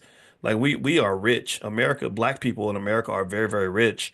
And we just think we're poor because white people are so much richer, but we're doing really well. And then you go to other countries and you see that dire poverty. You see people who would literally die to get the same opportunities that many of our kids take for granted. It's humbling, you know. It takes you, to another level in terms of appreciation. So let me ask you this. And by the way, Charles's website, I'm gonna give y'all Charles's website is smartguytaxes.com. Smartguytaxes.com. Somebody type that in the chat.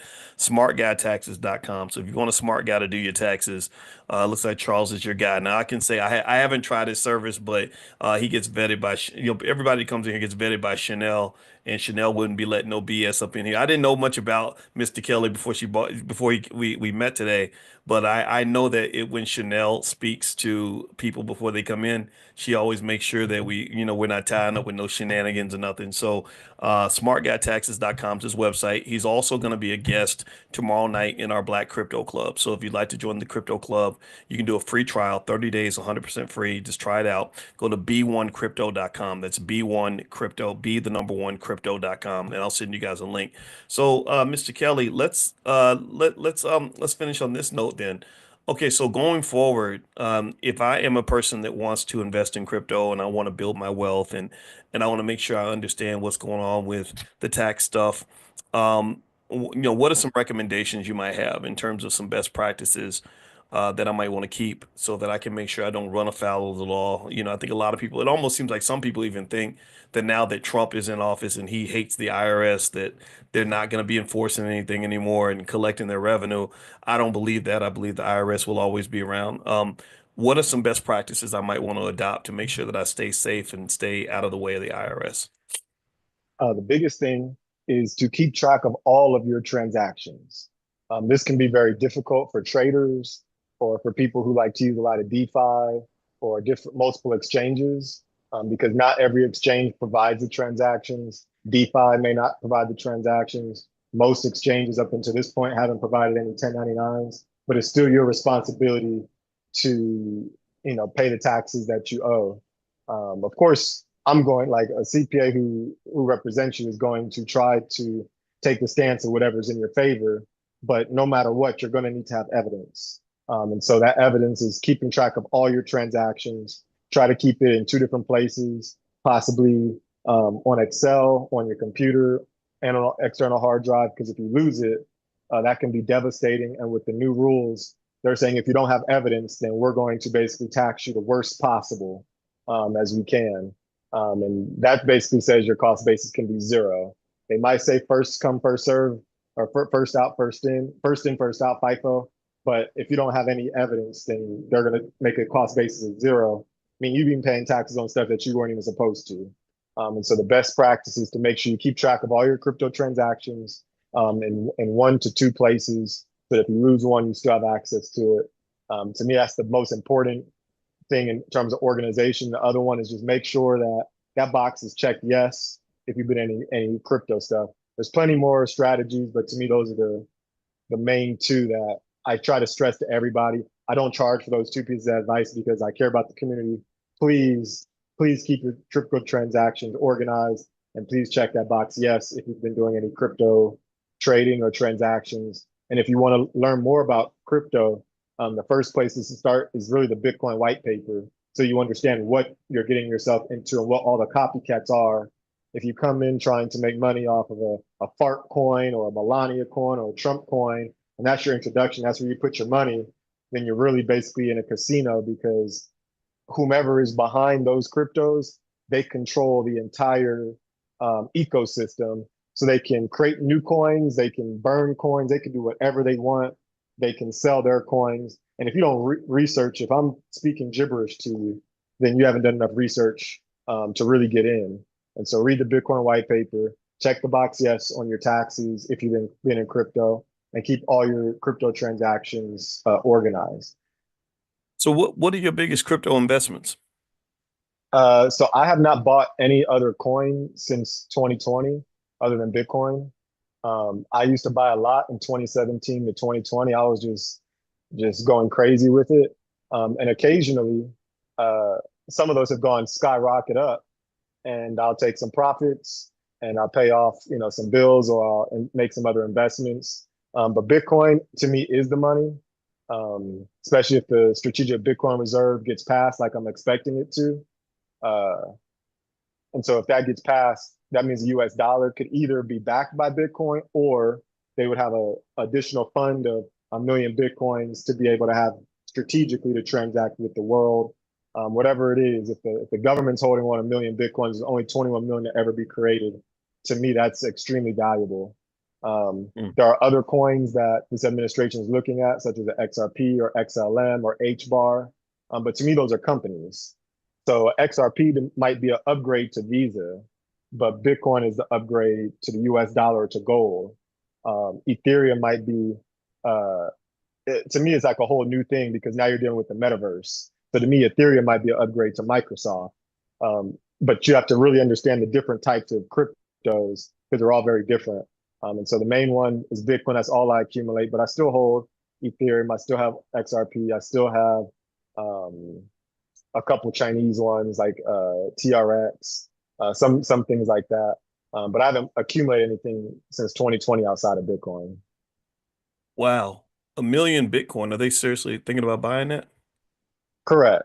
That was in a bill by Senator Lummis.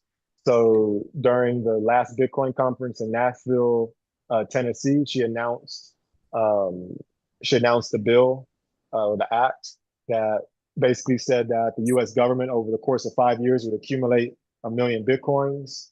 Right now, they have about 240,000 of them from Mount Gox and a couple other where they, if there was a crime, they hold on to it.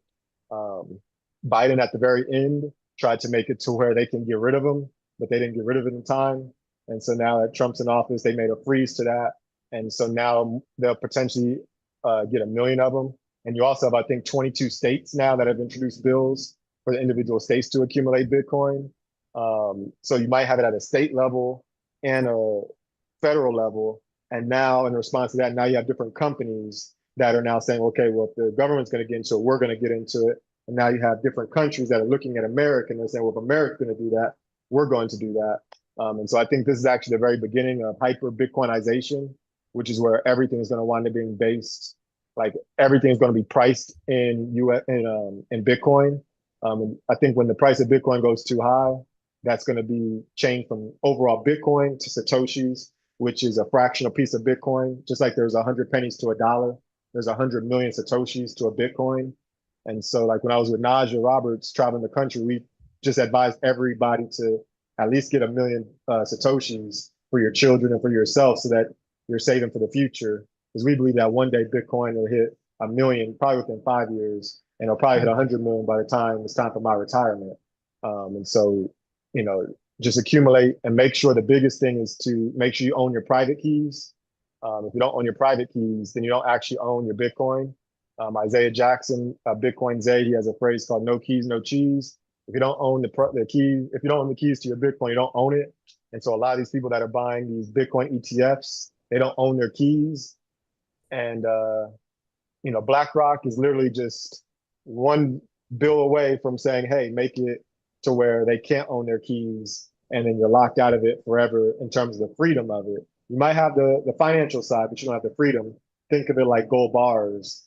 If you buy gold certificate, yeah, what if they decide to not honor and give you the actual gold? What are you going to do about it? Are you going to fight them? So to me, owning the actual physical assets, the most important piece. And so owning your keys is the most important piece to having that. So you might want to get a cold wallet. You might want to do other things, but that's what they're going to learn on, in the Black Crypto Club. So we go over that a little later. Yeah, that's really fascinating stuff. And by the way, Charles, you can tell he knows what he's talking about. And if you have specific discussions you'd like to have with him, questions you'd like to have, the Black Crypto Club meets tomorrow night. I believe it's 8 o'clock. And if you'd like to join us, go to b1crypto.com. That's B, the number one crypto.com. And there will be a much smaller number of people in that session. So if you want to come to that private meet and greet with Charles and ask him questions directly, you can certainly do that. And I can say this based on what you're saying. I mean, I was thinking about a million Bitcoin. That's $100 billion. That's a lot of money. And that to me is yet another reason why investing in Bitcoin, I think is the right strategy. And really it was the right strategy even years ago because there were so many legislative barriers sort of inhibiting the growth of Bitcoin, and that the price was kept, I believe, artificially low. I got made fun of because I predicted Bitcoin would hit 100,000 way back in 2020, 2021, and it didn't. But the reason it didn't was because the legislators were just blocking it so often, right? And doing these things to undermine and create what they call it, FUD, fear, uncertainty, and doubt. And then you had Sam Altman, or it's not Sam Altman, Sam Bankman-Fried, and what happened there with FTX. And it's just but long term, it's a good long term play in my opinion. It's something that I am investing in consistently. So I want to say thank you, Charles, very much for your time. I appreciate you, brother. I look forward to seeing you tomorrow night as well. You're welcome. Thanks for having me on. Absolutely. Charles's website is smartguytaxes.com. That's smartguytaxes.com. Also, he's going to be our special guest tomorrow night in the Black Crypto Club. So if you have an interest in crypto, bring your whole family. Don't just bring yourself, bring your kids, bring your spouse, bring your parents, whoever you want to bring your best friend. And it's going to be, it's b1crypto.com, be the number one crypto.com. We meet tomorrow night at 8 o'clock. And also, you guys will hear from me again soon. If you're not on the text list for this class, we meet every morning, 7 days a week. You can text the word morning to the number 87948, and I'll send you a wake up call. So text morning to 87948, and I'll see you guys soon. Take care. Have a wonderful day. And thank you again, Charles. God bless you, brother. All right. Take care. Thank you.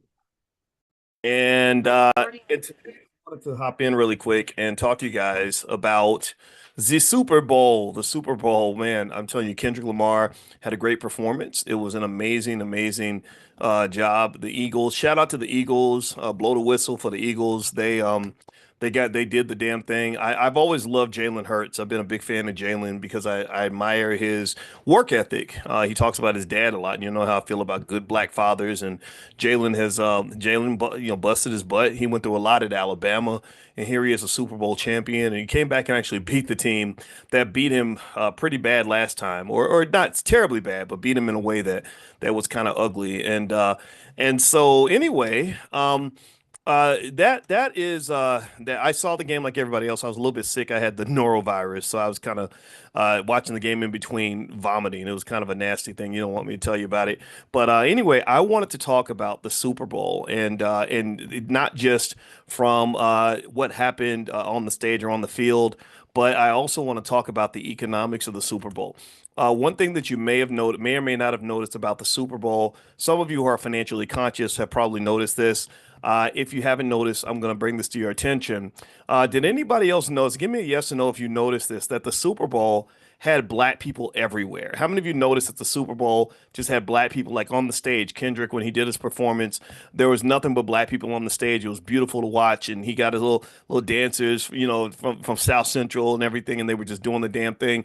And he was really representing his community. There were black people on the field all over the place. A few black people in the stands, mostly the celebrities and stuff like that. But one thing about the Super Bowl was that they had black people everywhere except for the owner's box.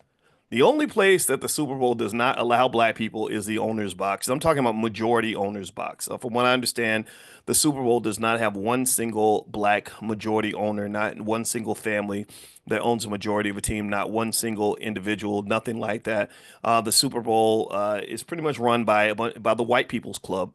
And they've pretty much done a really good job of keeping black people out for a very long time. And it's really fascinating. The reason it's fascinating to me, the reason I wanted to bring it to your attention is because black people are among the biggest investors in the NFL. You don't think we're we are the biggest investors. Let me explain.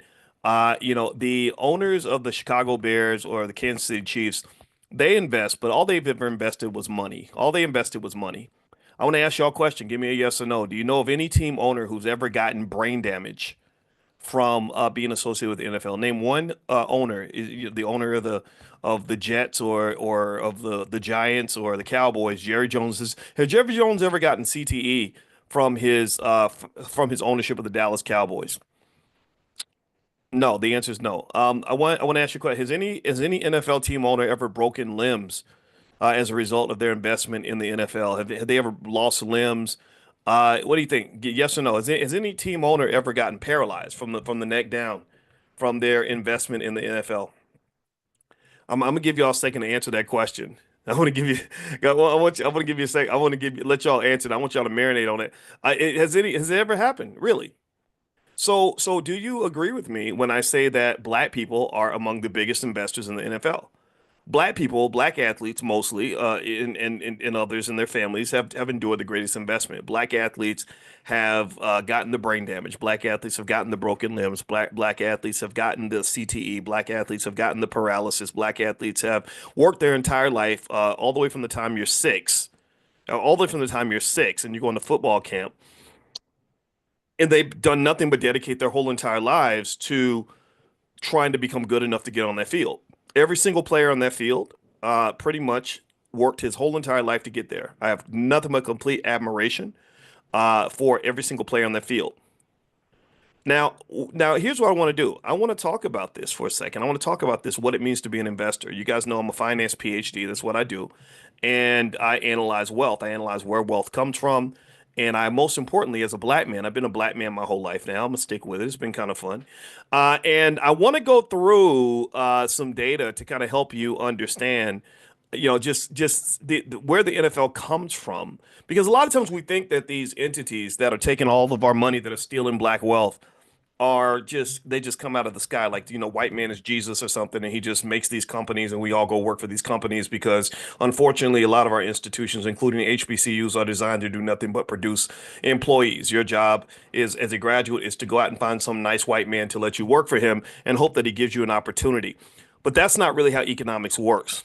Um, if you were to go and look at the purchase price of the cheapest NFL teams in history, in terms of what they're worth now and their current valuation, you would be absolutely stunned. You would be absolutely stunned if I were to tell you how much these teams cost to actually start.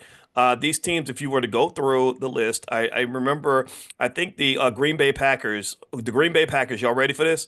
The Green Bay Packers, their the current value of the Green Bay Packers is $4.25 billion. Guess how much the Packers cost when they were established in 1921? $50. $50. Anybody got $50 that you can invest on the Green Bay Packers? What do you say? The people who founded the Green Bay Packers, the visionaries who probably didn't go to college just so they can go work for somebody, they actually started a business of their own. They actually made investments into something they could pass down to their children. They bought the Green Bay Packers for $50.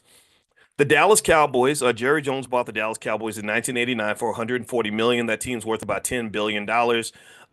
You had teams. Let's see, what was it? Um, let's see. I know that there was another. I want to say it was the New York Giants.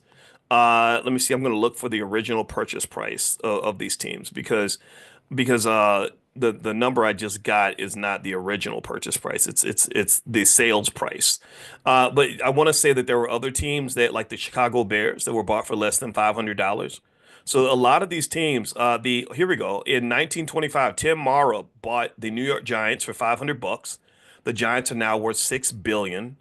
The Chicago Bears were purchased by the Hallis family. I believe the Hallis family still owns it. Do they still own it? I believe they still own it. They paid $100 for that team. $100. That team is now worth $6.3 billion. $6.3 billion. So here's what I'm saying. You've got two types of investors in the NFL, pretty much the white ones and the black ones mostly, but you could really say rich white people and everybody else, however you want to look at it. The white investors in the NFL that sit in the owner's box, they invested a little bit of capital and they invested time. They invested commitment to their own vision. They invested commitment to their own business. They invested commitment into growing an entity that they started themselves as a family 2 or 3 generations ago. Then you got the black investors who commit their entire lives to playing the same sport every single day, from the time they're 6 until they're 21, 22, 23, 24 years old, and end up getting lots of brain damage along the way and probably don't make any money at all. Your investment kind of becomes like this lottery ticket, because it's very interesting how, if I go into a classroom full of a bunch of little black boys who are decently talented, it's amazing how half of them will think that they're all going to the NFL, when we know that pretty much all of them are not. Not one single boy in that class is going to make it to the NFL, but every single one of them is prepared to invest his entire life into the NFL. Now, if you think that I'm making this racial, it's because I am. I'm making this racial because it is racial. That whole performance by Kendrick Lamar was very racial. He had nothing but black people on the stage. So let's just talk about the elephant in the room.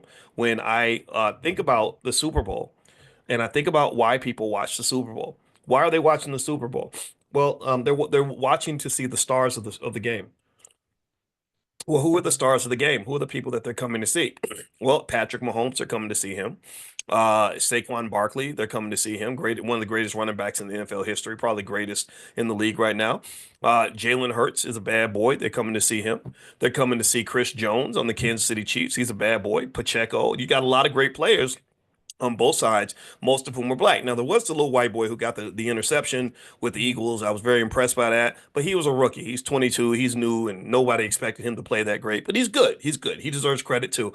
So this is not 100% black, but it's majority black. So I propose this back to you. I throw this right back at you. The Super Bowl was full of black people everywhere except the owner's box. When they need somebody to entertain, they call black people. They need somebody to play the sport, they call black people. They need somebody to crip walk on the stage, they call black people. When they need somebody that's going to bring the cultural relevance to the Super Bowl, they call the black people. But when it's time to count the money, they say, okay, you Negroes can leave the room now. the adults are taking over now. So y'all can scoot along now. You can go. All right. So here is and if you don't believe that they're counting money, let me tell you exactly how much money they're counting so you'll just kind of know what's going on. Now, mind you, I want to be clear. The NFL does have some initiatives to allow black people to have minority stakes in the teams. Like I think Ward Dunn invested about $9 million in a very tiny stake in the Atlanta Falcons. The stakes are so small that they rarely even tell you what the percentages are. I tried to find out the percentage of ownership.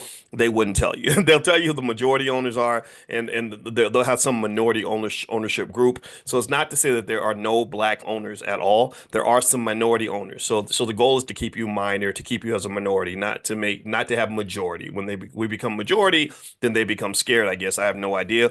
But here's some information that can kind of help you to understand just exactly how much money they are counting. Okay. So first off, let's talk about the commercials. If you were to look at the cost of a Super Bowl commercial this year, the average 30-second Super Bowl slot sold for between $7 and $8 million. So they had 102 slots to sell, which means they made $816 million, almost $1 billion from selling the ads. That's one revenue stream. That's just one of many, probably dozens of revenue streams. Two, they sold 30-second slots during the pregame show for $2 million. For this particular Super Bowl, those slots went up as high as $4.5 million. So they were selling pregame commercial spots. The Superdome has a capacity of 73,208 people. The average ticket sales price was $11,000 in 2024. So they made almost $1 billion just from the ticket sales. Also, you can keep going. Total consumer spending related to the Super Bowl in previous years amounted to $17 billion, including merchandise, food, and beverages. That's all the spending, all the money being made by the advertisers at the Super Bowl. And let's not forget the $1.4 billion that Americans were projected to wager in the whole sports betting arena. That by the way, which they're marketing heavily to black men. Has anybody noticed that? How the sports betting sites are using black men in the ads to get you to become addicted to something that is literally the worst addiction that you can have if you ever want to have any money and you don't want to go broke and destroy your family in the process. If you ever want to be a degenerate that nobody respects and have your life fall apart, go get you a DraftKings account and become an addict. If you do that, then your family will hate you. Your daughter won't respect you. You're going to lose all the family's money and you're going to be embarrassed and it's going to be painful. I'm not telling people what to do. I'm just warning you right now that those addictions are rising. Every therapist I know says those addictions are rising. Remember, in the Black Business School, we have a Black Financial Therapy Department, and they're ringing the alarm bells right now, saying that the fact that they're promoting all these sports betting apps to black men is going to be hugely detrimental to many black families. Hugely detrimental. So when you see Jamie Foxx on the commercial, Kevin Hart on the commercial, Shaquille O'Neal, I believe he did a commercial, and a lot of these other people, that is no good. That is them simply duping you into doing something very bad with your money, very unstrategic, not very sound. It's going to put you in a bad spot. But then again, who am I? If you don't like what I said, then please just ignore me. Just ignore me. I don't matter. All right. So anyway, with that being said, do me a favor, hit the thumbs up button, thumbs up, share, subscribe. My name is Dr. Boyce Watkins. You're watching DrBoyceTV.com, the home for intelligent black people. This podcast is on Spotify. If you go to Spotify, look up Boyce Watkins. You can find the Dr. Boyce Breakdown on Spotify. Also, tomorrow night we're doing a meeting in the Black Crypto Club. If you like crypto and you want to learn how to invest in crypto properly, there's a lot of opportunities there. We're bringing in another crypto expert tomorrow night. If you'd like to be a part of that group and talk about crypto and join the club, just go to b1crypto.com. B1crypto.com. B1 stands for Black First. Black First means we put ourselves first, we put our kids first, we put our community first. So if you are Black First in B1, go to b1crypto.com and you can do a free trial in the crypto club if that's of interest to you. Now, with that said, let's go back to our original premise. So the Super Bowl had black influence everywhere. There were black people all over the stage. Kendrick Lamar was tearing it up. It was a great performance. It was great to watch. The athletes were killing it on the field, just doing a great job. And so you had this what appears to be diversity on the field. You had what appears to be diversity when it comes to entertainment. They let Jay-Z kind of pick the performers, and he picks a lot of rappers, which is fine. And Kendrick was the guy he picked. I have nothing against Kendrick. I will say I kind of feel like I wish Kendrick had not really beaten up on Drake even further at the Super Bowl. I kind of feel like Kanye does. I told you I don't get along with Kanye very well. The conversation he and I had didn't end very well, but I can say that I agree with Kanye on one point. Kanye mentioned a point that a lot of you are going to forget because everybody likes drama. Everybody likes to see black men taking each other out. I believe that what Kanye said that what they'll do, he said exactly what I said this before, and I'm saying it again. He said that what they'll do is the labels, the puppet masters, will use one rapper to destroy another rapper, and then they'll destroy both of you. They'll get rid of both of you. And I think that, and this is not just a Kendrick Lamar Drake situation. This is a white supremacy situation. White supremacy does that. They did that with the Hutus and Tutsis in Rwanda. They do that with black Democrats and black Republicans in the United States. They do that in other countries all around the world. So they're quick to pit you against each other because they love to see you destroy each other. And then when you destroy each other, you're serving the master, and then the master cuts your head off and kills you. That's what the CIA has always done when they go to other countries. When they help the Afghans fight off the Soviets, the first thing the Afghan leader said when he met with the head of the CIA is he said, "You're here to kill me, aren't you?" And the guy said, "I'm not going to kill you today." Right. And basically what that means is that once they're done with you, go listen to E40. E40 had a song where the chorus was, "They'll find a new Igga next year." He said, "They'll find a new Igga next year. They'll find somebody else to replace you." So I think Kendrick, I really wish I could understand why he hates Drake so much. Because what concerns me is if he is he is a certified blah, blah, blah, and got the whole world singing that. Well, if he is really doing something like that, if he really is certified, then I'd like to see the certification. If he really did this, I'd like to see the evidence because accusing another man of something that terrible is really, really heavy. Like, remember, pay attention. Let me know if you're following what I'm saying here. Bill Cosby, R. Kelly, Diddy, and Drake are kind of all accused of the same thing. They're all accused of something that apparently white men never do, which we know is BS. We know white men do it all the time. They don't become public enemy number one, but they're all being accused of kind of the same thing, sleeping with underage people, girls, boys, whatever. And R. Kelly's in prison for it. Bill Cosby lost everything. Puffy's in prison for it.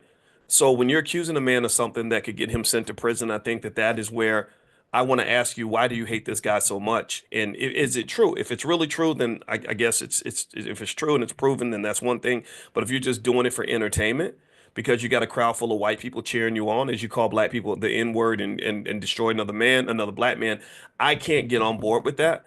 And in fact, actually, I will say this too, black people, you can never get offended when white people call you niggas because your favorite rappers call you niggas all the time. So if I'm white, I'm confused. Like you call yourselves niggas, so why would we stop doing it? And that's just my 2 cents. I kind of think so that's my critique. I wouldn't say I hated the performance. I like Kendrick. I really do. I like him more than I dislike him 100%. I don't even like Drake's music that much. I don't know if anybody else agrees, but I thought his music was kind of puffy and goofy and stupid. But I have to be honest. I have to be honest, and I have to say that what would have really been powerful, the most powerful revolutionary thing he could have done, in my opinion, is to bring Drake on the stage, right? And to just say, like, we're not doing that song, but here's what we are gonna do, right? And then do one of Drake's best songs or something, right?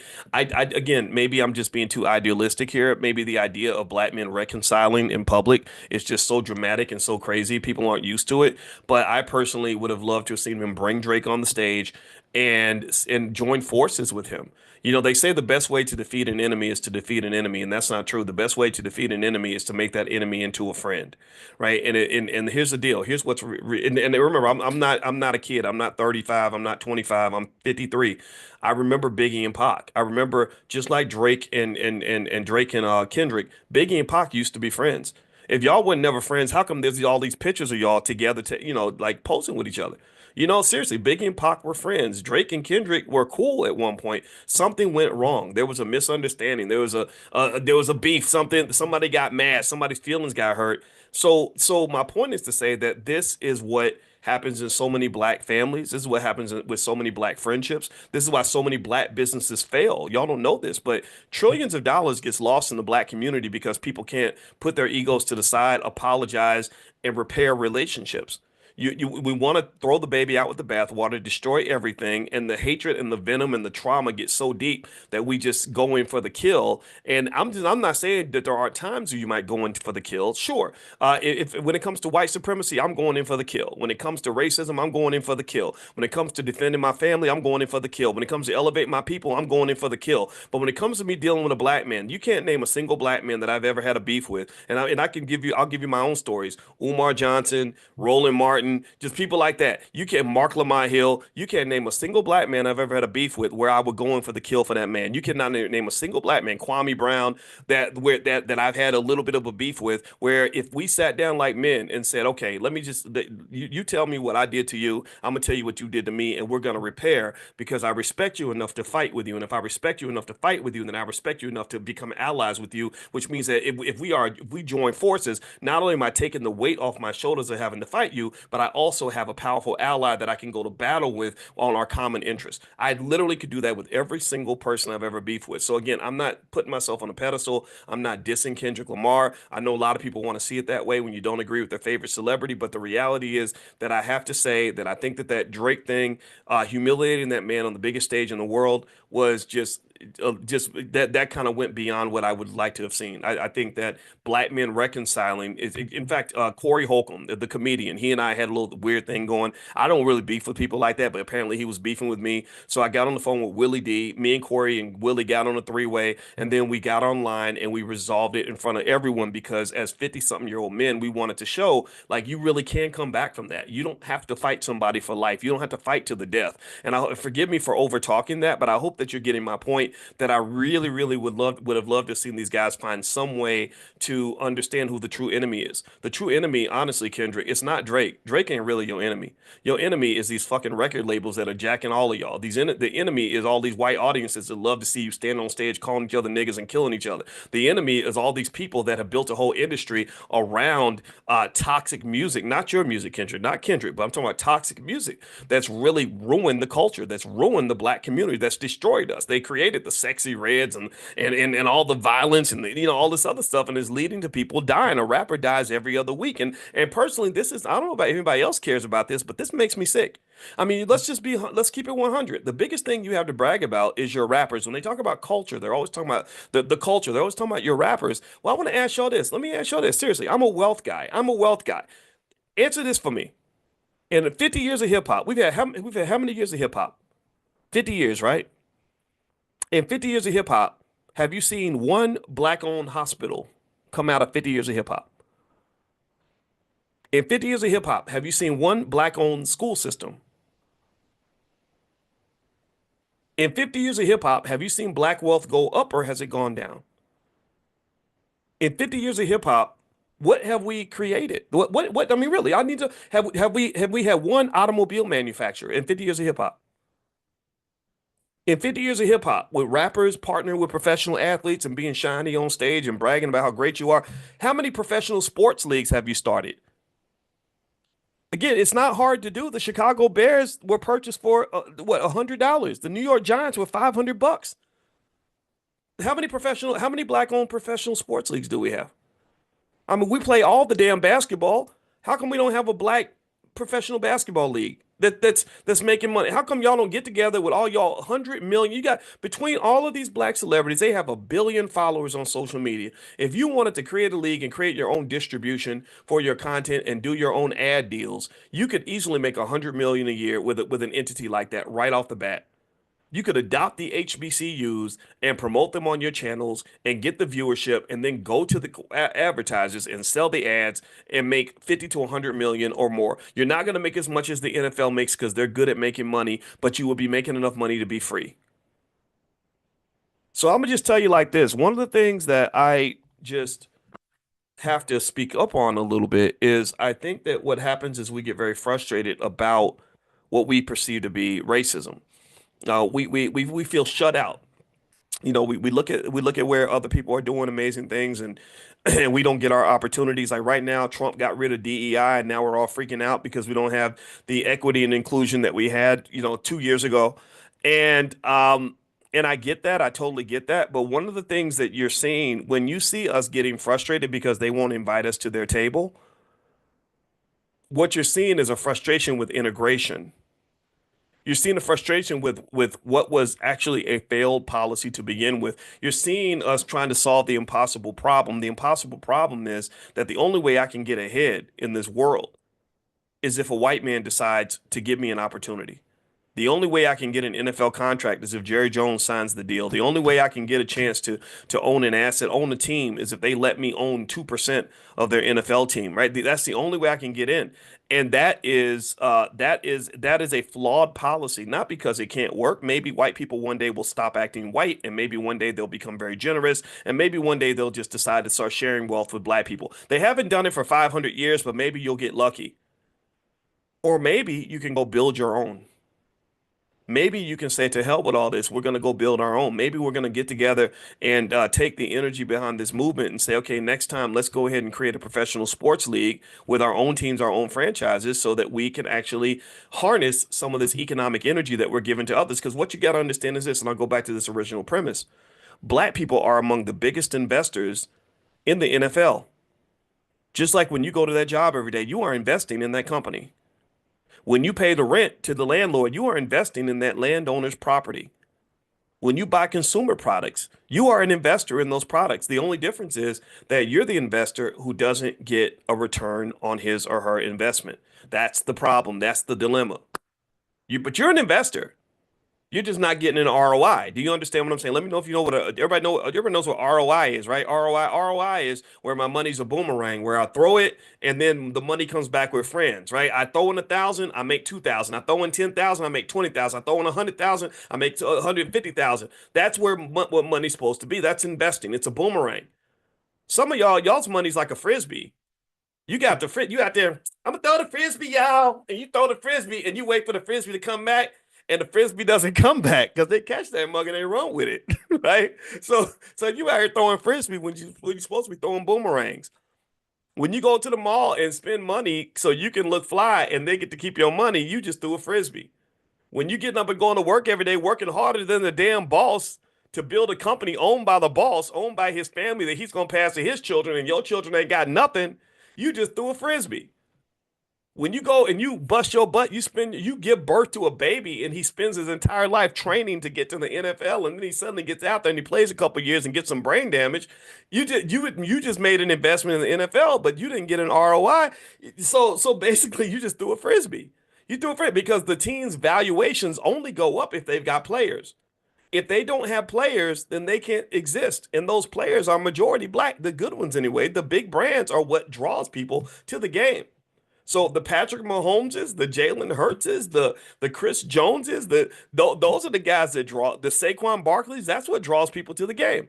So we have the biggest brands in the sport, but yet we don't own a league at all. And I know Ice Cube owns the Big Three. I know Ice Cube, and I like what he's doing with the Big Three. I think that's an excellent start. Ice Cube and we talk many hours, and he and I think alike. That's why I like talking to the guy. And Kanye made sense for about 30% of our conversation. The other 60, 70%, he started to get on my nerves. But Cube was cool. I enjoyed talking to Ice Cube, but there's a little bit of a conflict, right? Because I'm not 100% on board with everything that's happened in hip hop. I'm not 100% on board with the effects that the music has had on our people. I'm not 100% on board with us entertaining white folks in this way, and I think that we can entertain the world without humiliating ourselves in the process. So I think, unfortunately, we have to accept the idea that some parts of hip hop has done more damage to the status of the black male in America than actually benefited us, and it's actually put us behind black women. Like, I think sports and hip hop is a big distraction for black men. So rather than black men working hard to become plumbers, carpenters, accountants, and lawyers, you have a lot of black men who spend their time working hard to become rappers, basketball players, and football players.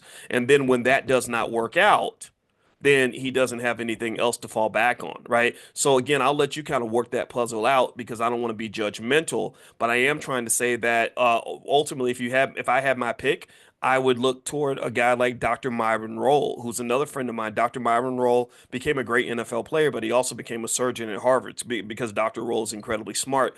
And so, long story short, if you want to look at the price we paid, the investment we made to make the NFL into the $100 billion behemoth that it is, we've made the biggest investment. We've literally sacrificed our children. We've sacrificed our brains. We've sacrificed our bodies. We've sacrificed a lot of time and energy. All the mothers and fathers dragging their son to football practice every single day. That's your investment in the league. And the question is, and the big question you got to ask yourself is, what is your return on investment? That, because remember, all those other things, there's something in economics called a shadow cost. A shadow cost. A shadow cost is kind of like an opportunity cost. Let's think of it in another way. If I spend all my time trying to get to the NFL, that means that I could have spent that time doing something else. Right? So I want you to imagine, let's do the math real quick. So imagine if you're a kid and you're dreaming about getting to the NFL because they advertised it to you when you were a kid. It becomes like the Hunger Games or the Squid Games even, right? You think you're going to be the winner, and you go in there with the other 10,000 black boys thinking you're going to be the one who gets to be the next Saquon Barkley. So because we tell everybody to keep dreaming and everything else, and you don't know much about probability yet, and you don't want to hear some old guy like me come in and tell you that it's going to be hard to do. So you don't listen to people like me. Who listens to black professors anyway? We're just a bunch of goofball nerds apparently. So you go in and you are going to football practice every day. You're thinking about football. You're carrying the football with you. You got your Saquon Barkley jersey, and you're watching every game and all this other stuff, right? You're going to practice. You practice 5 days a week, maybe 2 hours a day. So you're doing 10 hours a week of practice. You do 10 hours a week of training and practice. You do that over a 52-week year. Let's say over 50 weeks. That's what's that? 10 hours a week, 50 weeks, 500 hours a year. So in a decade, you spent 5,000 hours training to be a great athlete. So 5,000 hours. So over maybe the course of like between the ages of 6 and 18, maybe by then you maybe have spent a total of maybe 15,000 hours, because you got to also count in the time that you spend preparing for games, preparing for practice, going back and forth to practice, traveling for team games and all this other stuff, right? So you've invested maybe 10 to 15, maybe 20,000 hours to becoming the best athlete you can be. Well, the cost of that goal isn't just the time that you spent. It's not like you weren't going to do anything else at that time. That same amount of time, that same 10 or 15,000 hours, if that time was spent trying to become an excellent plumber, you'd be able to make a couple $100,000 a year as a plumber. Believe me, I know. Anybody go ever try to hire a plumber and see how expensive they freaking are? It's insane. It's crazy, right? Or that 15,000 hours that you spent practicing football could have been spent on you becoming a medical doctor, right? And so being a medical doctor, maybe you'd make a couple $100,000 a year doing that. Or that 20,000 hours that you spent could have been spent with you becoming the best carpenter that you could be. Carpenters charge lots of money, right? Redoing people's basements and all that. So you gave up millions of dollars, at least hundreds of thousands, maybe millions of dollars, in addition to the time that you invested. Do you understand? Do you see what that means? So you got the regular cost, the cost you see and the cost you don't see. You've got the regular cost, and then you got the shadow cost. You've got the cost that you paid for the time that you spent, and then you've got all the things you could have been doing other than that. So a lot of our black boys are paying a tremendous shadow cost basically at the request of the NFL. They are basically marketing these superstars to your sons. Your sons they don't want to be the regular guy down the street, because there's nothing glamorous or cool about that. They want to be Saquon Barkley. They want to be the rapper 50 Cent or whatever, and they end up buying a lottery ticket that almost never ever cashes in for anybody. But you don't know that it doesn't cash in, because they always market the one guy who won. This is the movie The Hunger Games. If you ever watched The Hunger Games, go watch The Hunger Games, and that's the game you play. What they do is they will market the winner to everyone so they can control the masses. So they're controlling you based on hope. That's why when Barack Obama ran for president, his whole campaign was based on what? Hope. Hope. Right? It's not, your life ain't gonna get better. Don't ever think it's gonna get better. But all we need you to do, we don't need to improve your life. We just need you to believe that there's hope that your life will get better, because hope will carry you a long way. Hope and faith are something that the black community is built upon. We go to church every Sunday where the pastor tells you to keep hope alive and have faith. Am I lying? No, all you live off. Some of y'all eat hope for dinner, hope for breakfast, right? And that's what it does. And hope is a good thing. Hope is a wonderful thing. Hope is a beautiful thing when it's appropriately applied. But hope is also something that can be easily manipulated. It is something someone can use to string you along like a pimp. They can play you like a hoe. Hope starts with the letters H-O. So some of us get used like hoes because they're dangling hope over our head. So they're like, come over here, ho. Here's some hope, ho. And next thing you know, we're like, okay, I do that. Okay, you want me to do this? You want me to do right? And we're doing everything that we're told to do. We're following the path. We're following the pattern. We're following the system. We're signing up for things and putting our energy into stuff because we have this hope that something amazing is going to happen. And then what happens is eventually reality hits, and you find out you're not going to the NFL or the NBA because you're 5'8". You're super fast. You're the fastest kid in your city, but nobody cares about the 5'8" kid who was the city champion in Wichita, Kansas. No, nobody cares about that, right? And you realize that maybe being the next Saquon Barkley was a lot harder than you thought, but nobody explains that. And when someone does try to explain it, they get attacked. So this what this does is it creates a horrible imbalance in the black ecosystem. You got the black males distracted by sports and entertainment. The black girls, they're not distracted by that. Black girls don't grow up thinking I'm gonna be in the NBA or the NFL. They're not thinking I'm gonna be the next big rapper. They don't say, "Well, I'm not gonna study today because I'm gonna be the next 50 Cent, dog." They don't do that. They'll say, "Yeah, I'm gonna be dunking on fools, so I don't gotta go to class." Like they're not doing that. The black girls are studying. They're in the books, like their mamas tell them. They don't be paying attention. No boys, get on there and focus on your books, right? So when she's 28, 29 years old, she's looking for a husband who's on the same level as her, and she can't find one. All she finds is like these poor guys that spent all the years trying to become athletes and then didn't have a plan B. Right. And then the men complain about the women. Oh, you think you're better than me because you're educated. And she's like, I'm mad because you didn't do what you were supposed to do. And it just becomes this mess. So I'm not a big fan of, I like sports, I like the music and all that. But when I look at the whole ecosystem and I look at the price we pay, I go back to the original premise. Black people are the biggest investors in professional sports. The only difference is that we're the investors who don't get a return on investment. And if you go back to that Super Bowl, a lot of y'all thought it was the blackest Super Bowl ever. No, it wasn't. It wasn't no black Super Bowl. That was black labor. That's what you saw. Dr. Claude Anderson wrote a whole book about it. I got the book around here. Everybody needs to read this book. It's called Black Labor, White Wealth. Has anybody heard of that book? Black Labor, White Wealth by Dr. Claude Anderson. Give me a yes if you've heard of this book. Black Labor, White Wealth. That ain't nothing but America, man. That's the country you live in.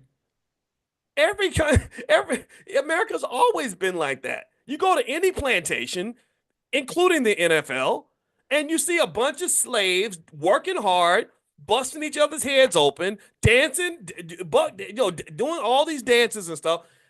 And white people are in the owner's box sipping on like some Kentucky bourbon with their little hats on, saying, "Oh, this is so delightful. The Negroes are so pleasant today. Oh my goodness, look at Kendrick. Oh,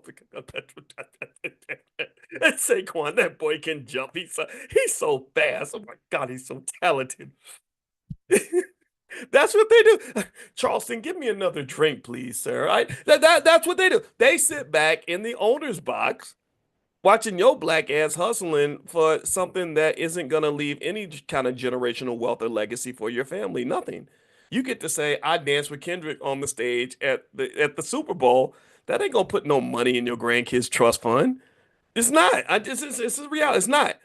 A lot of the NFL players, unfortunately, some of those guys who haven't gotten education on wealth building, they're going to have a big problem in a couple of years, and that's when their income drops. Cam Newton's talked about this. I appreciate him bringing this up. Where when your income drops off, and you have been making money up here, and suddenly you got child support and all kinds of other stuff to pay, and your expenses are here, and your income drops to nothing, you got to figure out what else to do. I think that's why a lot of these guys are doing podcasts and everything else, because they're looking for a hustle. They're trying to find something that's going to supplement their income because they're not going to make that kind of money. So the worst feeling in the world is to become addicted to a financial lifestyle that you can't afford to maintain.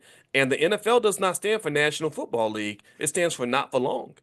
Not for long, because the average NFL career is 2.3 years, I think, maybe 3 years. That's it. So anyway, I'm not here to hate the performance, anything like that. I don't hate it. I just think that it's something that requires clarity, so we understand where the real money's at.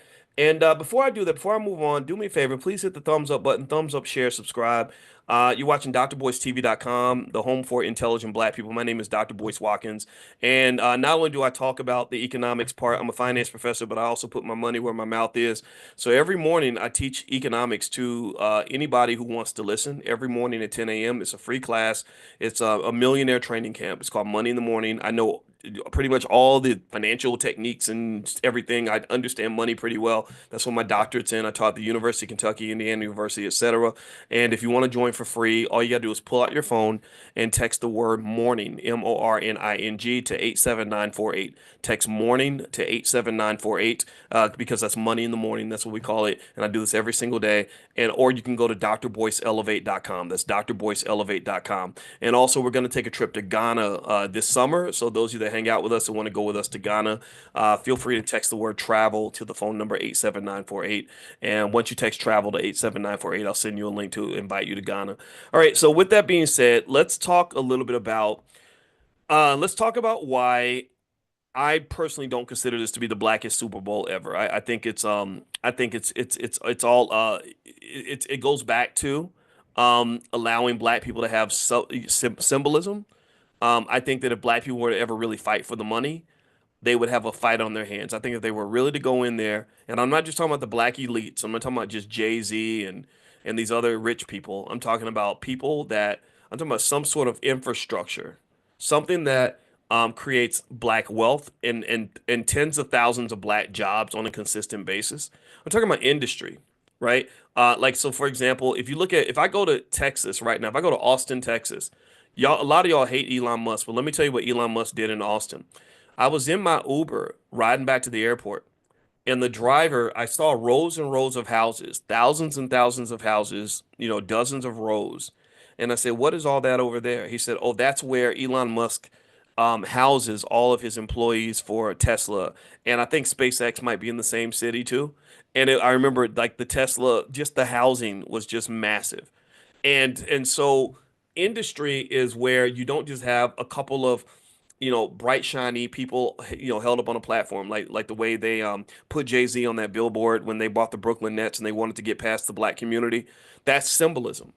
Symbolism does not transfer. You want something that involves industry, something that involves something massive. I heard the NBA player, I forgot his name, but he was I think he was the MVP. I love this guy. He's super smart. He's very talented. He's a great player. I can't remember his name though. Is it Jalen? Is it Jalen something? I like him. I like him a lot. So if you know him, I know someone that knows him. I told him, tell him I approve of what he's doing. He talked about wanting to use his money to build a Black Wall Street. And what he really needs to do, in my opinion, is I think you need to you need to have a board. You need to have a board, somehow help that board raise $100 million and get super smart people who are not self-interested, who are not in there trying to get themselves rich, who can come in there and really lay out a plan. Jaylen Brown, thank you, EJ. Lay out a plan where you can really go into a community. Maybe you start in Boston, since that's the city, and literally create tens of thousands of jobs. I don't think you can name a single rapper who can say I'm responsible for creating 50,000 jobs.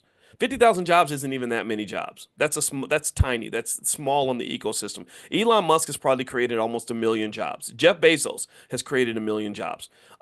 So where are the black Elons and the black Bezoses? I think that if I'm Jay-Z and you really want to make a contribution, then create the black Jeff Bezos. Create the guy who can go create 200,000 jobs, 100,000 jobs, or whatever, or the women, or whatever, or the board or the team, and really do that in a way that really punches to the gut in terms of shifting the economic infrastructure of the black community. It also starts with education. I will just tell you, the public schools ruin black kids. The fact that there are 40 or 50 schools in the city of Chicago that have mostly black kids, where not one kid can read or do math at grade level, should alarm and appall you. There's nothing to celebrate about having the blackest Super Bowl ever when your babies are going to public school and they can't read. What are you celebrating? What do you enjoy being ignorant? Do you enjoy being in last place? Do you enjoy losing? Like what is it? What's happening right now? The only thing I can imagine is that maybe you're so doped up on the symbolism that you're not seeing the reality. So I personally will tell you, if I'm sitting down with Jaylen, first thing I say is, okay, how do we find some space where we can have some decent number of young people, let's say 20,000, and we're educating 20,000 kids. And we're educating them not on the BS that they're learning in public school. Some of that matters, not all of it. Reading, writing, math, all that, yes. But we're also making sure black kids have the essential skills required to be successful from an economic standpoint and otherwise. maybe health, wealth, and relationships. So we're going to make sure these kids are entrepreneurs. We're going to make sure they know how to invest. We're going to make sure they know how to have healthy relationships with each other so they can resolve conflicts and see opportunities when they emerge. Like the Kendrick Drake beef. I told you, inappropriate. It was cool. It was cool when it was a rap beef, but when you get to calling somebody a pedophile and destroying his whole career and getting people shot, that's when you go into that Biggie Pac territory. I have never felt good since Biggie and Pac got killed because both of those individuals were $2 billion assets in the black community that got destroyed at the same damn time. The only people that won were the magazines and the record labels. That's it. So no, you teach them, like, if you know how to form healthy relationships, then you know how to repair them, and you can get on the phone with your brother and say, hey man, look, I want to fix this. Can we talk about this? Whatever. Or you get a mediator, you get a Farrakhan to bring them together so they can talk it out and figure out a way they can join forces as opposed to attacking each other. I did not enjoy seeing Kendrick on that stage, destroying Drake and having the whole world dance on his grave. That didn't sit well with me. I don't even like Drake's music, but that energy is not good energy if you ask me. Um, what else? You're teaching the kids how to even start a family, how to manage a family, how to get the therapy so you can deal with the trauma, and so we're not destroying our families, right? So you're going into all the things that black people need to prosper and be successful instead of ignoring these things. We ignore the essential skills black people need to survive, and then we wonder why they're not surviving. We ignore the essential skills that a black person needs to do well in America when they're in their 30s, but yet then we wonder why they're struggling so much. See, you don't understand. See, the reason Jalen Hurts was able to win that Super Bowl was because he practiced. The reason the Eagles dominated the Chiefs is because they were prepared. The Eagles won that game because they came ready to play. But unfortunately, in our community, preparation is not popular. It's not. The hard work required, the critical thinking skill required to design a game plan and to really prepare. That's just not popular. That's not cool. People like me are not cool. I'm not one of the cool kids. I'm not. So when you say, boys, you ain't really into culture and all that, I agree with you. I'm not. I'm an outcast for the most part because I believe deeply in preparation. I believe deeply in strategy. I believe deeply in solving the problem, not just crying about the problem. And so, what effectively we have to learn is if we're going to conquer this white supremacy thing, if we're going to conquer this economic inequality thing, if we're going to conquer this whole back of the bus issue that black people have had for 400 years, you're going to have to think different. And what's going to really have to occur is that your leaders are going to have to make some different decisions. I don't care about $1 million Negroes dancing on stage. I don't care about $1 million Negroes sitting next to white folks up in the stands. I don't care about, I like Samuel L. Jackson, but him, appearing as Uncle Sam, that does nothing for me and my family or my kids. That's entertaining because I think he's a great actor. What I want to see are the people that can actually develop the infrastructure that can see the bigger vision. If your success as a black person does not transfer to at least 100 or 200 or 300 or 1,000 other people, then your success doesn't matter that much because it's going to be what we would refer to in economics as a perishable commodity. If your success does not translate, then your success will die when you die. Let me explain it again. If you're not building someone else up based on what you built yourself, then when you're gone, everything you work for will be gone. Do you understand? If you're not multiplying what you've done by saying, I'm going to invest over here, invest over here, invest over here, invest over here, develop systems over here, whatever, then you might as well not do all the work because when you're gone, it's going to be over. Game over. That's one of the big issues you have with black leadership because in youth, black boys and black girls are not taught how to develop infrastructure. They're not taught how to develop systems.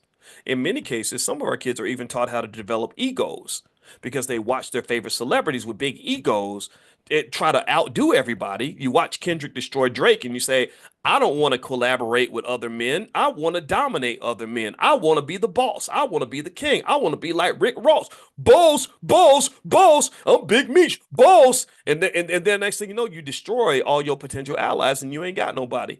Well, then you're easy to take out. See, I believe if these labels wanted to destroy Kendrick, they could do it with the snap of a finger. All they got to do is go to all the media outlets that they collaborate with and plan a story about him that makes him look terrible. Next thing you know, he's public enemy #1, and then y'all hate him too. Just ask Diddy, just ask Cosby, just ask R. Kelly, just ask any of those guys. Just ask Drake. I think that what happened with Drake was orchestrated. I don't think it just happened by coincidence. I think that they used their systems to get extra spins of the song. If you go read the lawsuit, Drake talks about this, and I agree with that. They got extra spins on Spotify, and they pretty much hypnotized the whole world to this song. And they literally got people chanting these allegations against this man. Where I don't know if anybody else. I haven't seen any concrete evidence that this man is really a pedophile. I just haven't. I'm not saying that he can't be. I don't know. Again, I feel weird because I don't even like Drake's music that much. I'm gonna be honest with you, but I have not seen any evidence of that. But yet you were on the damn Super Bowl stage singing this. This don't happen by accident. Think about now. Process this. In this, think about this though, right? Like a person like me would not be on a Super Bowl stage. I'll never be on a Super Bowl stage because black men like me are dangerous, right? If I come out talking, Dr. Claude Anderson, Powernomics type stuff, they don't want black people to hear that. They would say that's not appropriate. Get this man off stage. This isn't family friendly. But you get another man on stage who's literally calling this black man a pedophile on the stage, like A minor, like, and everybody, and they just let that pass. They let that through. I don't think that was by accident. I think that there is a bigger plan here. And so maybe he pissed off the wrong person, whatever. That's what it is. I can just say at the end of the day, though, I hope that you'll understand the game. And I personally think that when you go back to the NFL, and I'll make my final point on this. When you look at that Super Bowl, a lot of people are celebrating on Twitter like that was the blackest Super Bowl ever. I didn't really see a black Super Bowl. I saw a plantation.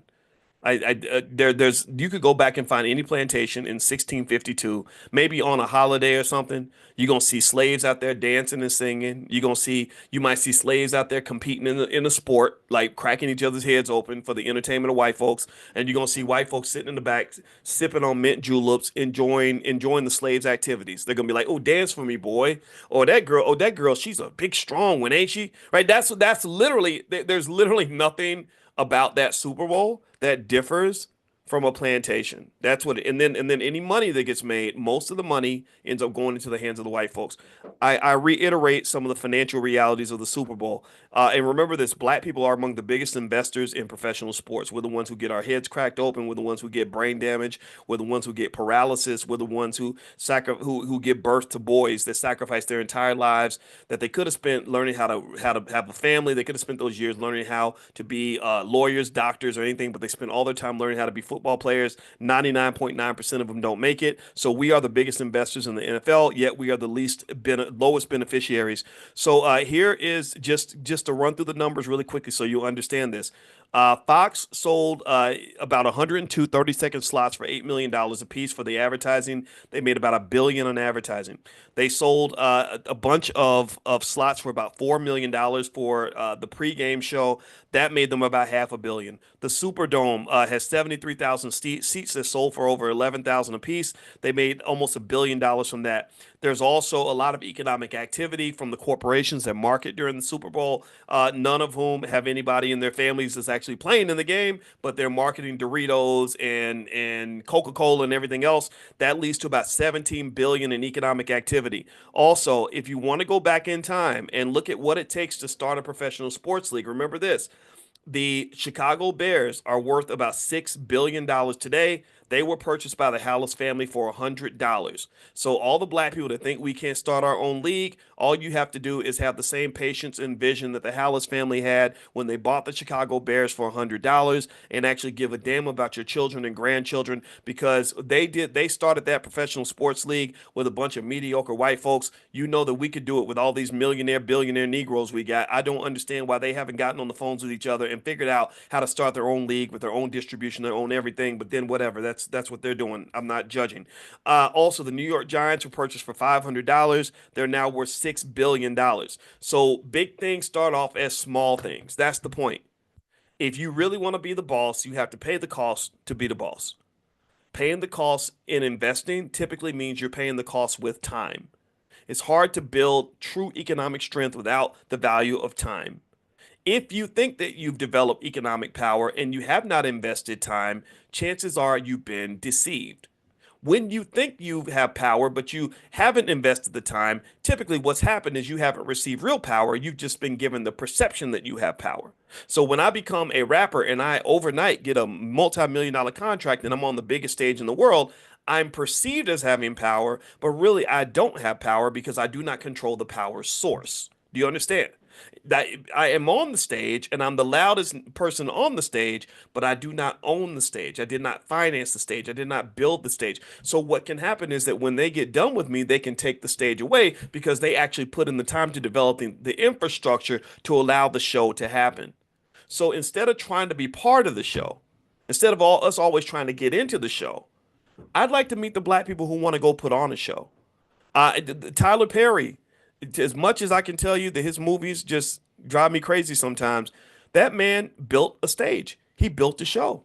Tyler Perry used to sleep in his car so that he paid the price to develop a platform. He developed brands. Even that Medea crap. He developed all that on his own. And now this man has real power. He has real economic power. And so ultimately, when you talk about a lot of this, you got to make sure you just know the difference between symbolism and actual power. I didn't see a lot of actual power. Maybe Kendrick for sure, and maybe Jay-Z because they let Jay-Z do whatever. But if they decided to shut Jay-Z and Kendrick off completely, they wouldn't be involved with the Super Bowl at all. Or if somebody else becomes commissioner and they're a Donald Trump supporter, then next thing you know, you'll see country music stars or Taylor Swift performing in the halftime show or something. I'm sure there's enough people complaining about that. So anyway, that's it. That's my 2 cents, guys. I think that the one big solution is I think we got to educate our kids different. If I ever come into $1 billion, very first thing I'm gonna do is develop an educational system, because a lot of the reason that we miss these things is because we're so sorely miseducated, to the point where we don't even know exactly which way's up, which way's down. And if you're talking about building wealth and legacy and all that stuff, you have to even know what wealth and legacy look like. And it doesn't usually show up in symbolism. It shows up in substance and real economic value. So anyway, that's it, guys. I'm about to get out of here. You can join us for class tomorrow. Feel free to text the word morning, MORNING, to 87948. It's free. It's money in the morning. You can text morning to the phone number 87948 on your phone. Also, if you want to join us for the crypto club tomorrow, we meet tomorrow night at 8 o'clock. We do crypto in it. So if you're a crypto investor and you want to learn from the best, go to b1crypto.com. That's b1crypto.com. And also, we do actually educate kids in the Black Business School. So if you have a child and you want them to learn economics from someone like me, remember, I'm a black man. I'm pretty radical, but I do know my stuff. Feel free to go to kittyboss.com. I did a training. Doesn't cost that much. It's called How to Turn Your Child into a Millionaire.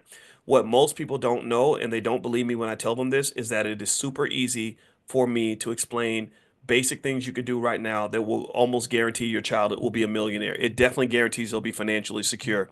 So I did a whole training on it. A lot of you liked it. I encourage you to feel free to take a look.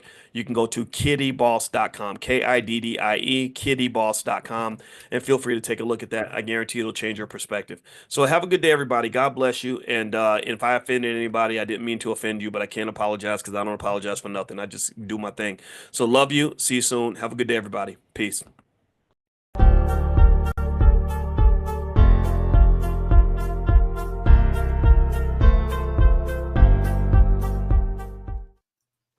Hello, everybody, and welcome to Fly Nubian Money, where we help you master your mindset and maximize your money. I am Laura Lalaki, international real estate agent and your host for today. And we've got a hot topic that's all about love and money and protecting your assets.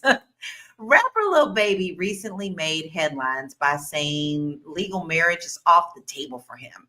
He claims it's the only way to protect his wealth and a test for true love. Now, this has sparked a lot of conversation about prenups, legal contracts, and whether marriage is about love or business. So today we're digging into the money side of the relationship and how to protect your finances and whether prenups are the answer and how to have these conversations in a way that's fair for everyone involved. So let's talk about love, money, and legal contracts that can make or break it all. And all I can think now is that Prince song, Love or Money. I am here with my royal court, Marla Layson, TV and film producer, Athena Gardner, our CPA and wealth coach, and Tierra Williams, producer and actress. And we have a lot to say. First of all, it's Monday, everybody. It's Monday the 13th. We are marching on in this year. We would love, love, love to hear what you have to say about this, because you know we don't just talk at you. We talk with you. All right. So we want to see what you got to say about this. But let's go ahead and kick it off with this video. Marriage is a big jump. That's like, I mean, that's sharing finances, that's sharing emotions. That's what I ain't sharing my finances. Oh, so if you even thought about marriage, instantly it's prenup. I don't even prenups, like, and now young people don't even be knowing, like, prenups don't mean that. It's no thing that you can marry a woman and then she don't get nothing. It's ways for her to get something regardless. So And once y'all get married, So you man, I'll give a girl $10 million ring, $10 million wedding, no paperwork. That's my offer. So I mean, so we not I married. vowed to death do us part. We married. Just no certificate. Paperwork. You know? And that could change when I get older, but I don't really see that. Because it's just a sheet of paper. No, it's not just a sheet of paper. It's something that actually stands. Oh. And if we sign it and all that, now we got to go through the worst of it. And I'm not thinking of the worst ever, but I still got to think of that type What of about if you, God forbid, go back to prison and then, you know, you can't see her because you're not. I wouldn't give a damn. Yeah, Now, what if you're in the hospital and you can't see her? I then? wouldn't give a damn, man. Okay. I think he's got it twisted, y'all. I think he's got it twisted. It doesn't matter if you have that paper or not.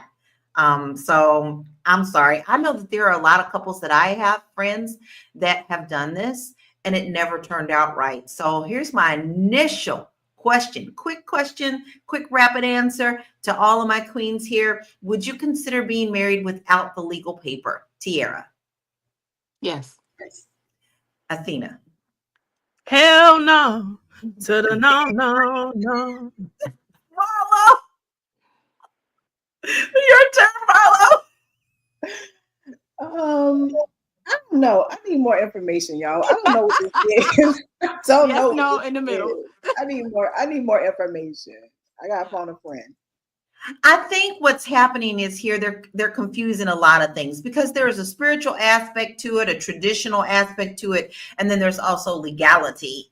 But you don't necessarily have to have the legal part of it for a woman to be with you. It's called common law, and it also depends on what state you're in. So if you have been together for a certain amount of time and then you split up, you don't have to have that legality. It's still considered common law. So, Tierra, do you think that love and money should be kept separate, or do you think that they naturally overlap in a relationship?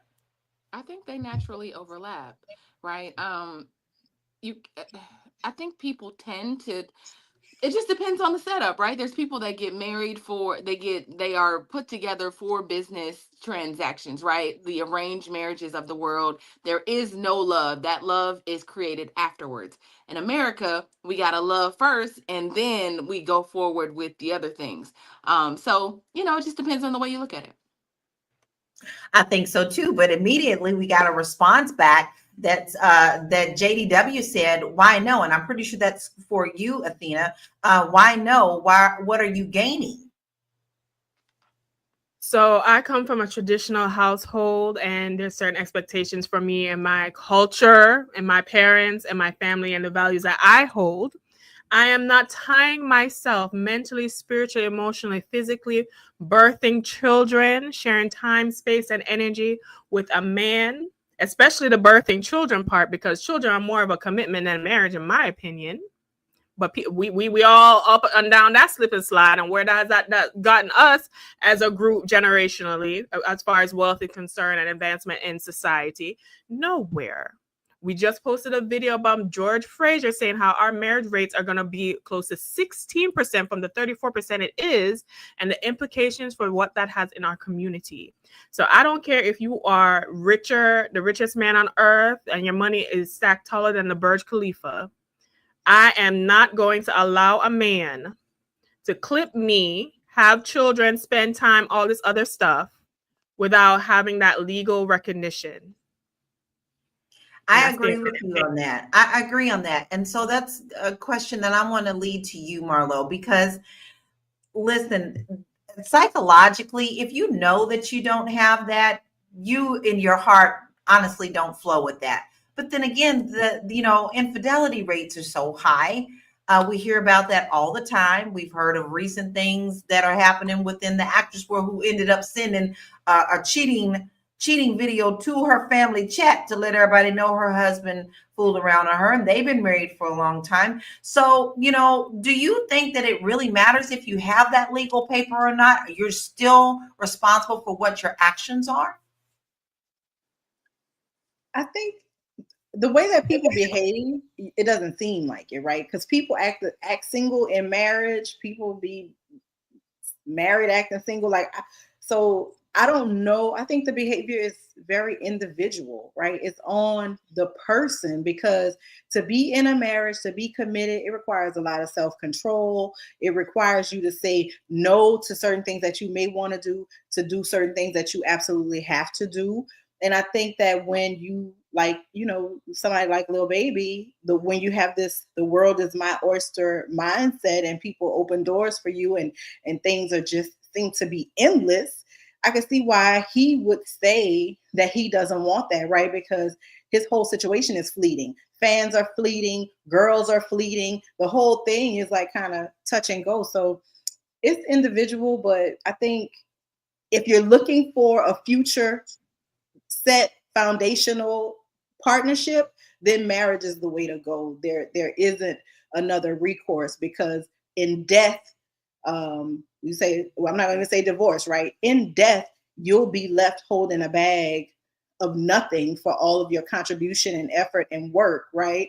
So what outcome do you want, right? You think about the outcome that you want, and then you move forward accordingly. That's what I think.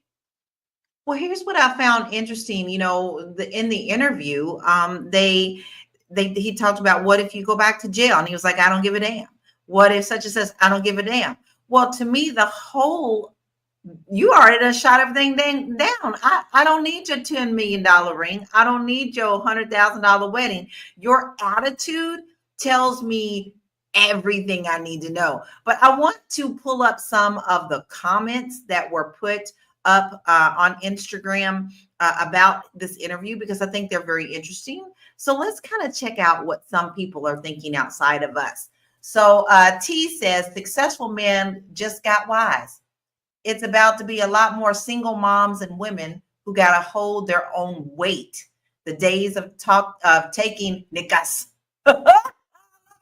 changes how they want to spell this, to the bank are over. Right? I mean, really? Are you kidding me on that? That one took me straight out, y'all. Fran says, I hate to say it, but he's right. And then Mr. Unapologetic says, yep, just stay single and protect your assets, fellas. Okay, that's enough of that right now, because I want to get right back into this, because I don't think you are. All of that is still up in the air. Especially if you're procreating and you have children, there is nothing different. You are still going to have to take care of those children. I think that their thinking is backwards, and it just doesn't make sense. And they think that they're protecting themselves when in actuality they're hurting themselves. Because what if he ends up going to the hospital and he has no paper saying that his partner is to take care of him, and he doesn't have anyone else to speak for him immediately? His partner can't step in and say, I have the legal right to, this is what he wants. So, there's a whole lot of things that is involved in this. So my question to you, Tiara, is what's your opinion on prenups? Are they a sign of distrust or smart planning? Well, before we get there, I just want to say, in Lil Baby's defense, in the beginning, he said, this may change. My mind may change about this. He also said, I'm not mad at the idea of getting married. He said, I think he wants to marry Jada. That's the thing. He wants to marry her. He just doesn't legally want to put himself in a situation, because I think that for rich men and men that, have done well for themselves, this whole, like, she wasn't with you shooting in the gym, but she's going to take half, this whole idea, let's not act like women don't get in situations to then take advantage of rich men. Like, let's just sit there for a second and not act like every woman is like us. right? Women that'll hold you down, come in, and there's a lot more women out there that are like that, that'll take advantage, that'll put him, drag him, whatever, than women like us. Now, he happens to have a woman who is an entrepreneur. Jada is she has her own success in her own right. And I think as long as they can figure out for themselves what this relationship looks like and decide, there has to be an agreement between the two of them. What I hear is, I don't want the government in my business, but if I'll do whatever you want, I'll give you a $10 million wedding, a $10 million ring, but I'm just not doing their paperwork. But let's figure it out between us. He seems generous. He's not saying you can't have none of my money. He's not saying that. That's not what he's saying.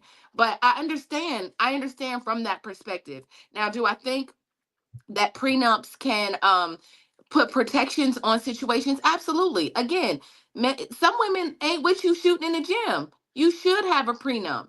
You know, what is she bringing to the table outside of sex and looking like a Instagram model, depending on the woman that you choose, right? So I think while he's this young, and opportunities are endless, he has this young lady that has been with him, they have a child together, all of that. I think we should look at the whole picture and not just say, like, listen to like the little sound bites that make us emotional, and just say, like, this might actually not be what we're making it out to be.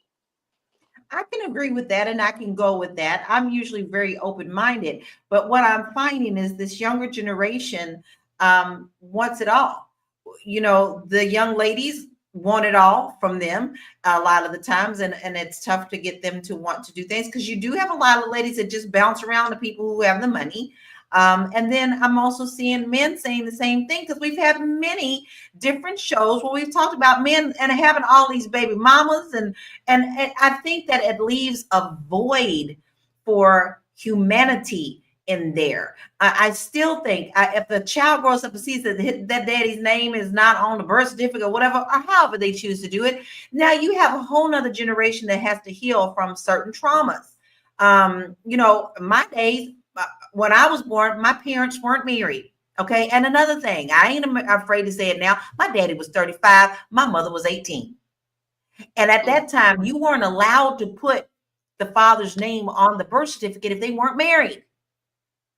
My father snuck to do it. That's how important that it was for him. So I don't know how I feel about this, other than, yes, you have to make it for your own self. But what are we instilling in this generation that should be important about the institution of marriage? And we're going to get back into this conversation. We'll be right back.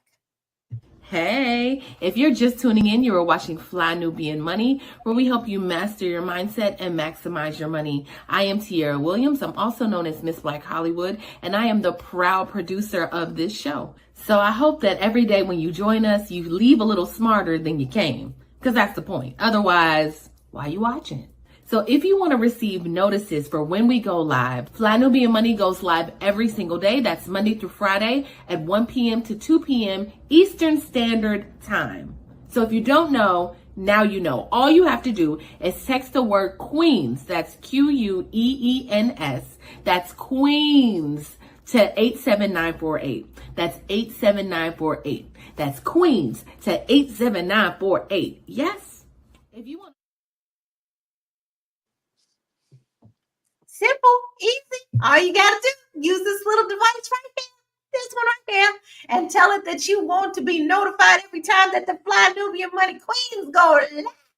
And you do that, take the word Queens, Queens, to 87948. Okay? That's really, really simple. It's really simple. I love getting my notifications every day. So I want to dive back into this. Athena, I know you deal with taxes, but this also is a part of marriage, right? So do you really think that people understand what prenups are, or do you think they understand how they work? I think much of what is happening is that we take these situations and try to apply it to the average common person. And that is not true. So with prenuptial agreements, most people don't get them because they don't have anything to really protect over before they even get married. So that is the thing. And then I think there's this misconception that, all right, as long as I don't get married, that there will be no financial consequence. if you plan on staying with her long term, that is automatically a common law marriage, which is fully recognized in about 10 states with full recognition and limited recognition in others. So even if you end a common law marriage, it is still considered legally binding. And to end that relationship, a couple may need to go through a formal divorce process just as they would with a traditional marriage. So my issue with us as a community is that it always seems like we're trying to find these loopholes to avoid being the adults that we need to be. And being married does require you to be an adult, because there are consequences when you don't, one, take time to vet and choose a proper partner, but two, do things to cause damage and harm to a relationship to where someone would want to leave you, and you face the financial consequences that you may face.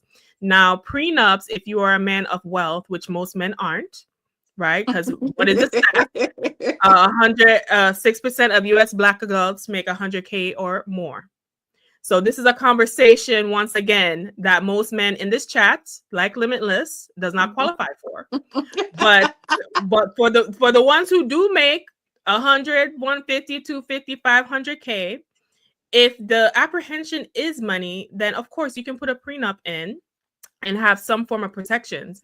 But I always find, and I discussed this on a podcast recently, is that what especially in the situation of men, what is being asked for, the emotional support, the love, the cook food and clap cheeks like Cooking with Kaya, all of that is supposed to be the premium value. But as soon as it comes to the brass tacks and the relationship got to end, that had no value, that had no significance, that was of no consequence, and only the dollars matter. So I think people need to have clarity around what is the real value. Is it that do I need to just keep working my job because you have this fear that I'm going to take everything? And if the money is really what the value is, then why you need me here?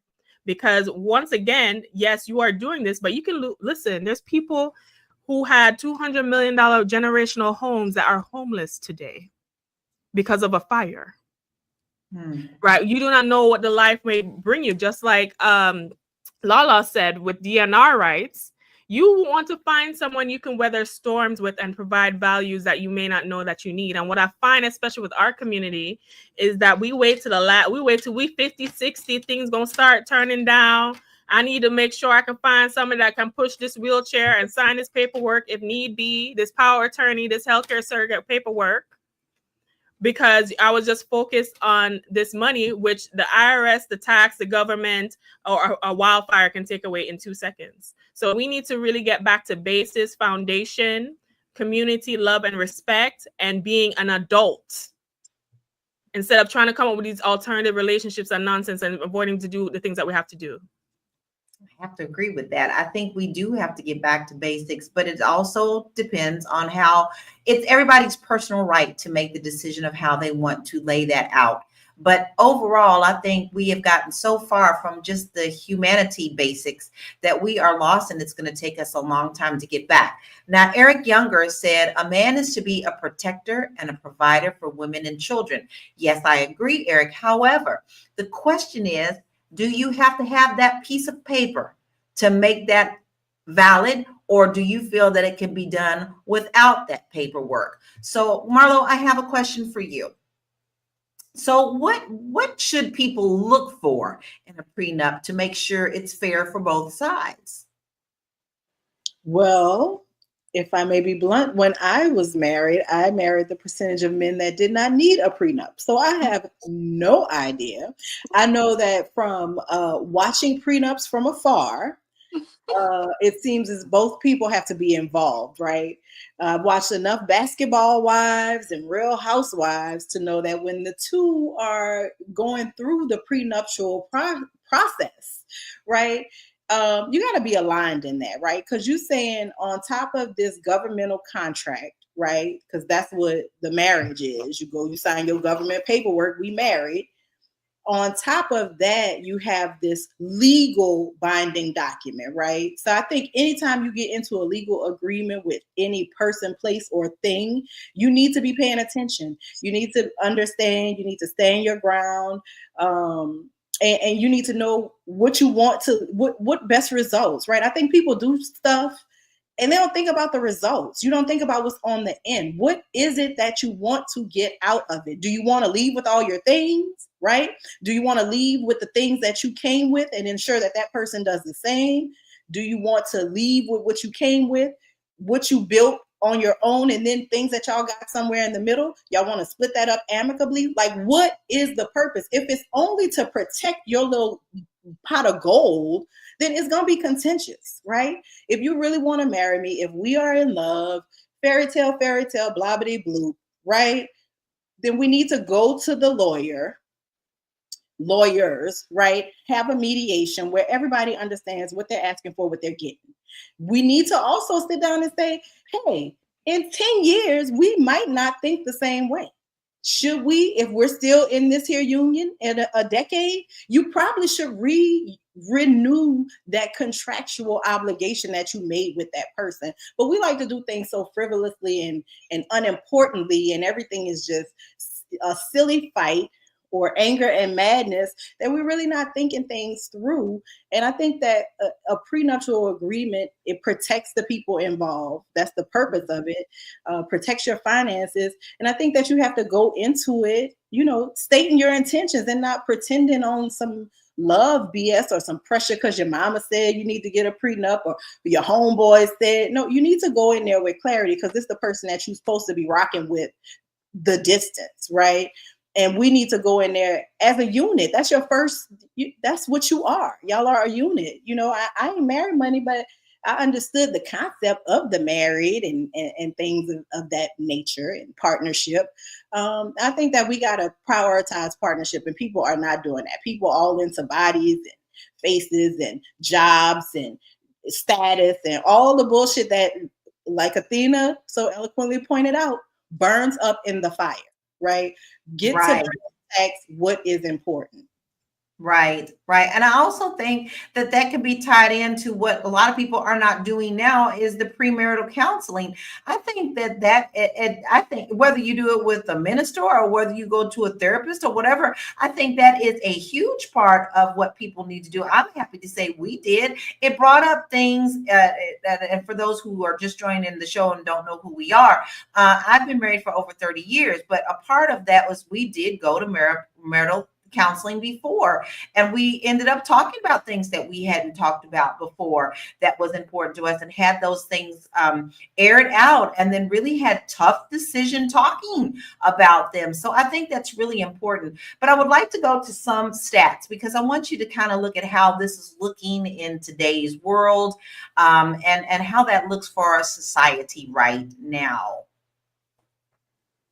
So the financial transparency in relationships.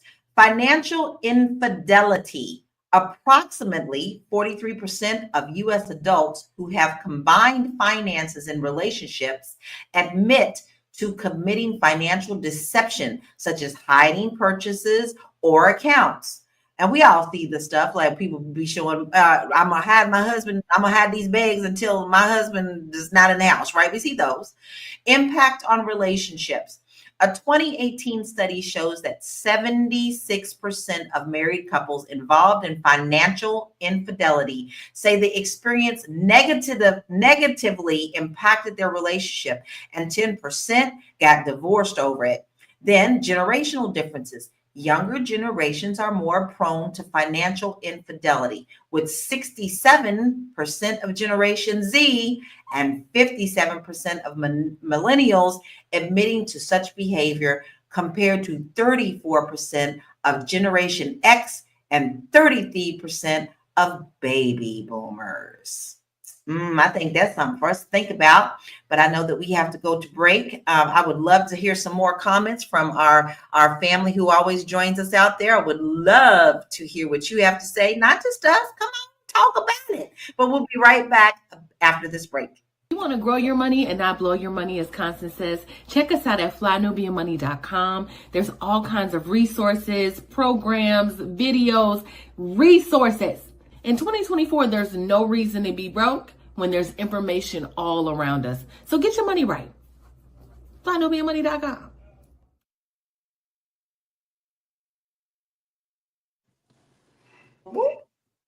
Get your money right. FlyNubianMoney.com. Listen, it's 2025. That bell's done tolled. We done knocked down that final countdown, and we are in this new year and halfway through January. So if you have not looked at your finances, this is the perfect time to do it today.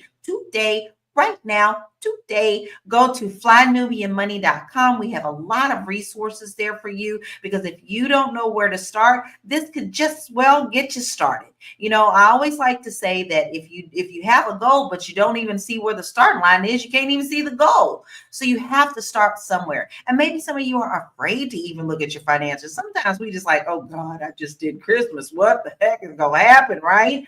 But if you find that you need a little bit of help, that's what our website is for. So go to FlyNubianMoney.com, get your free resources, and then start your financial journey. Now, Limitless, I love you, but guess what? I'm not going to be dealing with that right now. You're acting like the man is the only one that has any kind of benefits to marriage. But I also know that women the same way. Look at the cases of I'm gonna throw a kink in this, y'all. Look at what Janet Jackson did. The only reason that Janet Jackson got married is, you know darn well, her prenup was like $500 million, and if she had a kid and they stayed married for 5 years, she got money, and that's what she did. And the minute that she served her time with that billionaire and had that baby, she backed out. Okay, and the only reason she got married is because for her, the legal part, the paper was the part. But what good did it do? So yes, that's a billionaire situation, but there are women that also are much more financially stable than men. So this is not a one-way street, Limitless, and we're not having that here today. Well, Yeah.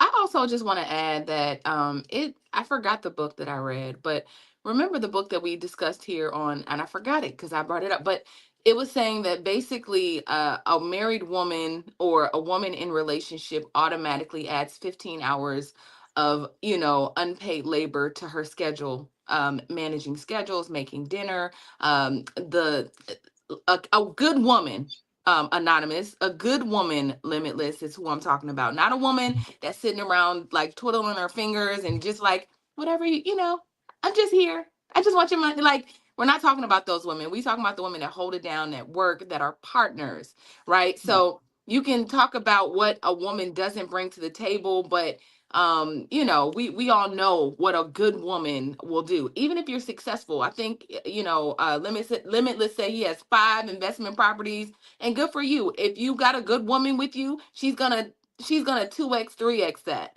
Y'all gonna walk away with something way bigger, because that's what a woman does. You give her a situation, she's gonna elevate it. A good woman is gonna elevate it. So let's stop playing like women ain't out here changing men's lives and holding it down. A lot of billionaires that we see, a lot of successful men that we see would not be the men they are without their women. Quit playing. Exactly. And that's what we are talking about. We are talking about good women. So, but I am going to tag on to what you said, Tia. So how do you think Little Baby's stance on marriage reflects concerns about protecting wealth? One more time. When we elevate. Ask me that question one more time, because you were going in and out. Okay. How do you think that Little Baby's stance on marriage reflects the concerns about protecting wealth, when you just sit up there and said that we elevate? A good woman will elevate. Yeah, I think he gets the benefit of a good woman. That's why he looks over at her and says, I'll make her my wife, but we got to have another agreement between us, as opposed to me signing this paperwork. And so if the young lady is with it, then, to each its own. They have a situation that they figured out for each other. What I've seen in my lifetime is that marriage doesn't always work. Let's be honest, y'all. Marriage doesn't work for everyone. It's worked for Lala. It works sometime for Marlo, because Marlo's going to get married again. It's going to work, right? So it works. But it really takes 2 committed individuals who see a vision and a goal. I'm going to tell you, one of the things that I absolutely will not do is marry a man without a vision. Marry a man that can't see us. It's like, I'm going to get in your car and I'm going to support you, but where are you taking me? Where are we going? If the answer is nowhere, and then, so I'm going to just say this, maybe Little baby got a vision. Right now, he's very young. Like, I mean, if this man was 40 years old with this same conversation, it would be a problem. But him being in his 20s, I'm not too worried about it because he seems like a good kid. He's So 30. he's 30. Okay. Well, you know, he'll figure it out in 10 years or so. But like he said, he might change his mind. Who knows? But he seems like a good little dude. So hopefully he figures it out. Actually, he He's does. gonna do what's best for him. You know, I read up on him, and Jada he gave her something before he went in, and she tripled it and doubled it and then gave it back to him when he got out of jail. So, and he has said that, you know, he may rethink that as well. But I think that there is a fear because we hear so many terrible, because that's all you hear. You only hear the terrible stuff. No one ever really wants to report on the good stuff. That it is putting a fear into these young adults. Now, Big Mac says, I honestly don't care about the money. I'd rather hand over my check and tips to my significant other, and she can handle the finances. Okay, Athena, I'm going to ask you, is that something that you would be willing to do in a marriage? With Big Mac. With Big Mac? Hand over them tips, Big Shout Mac. out to Mr. Machiavelli. You know, I was on his podcast the other day and we was talking about 50-50 and why I don't support it. But anyway, I'm not in the mindset, the mood, or have the constitution to be basically profane to men and begging them to see the value of marriage. Ladies, get along and align with people who see the value of the things that you value, right? If you don't want, I should not have to be telling you the adding 10 more years to your lifespan and, you know, increase in tax benefits and all the litany of things, right? Because your mindset is already saying that this is something that you don't want, right? So even if I was coming with the litany of things that there are, because it shows that married men out earn, make more money, have decrease in loneliness, decrease in depression, longevity, all these other things, right? They live longer. They live longer. What is the value of 10 more years of your life, right? But I'm not, if you want to not have that, you deserve and have the right, and women are signing up for it, because obviously all these ladies are being baby mama left, right, and center and have no problem without not requiring a ring first. So you just align with who is on your mindset. And I think that's what we need to do with this conversation and stop arguing or pretending to people who are not allowed. We're trying to convince people to do stuff that they want to do, right? And that is why, as a Black community, we don't get the respect that we always breathing down the nose trying to get, because a lot of us ain't doing respectable things. Okay, a lot of us are not doing respectable SHIT. But then we get upset when people act and do certain things. So y'all need to line up where y'all want to line up, right? Exactly. Y'all need to line up where y'all want to line up. Everything about the government in a business, and I make 125K in rental property. You can still have a street urchin mindset and make 125K in rental property. Like, I want to debunk the myth that dustiness is only a financial aspect. I've dated plenty of rich men that make more than 125K. That had a dusty mindset, and I had to leave them in the dust where they was at too, right? Because at the end of the day, what I feel is happening is most men, okay, I understand the fear of being financially abused and taken advantage of, and there are precautions that you can take in place. But to then say and diminish a woman's value because it may not be financial, and then to even put that in perspective, when it comes to Black women specifically, most Black women are not hypergamous, because most Black women are contributors in their household or contribute more financially. So that is why I always say, why are we having this conversation? Because this conversation don't apply to us. And then when it seemed like Becky, Marisol, and Ling Ling are trying to come up on y'all, blatant in your face, like Travis Hunter and all these other situations, nobody have a problem. Nobody have a problem. But let a woman like little baby mama want to get married, she already had a kid for you, all this other stuff, it's a problem. And it's a mindset that is degenerate in our community. Oof, I don't know what to say. I don't know if I need to fan myself or I don't know where to go after that, because she did lay it down. But now listen, blazing. she was not playing with that answer. So Marlo, all right, we'll follow up with this one. But listen, we are talking about Rude and unusual punishment right here. Right, right. Well, listen, little baby is worth, let's pull up his worth. I think he's like 8 million is what his worth is right now. So, you know, this is a different game for people who have money in this thing. So, Marlo, do you think that regular people like us apply the same principles of wealth protection to their relationships? I mean, I think you should protect what you have, even if it is a pair of knocked around Air Force Ones, right? Like whatever you have, if it's yours, take care of it, honey. I'm an advocate for that. But I think that what we haven't touched on today is really a cultural issue, right?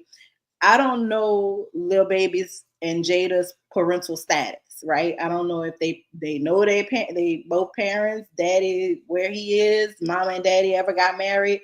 I don't know what that is. But I know that we have generations of young people who've not seen marriage. They haven't seen granny married. They haven't seen mom married. Maybe auntie kind of looked like she was married, but then you saw uncle on the other side of town doing stuff. So you don't know, like as a kid, I think that older generations, mine included, have not done a great job of showing responsible relationship to young people. And I think that what he said, and I like the fact that he was clear enough to say, hey, down the line, this may change, but right now where I am, I'm not trying to do that. And I think they don't see the value in it because a lot of people didn't see it. A lot of people didn't see marriage. So how you value something that appears to be a fairy tale? How do you value something then?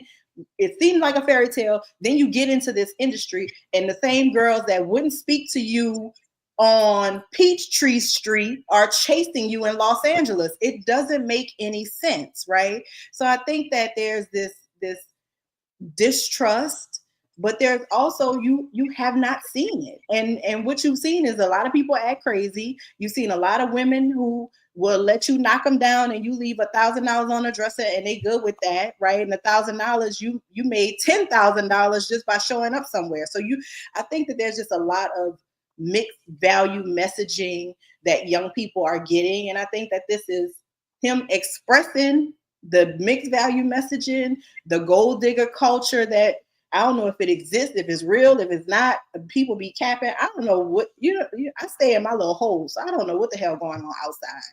But I think that he's just reflecting a lack of reverence for marriage throughout certain pockets of Black culture. Obviously not all, right? Everybody's different.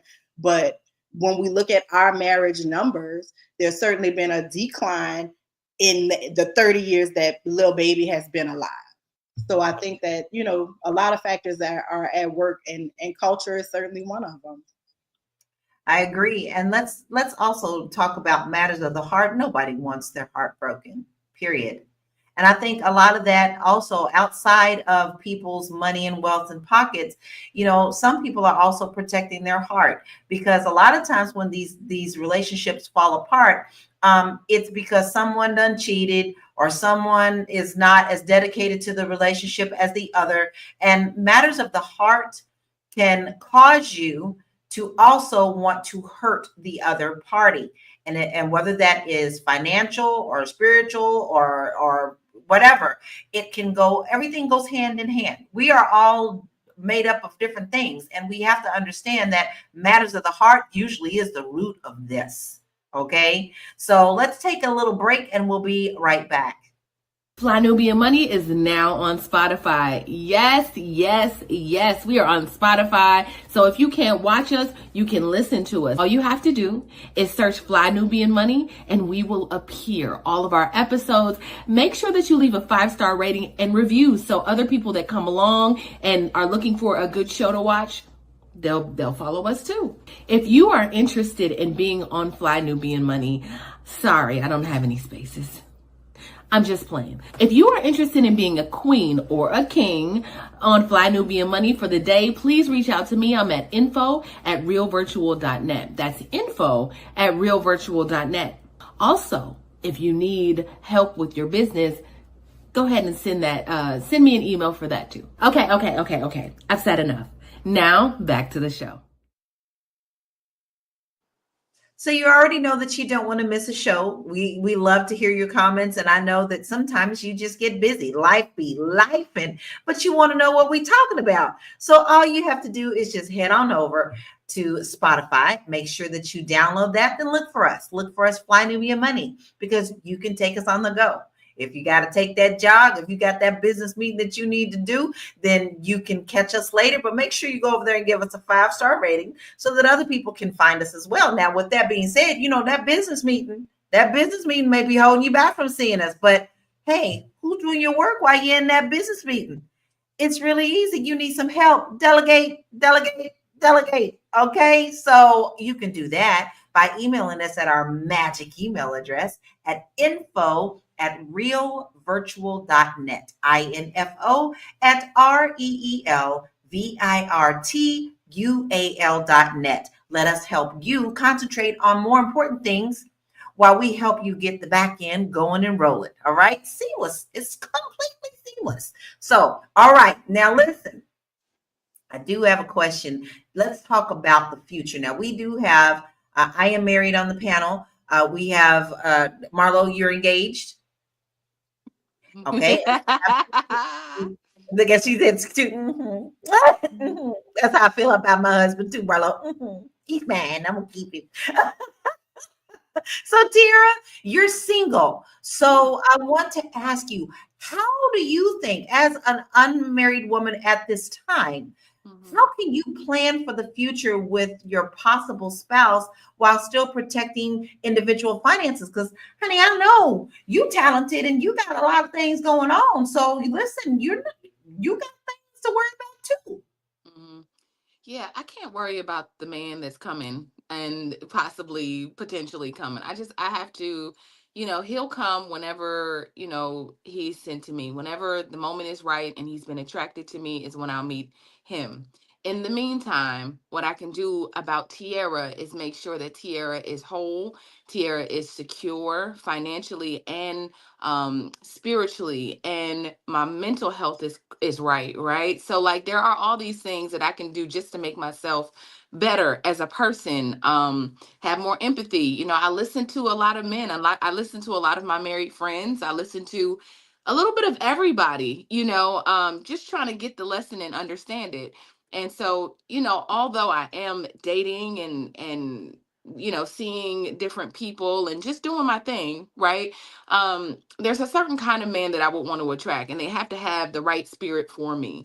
And so until that man comes, then I'm just gonna be here just preparing. And to be honest, I'm not saying I don't need a man, but I'm just saying if the right person, if the right person doesn't come, if I don't meet the right person, which I will, but if they didn't, I think I would be perfectly fine with that too. Maybe. I just have some friends, honey. Look, I just have some friends. But I get it because you know what, you can't put your whole life on hold while you're waiting for that possible partner to come along. You're not sitting back twiddling your thumbs. So I'm going to pose the same question to you, Athena. What does that look like for you? How would you want to plan your future with your future spouse while protecting your finances? Because you are a very successful businesswoman.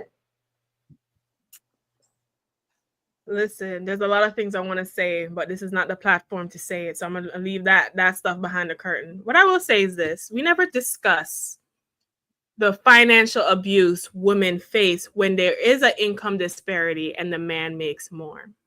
A lot of times in those relationships where the man is the high earner, like Lil Baby in his situation, there can be a lot of financial abuse done to the partner who does not have the money. They have less say so, or more restrictions or confinement, or have to live in this fear of voicing an opinion or making certain requests, or diminish themselves to acquiesce because the fear of this person leaving them, replacing them, or treating them as disposable because of the wealth that they have happened. So everyone is always concerned, especially in a situation when the man is the breadwinner, about, and that's right, for him to have a concern of financial abuse, but that goes both ways, because financial deception is about 45% of couples, and in a lot of those scenarios, from experience, you will meet men who have means, who will place you in this emotional as an emotional slave, right? Yes, So, Athena. so that happens a lot, and that is oftentimes why I've just dismissed men altogether, right? So I just want to say that, as far as pertains to me, I do not care if you are the richest man in Babylon, and if your money is higher than the Trump Tower, Burj Khalifa, wherever. I'm not being no emotional slave. I'm gonna be able to voice my opinion within the relationship, and I'm not dating anyone with no street urchin degenerate mindset who will think it is okay to waste my time, energy, love, and spirit, and not commit to me in the ways that matter with fully, and only want me to be a baby carrier and a wife appliance. Being a wife is work and a duty, and I know that because my parents have been married for 40 years, and I've always said that being a wife is work. And that is why I have held such a high standard, because I understand and know that the sacrifices I am going to need to cultivate, I need a man that can match me. And I will die 6 foot in the grave alone and single before I crawl and be in the dust with no goddamn street urchin. And I know it is hard, ladies, because we want love, but you cannot have no dusty ass man have you on no 12 years of slave timeline and accepting all kind of nonsense to deal with his ego and emotional issues that he don't want to deal with. Let somebody else fall for that bag and deal with the trauma. But I want a lot of Black women to know and understand their worth and rest, and just, exit out the group chat in certain conversations and let the man figure it out. Amen. Amen. Let the Tiara, church you say got something to amen. add? Amen. Gotta get my church family there. Tiara, do you have anything else to add to that? Well, I being in Hollywood and being around a lot of successful men, that's what I see, Athena. Men that use their power to assert it over the woman, to make her insecure, to make her feel I mean, some of my friends are literally trapped in the house and just waiting for the man to come home, and it just oh my God, that's what that sprang up for me. But I also wanted to add to that is that I have a cousin who was murdered 2 years ago by her husband. And my cousin was very successful. This is another aspect of it. She lifted him up, dusted the dust off him, and put him in position. She helped him build a business. She ran a business, a successful business. In 2020, he lost that business because he wasn't managing it correctly. And he asked my cousin to put himself as a co-owner of the business that she was running. And she said no. And so after that, I don't know. I don't know what happened, but I obviously he started to resent her and hate her and all the things. And she said, some days she would wake up and he would just be standing over her. Just there's signs, right? And so finally she left the situation, and he lured her back to the house after 2 months of her being in a hotel. And he had 2 shotguns, and what happened next. But I just think it says something about the person that you're laying with. They were together for 16 years, right? And so I think that there's this resentment that never goes away. There's this jealousy, there's this envy. So even women have to be very mindful of the men that they choose. It's just important. And so I just always think of my cousin, and I would never want to be in a situation like that either, where I'm with someone and I got to just be like, it's okay. You were my dispatcher and I hired you to work at my company, and then I made you. Not made you, but I made you. You know what I mean? So, so that's what happened. And so I to add to that, women also be mindful of that too. Don't be desperate. Yes, you and someone in chat actually said, know your worth. We all do, not just women. Men need to know their worth too. But women, you don't have to just assume that you have to need a man, period. That's not saying I don't need a man. It just means know your worth. You don't have to just take anyone to make you feel like you are worth something, because your worth is not tied to someone else. Your worth is tied to you, and it is invaluable. Invaluable. So we're going to take a deep breath. We're going to take a short break, and we'll be right back. Are you ready to take your brilliant business idea and turn it into income? So my name is Athena Gardner. I'm a CPA, wealth coach, and also a Fly Nubian Money host. And I am partnering with the Fly Nubian Money Club to bring you this exclusive training called Idea to Income, how to supercharge or elevate your current business and using the power of AI. So in this training that is exclusive only to the Fly Nubian Money Club, you will learn how to take your brilliant business idea and turn it into a money-making machine or elevate a current business if you have one already. You will learn the AI tools that will help you supercharge your business, save time and slash costs. And then you will also have a plan and a strategy and how to execute that flawlessly. So if you're interested in that, please be sure to sign up at the FlyNubianMoneyClub.com, and I will see you in the training. Oh, now you got our guy. Listen, Yeah, y'all, where's the camera? we are rolling on this Fly Nubian Money Club. Athena, tell us about it. Listen, all right, I know we've talking about a lot about money today, and I know most of y'all ain't got none. So y'all need to come to this training called From Idea to Income on the Fly Nubian Money Club, so where I will help you take your brilliant business ideas and show you how to turn that into cash flow using the power of AI. We're going to utilize my expertise as a CPA and a wealth coach combined with AI to come up with the strategies and plan for you to either create a business or elevate a current one and how you can get income in fast. Okay. So I want you guys to sign up at the Fly Nubian Money Club. I know Lala did a perfect training and Constance did another one. My training is coming up, but our goal is to help you to get to the level of income so you ain't got to worry about no little baby, whether or not he want to put a ring on it, because you stacked up too. Amen. Amen. Amen. FlyNubianMoneyClub.com. Come on. Yes. I need my church lady hat today. And for those of you who have not signed up yet, I think there's still a trial going on, correct? Yes, there's a 30-day trial right now.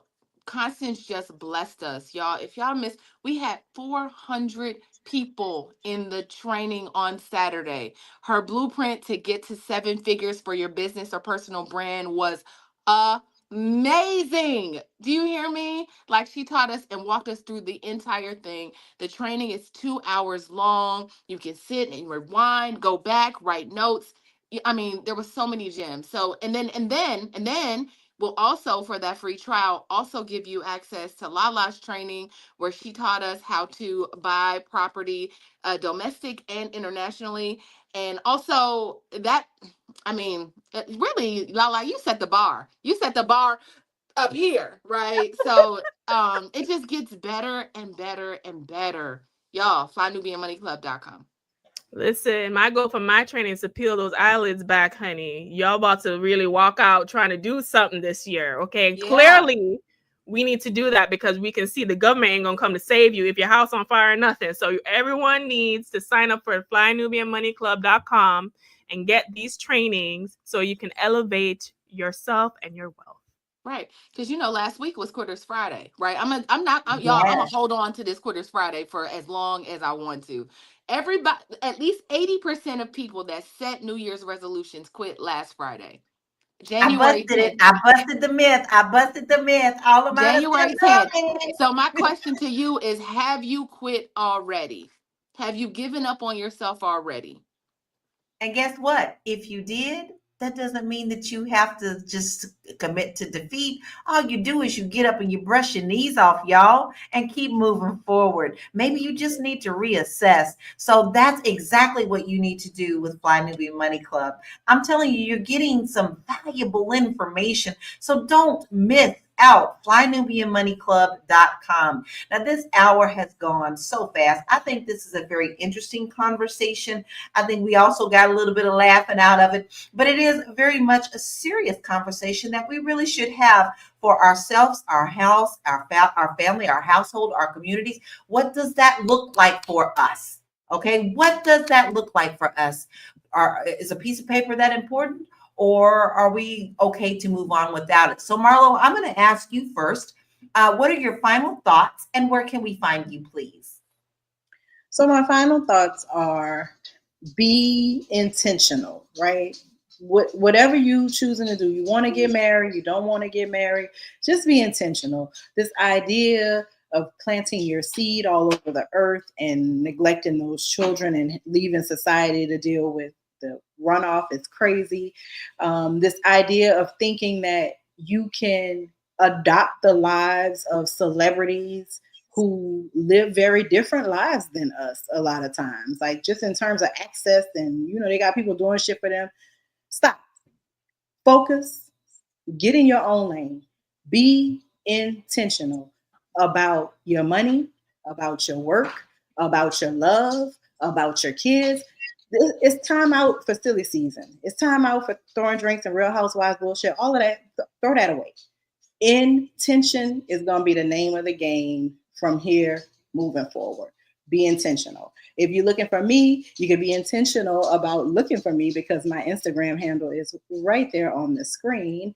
And you can follow me, and I will start tracking my dietary woes as I attack a goal of my own, where I am trying to, I will enter a amateur bodybuilding competition. So I'm changing my mindset so that I can change my body. So if you want to roll with me, holla at your girl. I'll be over there. Over Marlo. That's me. Oh, she gonna be over there too, y'all. We following her. We watching her do her thing. We gonna see her do her thing. It is sexy. She is doing the thing, y'all. She is on a really fun journey that we all have our pom-poms up for her, Marlo. We are cheering you on from the sidelines. We are watching you and excited for you, and we are going to watch you succeed. You already busted the Quitter's Day, babe. You already busted the Quitter's Day. So, Athena, what is your final thoughts, and where can we find you, love? The final thoughts I have is that we need to be adults. Listen, if the Palisades, LA wildfires have not taught you everything, is that you can be in a high mansion today and on the street tomorrow. Okay. We do not know when, what time, what hour, what situation is going to cause things in life. And now's the time to really hold fast, build community, and focus on the things that matter. Love, respect, commitment. Black people, we want all these things, yet very few of us are doing the things necessary to advance us. And we are a collective. So the small can't do it for everybody. The small can't do it for everybody. However, if you are a woman specifically and you don't want to worry about the emotional and financial abuse that you may experience within relationship, or having to beg a man to choose you, and you want to rest comfortably and enjoy the wealth that you deserve, you can head on over to elevatewithathena.com and check out my Goddess Guide to Money. And it will lay out for you money, abundance, and relationships. And as a woman, how you need to incorporate that within your life, whether you are marrying or dating a street urchin or a wealthy man like Lil Baby. If you want to find me on my programs, my social media handles, and my podcasts are available at the link elevatewithathena.com. And be sure to sign up for the 5 Million Money Club, because my training is up next, and I will help you take your idea and turn it into income. That's what we need. We all need to be making sure that we are taking care of our financial households, because ultimately we are the ones who have to look for us. We can't depend on the government. We can't depend on others. You have to make sure that you protect your financial house. All right. As well as your mind and spirit as well. We are all about protecting it all, because we get one ride around this rodeo, and we want it to be something pleasurable, fun. And at the end of your life, you could say, I did that, instead of I wish I coulda, woulda, shoulda. Now, Tiara, what is your final thoughts, and where can we find you?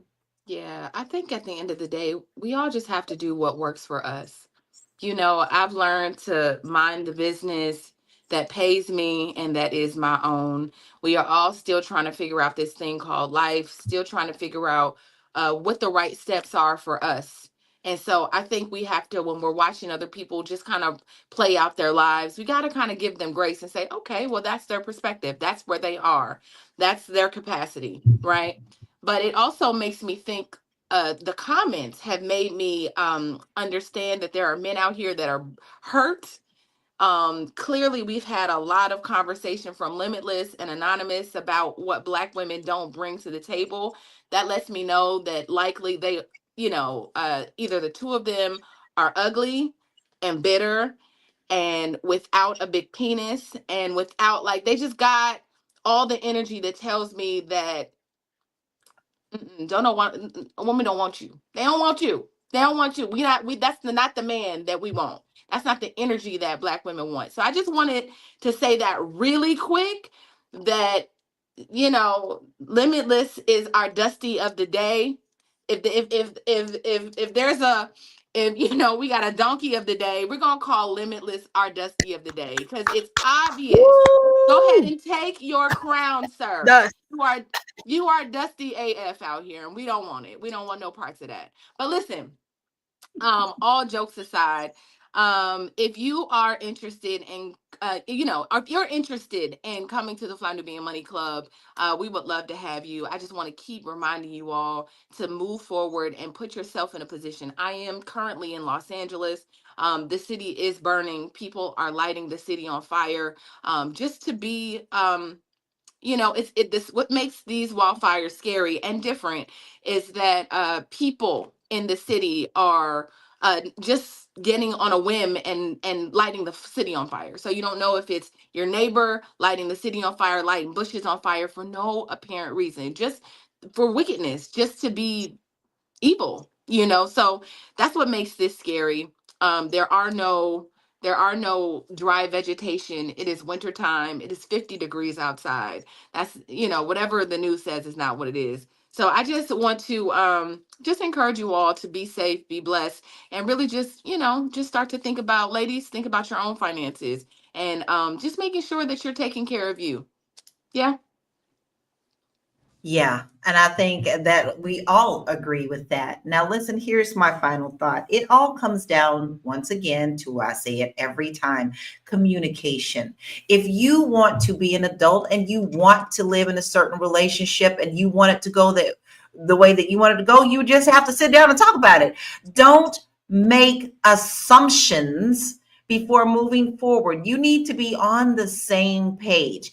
There is a reason my husband and I have been married for over 30 years. Yeah, we were good friends before then, so we had good communication then. We understood each other. But just as I said, even knowing him from the age of 14 until we got married at 23 years old, when we had our marriage counseling, it brought up things that we didn't talk about, but we were grown enough to know that we needed to actually chat about them in order to make us successful in a marriage. And one thing that we did decide, and we looked at each other in the face before standing in front of that preacher, is that we wanted to be one of the couples that made it. We wanted to be the rocking chair grandma and grandpa, okay? That was important to us. So when things came up that were bumpy, we made sure that we reminded one another of what was important to us in the first place to help us get over that hurdle.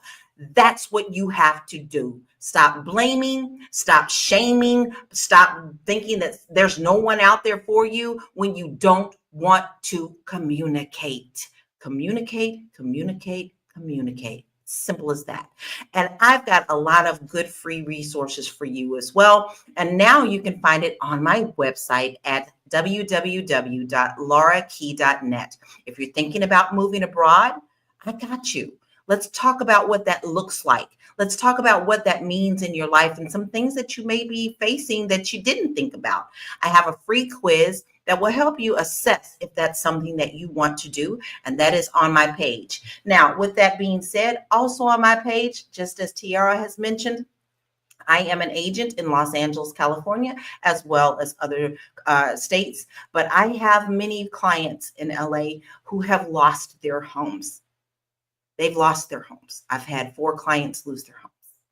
So listen, if you want to help and you don't even know where to begin, you can also go to my webpage. There is a free resource button for you that you can see who needs donations, where people are getting fed, who needs what, who needs shelter, who needs water, pets, elderly. You have to think about everything. So there is a resource page there for you. I don't ask you much. But I am asking you today, please go to that resource page and do something today to help someone else. Because if the shoe were on the other foot, you would want that help as well. Okay. So today's discussion has been extremely eye-opening. Yeah, it really has for me. Whether it's Little Baby's stance on legal marriage or the importance of protecting your wealth, we've covered a lot of ground. So love and money are deeply connected, but that doesn't mean that have to be at odds. With the right conversations, legal protections, and mutual respect, couples can find ways to build love and wealth together. So thank you for joining us on Fly Nubian Money, where we help you master your mindset and maximize your money. I am Laura, international real estate agent, and I was your host for today. And remember, whether it's about love or money, making informed decisions is the ultimate flex. Stay safe, stay informed, and we'll see you tomorrow at 1 p.m. Eastern Standard Time. Be blessed. Bye. The dust. Get out of here.